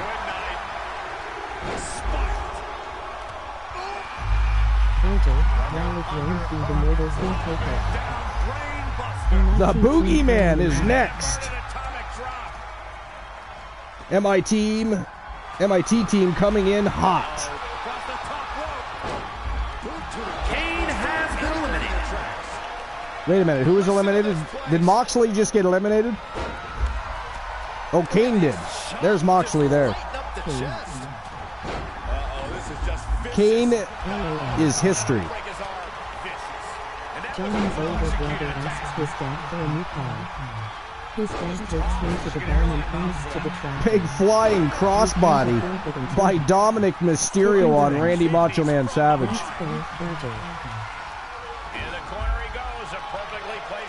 This is kind of crazy.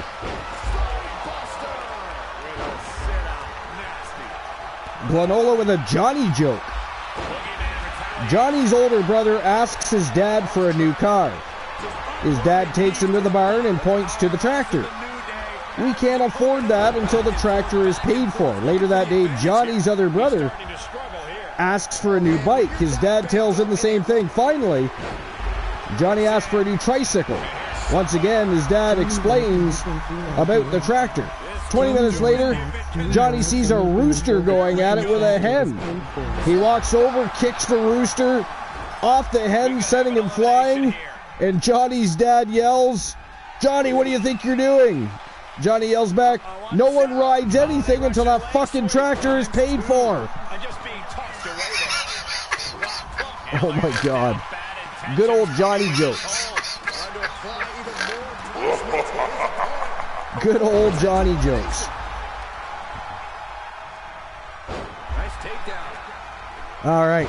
Did anybody get their bets in yet?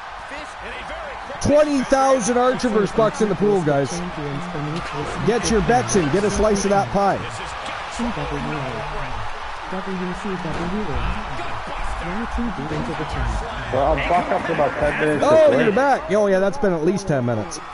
Fucking great, man. You still got to get your bet in, Luke. The bet is, will a streamer team, and there goes Froggy Mothleg's team. He's out of there. John Moxley hitting the road. Ryan, fucking listen. So far, Jay Simmons, the only one in there represented by a streamer team.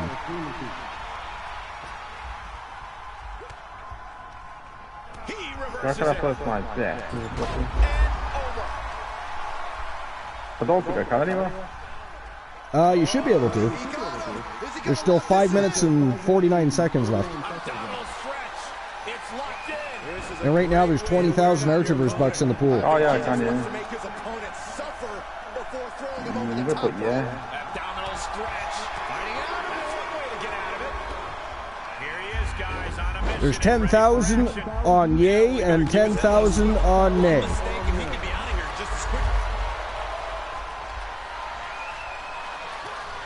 The streamer team has to be, yeah. We only have one streamer team at the moment. That's Jay Simmons. So is Genesis tomorrow. Oh, well, I shouldn't have put the head. I should have fucking out. It's over that. Oh, what a strike to the back. Fuck you, man. YTD. Punch to the gut. Took the wind right out of you. Saw it coming and hurt. Variance of Strike says YTD. Yeah, our last show was Genesis, Jack, so our next show will be YTD Academy Live.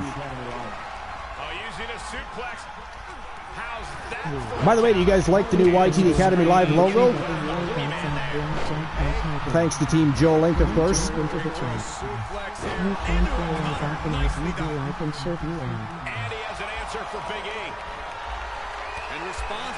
I guess we can...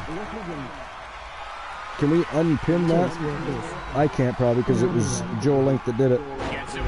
Not that it matters. Counters, this could be an opportunity.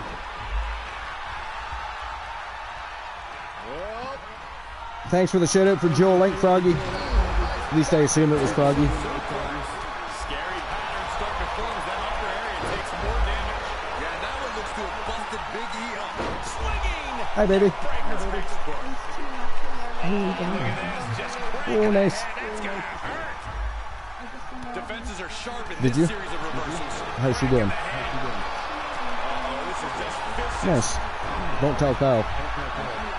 Yeah, don't. Oh my goodness, dribbling the opponent's head like a basketball. And look who it is, guys. Jinder Mahal is next. Oh my God. Hey, yo. Jason Ironman's in there. We just saw with that attack. Shoulder tackle. Oh, I see Jay Simmons finally got eliminated. So right now, the Coalition, the only team in there representing a streamer team. What's the plan for people for the Arsenal? Team Arsenal? I don't think Jason Ironman's ever won a world championship. Boogeyman is gone. Ironman trying to eliminate Sid. It's not working out so well for him. He just ate a big elbow. I think it's time to work on a traditional Arsenal fan. Team Arsenal? Yeah. They're doing very well as a faction so far, my God. Clash of the Titans on YouTube. URL Ventureverse 5755. I'll tell her you said hi, Stripe. Right now she's in the facilities. Oh, there goes Ironman and Randy Savage. Oh my God. No streamer teams in there right now. Who's next? Jake the Snake Roberts. Let's go. Jake the Snake Roberts, when he was so good. Oh yeah.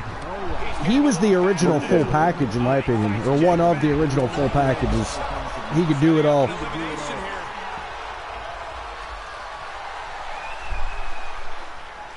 Froggy says Randy and Iron. Yeah, they both got eliminated. Oh! I don't even know who just got eliminated. Somebody did.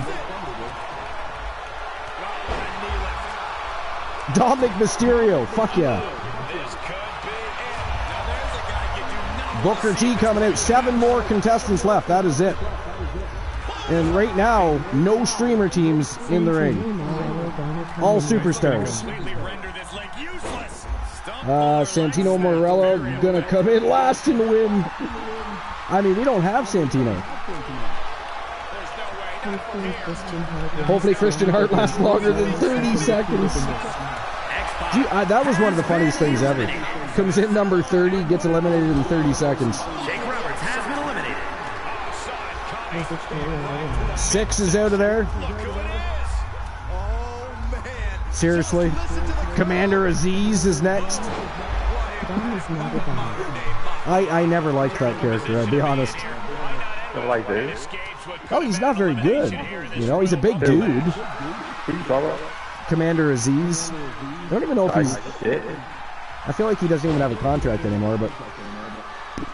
He breaks up the hole. Lariat. Hip drop. I've been waiting to see that. Beautiful. Here he is, and he's geared up. Speaking of Arsenal, Arsenal's playing. Maharaja looking for it. There it is. Colossus. Sorry, what'd you say? I said, speaking of Arsenal, Arsenal are playing tomorrow. Are they playing tomorrow? Who are they playing? I thought you watching the game. Wolverhampton Wanderers. Has been eliminated. Snake was just launched. Yeah, he didn't last very long, did he? He did not last long. And still no streamer teams in there. Is that Ricky the Dragon Steamboat? It is. Vin Dexter, let's go. Team Froggy Mothlegs in the house. Could you imagine if Dex wins it? Yeah. That would actually be pretty cool, to be honest. He might win it, you never know. I mean, he could. Exactly. Oh, by the way, honey, Strife and Glenola both say hi. Mrs. Archer says hello. What about me? I don't know. Well, you didn't say hi. True, I did. You must have had a good time the other night when you went off. Apparently Hollywood Hogan felt like being a good guy tonight. What the hell? People that are not on a roster should not even be in the Rumble.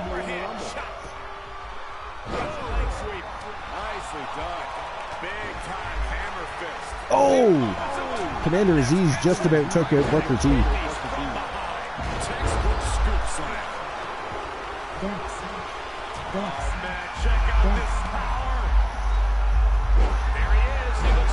Chad Gable. We've only got 2 people left to go.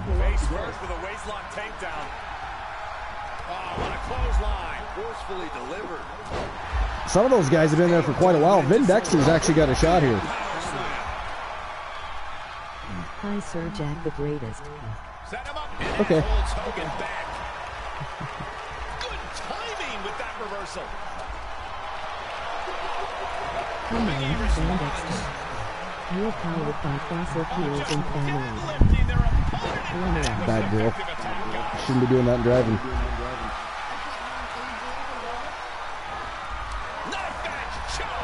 Dangerous. Booker T has been eliminated. Punching their way out of that one. This can't go wrong. Oh, there goes Hogan. Has been eliminated. Taken out by the Dragon. Dex comes through. Frog hammock legs and made it closely. Imagine if Chad Gable wins this. That would be just sad, wouldn't it? Big E plans on ending this. Using the elbow to escape the powerhouse of the New Day as his opponent up. Big ending. In control here with a That would be just sad. I can neither confirm nor deny such accusations. I can't believe Commander Aziz is still in there. Yeah, I can't believe that. And Sid Vicious. Well, Sid Vicious, I guess you could kind of believe, but Commander Aziz. Imagine if he won this. Commander Aziz, out of all the people who fucking possibly win it. I know. That could actually I mean, let's happen. hope that doesn't happen. I hope not, because he's fucking shit. Well, let's hope Bad Bunny, are you fucking shitting me? If Bad Bunny wins this, no live shows for a month. I don't know. Why the fuck did they bring out another Bad Bunny as a fucking DLC character? No live shows for a month if Bad Bunny wins, and it is Stripe's fault. This was his idea. It was his idea. Well, I guess Bad Bunny's not winning shit. He's gone already. What did he last? 2 seconds? Here comes Angel. I'd rather Commander B with it. At least he was an actual wrestler. To be fair, Bad Bunny's done some pretty good things in the ring. I'm still not a big fan, but I don't know why I want to watch him do it. Yeah, I'm not a fan. His music sucks, man. I fucking don't like his music at all. So bad. So that's all 30, isn't it? I think we've had all 30 contestants. So the only streamer team that has a chance to win is Froggy Mothlegs. I don't even think you can't even claim Bad Bunny in my LCW. You can't even claim him. Just didn't want him on my fucking. I mean, I don't have him set to any one of the rosters, so. Yeah, I don't either. Like you're not able to claim Bad Bunny on my you probably use him as a manager though. If you wanted to. Yeah. Chad Gable is there. Vin Dexter got rid of him. Should I do that? Because technically he has had a couple of matches. So I mean, it's like. So I don't like that. I don't really care. So I don't know who's going to pick him. I don't think anyone would pick him anyway, to be honest. I feel like Sid's been on his back a lot in the last few minutes.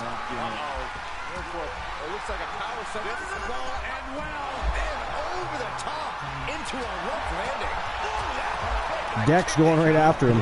I mean, if I don't allow Bad Bunny, I guess that any. Now why wouldn't Dex just got rid of Vicious? He goes after Big E instead.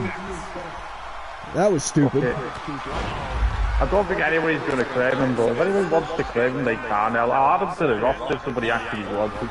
I'll just do that. Oh! He has wrestled. Dex just got decapitated.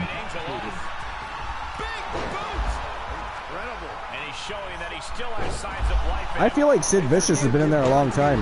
When did he come in? Does anybody remember? Psycho Sid, I like Psycho.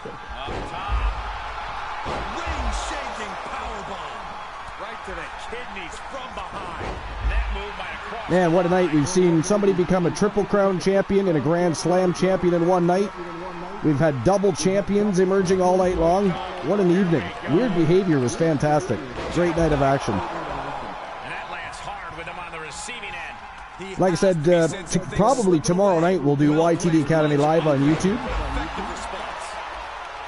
And we'll officially kick off the road to the next big SPV of 2023, which is, of course, the 3rd annual TWA Slammiversary, where we're also going to be inducting people into the Hall of Legends. So the show is going to serve 2 purposes. Stopped dead in their tracks with a shot to the face. Into the corner now. Just driven into the mat. Oh, this turn of events on LCW earlier today. The M86 arrived. Oh, they did? Out the tag team champions. Yeah. Nice. Good match? Was that a brawl? The attack the champions like a brawl. We're down to the final 5 here. We just showed up and decided to pick the target, and that was the Elite. Kenny Omega and Adam Page to beat the hell out of them. Vin Dexter looking to get rid of... Oh my God! He threw him right over the top rope. Sid Vicious is finally out of there. We're down to 4. Down to 4. We got Vin Dexter, Angel, Big E, and Ricky the Dragon Steamboat. Well-framed standing moonsault. Looks like Dexter's taking a bit of a rest there. He's having himself a nap. Where he was. Cinched in, snapmare driver. And Angel looking worse than ever after that.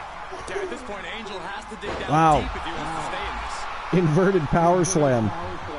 He got whipped into that corner. Uh-oh, Dex in trouble. Big E looking to eliminate Dexter. Got almost half the Ellens since he got Come on, Dexter. Across the forehead and right to the chest. And Let's go, Dex.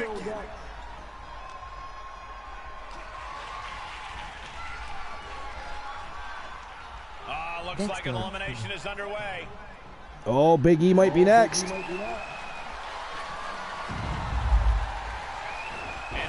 No, sir. Been eliminated. Big E hangs on to the bottom rope. Angel's been eliminated, down to 3. Oh! Out of nowhere with a flying crossbody. And Big E falls to a counter. Launched with a belly-to-belly. Strife got hit with more ads. Enjoy those ads, Strife.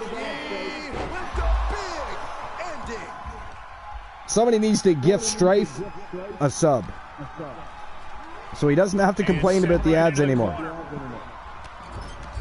right to the midsection. Drop a believer as well. Took the opening to kick them right in the face. He's in his grasp. Damn. You think Dex is going to win this one? endings already. I don't know, he could win. It'd be a surprise if Dex wins it. Oh, I would be absolutely surprised. Considering the monsters he's in there with. I've seen different people win it. Oh, it's makes it my best. Yeah, Dex did eat 2 big endings, yeah. Take a gamble at beating the TWA. Man, Ricky the Dragon Steamboat's on fire. Blackjack into the chat. You can play as often as you like and should you am. Big E has been eliminated. Big E's out of there. Ricky the Dragon versus Vin Dexter. One of these guys walking out the #1 contender to either the YTD Academy Grand Prix Championship or the TWA World Championship. Cinched in, snapmare driver. Let's go, Dex. Getting him into the corner. Getting ready to send one over. Dex looking to see if the Dragon can fly here. Can he get him out of there? Let's go. Nope. Dex. Big right hand to the left ear of Dex. Check out this power. This Over is the rope, ridiculous. Dex. Okay, that makes sense. He had him suspended over his head. All he had to do was drop him over the ropes. What was he thinking? Power slam. Dex is toying with the Dragon here. That's not a good idea. All the way up, and the Big time powerbomb. Over and over again, getting beaten down with force.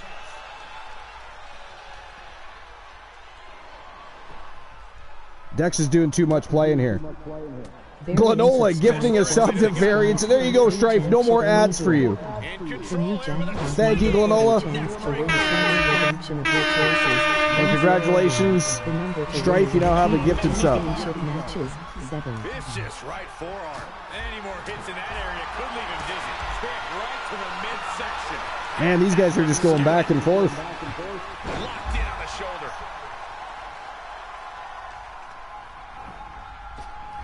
Uh-oh. Oh, I thought Dex was gone, but he got him right in the face with a knee. Good grief. Good God.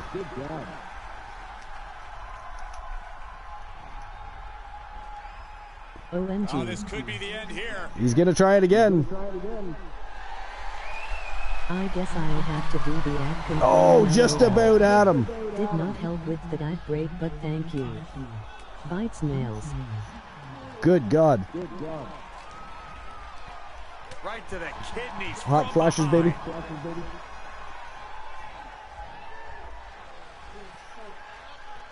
This could be it. Uh-oh, Dex is in trouble again. Oh, come on, Dex. Oh, yeah, grabs the bottom rope.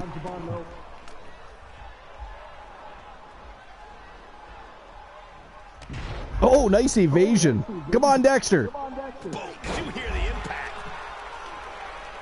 To see a complete list of champions from each respective brand, simply type TWA. Oh, look at this. Nice reversal by Vin Dexter. YTD into the chat. Dragon is laying you, don't turn your back on the road. Kicked him right in the lippies, he did.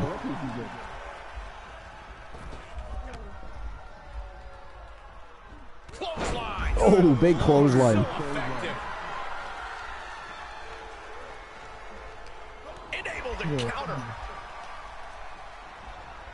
There's the crucifix. Damn. Nicely done. Just a back and forth beating. Clearly waiting for that. And we just saw some serious offense. He knows how to avoid contact. The Dragon was going to go upstairs, but Dexter got a hold of him. Forced the move by throwing his elbow into the midsection. Probably should have just let him climb the rope and then pushed him off. He gets sent down to the No! No! Oh, man. Ladies and gentlemen, the winner of the Rumble and your new #1 contender to either the YTD Academy Grand Prix Championship or the TWA World Championship, Ricky the Dragon Steamboat. Holy crap. Oh, wow. Ricky the Dragon Steamboat. Yeah? Does anybody have It's kind of crazy. Kind of crazy. Alright guys, that is it. That is all for episode number 537. It was weird fucking behavior all night long as promised. 11 matches of pure fire. Champions versus champions. Junior champions put to the test. Great evening. But that is it. We'll see each other tomorrow night, probably around the same time, to be fair. I get done work at the same time. More weird behavior. So it'll be episode, I think, was it episode 36 or 37 of YTD Academy Live tomorrow night? Over on YouTube. Don't miss it. It's going to be a great show. We'll officially kick off the road to TWA Slammiversary. And, of course, that very same night, we're going to induct people into the TWA Hall of Legends.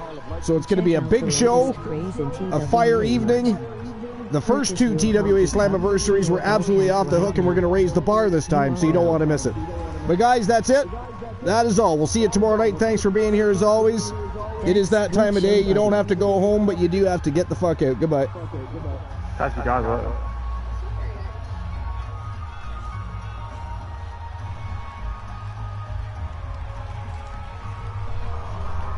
All right, Luke, I'm going to get off now. I can't handle it anymore. I am Dunsky. But I'll talk to you later. What time is it for you now, like? What time is it here? It is 11:06. Oh, that's PM. Are you going to bed, or? Not immediately. I got to take a few pictures and hang out with the missus. Alright. Things to do. Yeah. So, but anyways, I'll talk to you later. Thanks for being here as always. And if you're not doing anything tomorrow night, you may as well join YTD Live too. Yeah, cool. But yeah, same of course. time, right? All right. Yeah, it's probably around the same start time. Yeah. The wife's working, so I won't have anything better to do. May as well go for it. Get an extra show under our belts. But anyways, have a good night.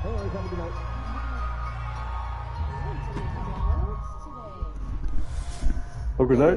Got a coffee while I was waiting for Kyle. Oh. A few minutes early. Stephanie told me to take the garbage back and head on out, and I said, okay, I'm in.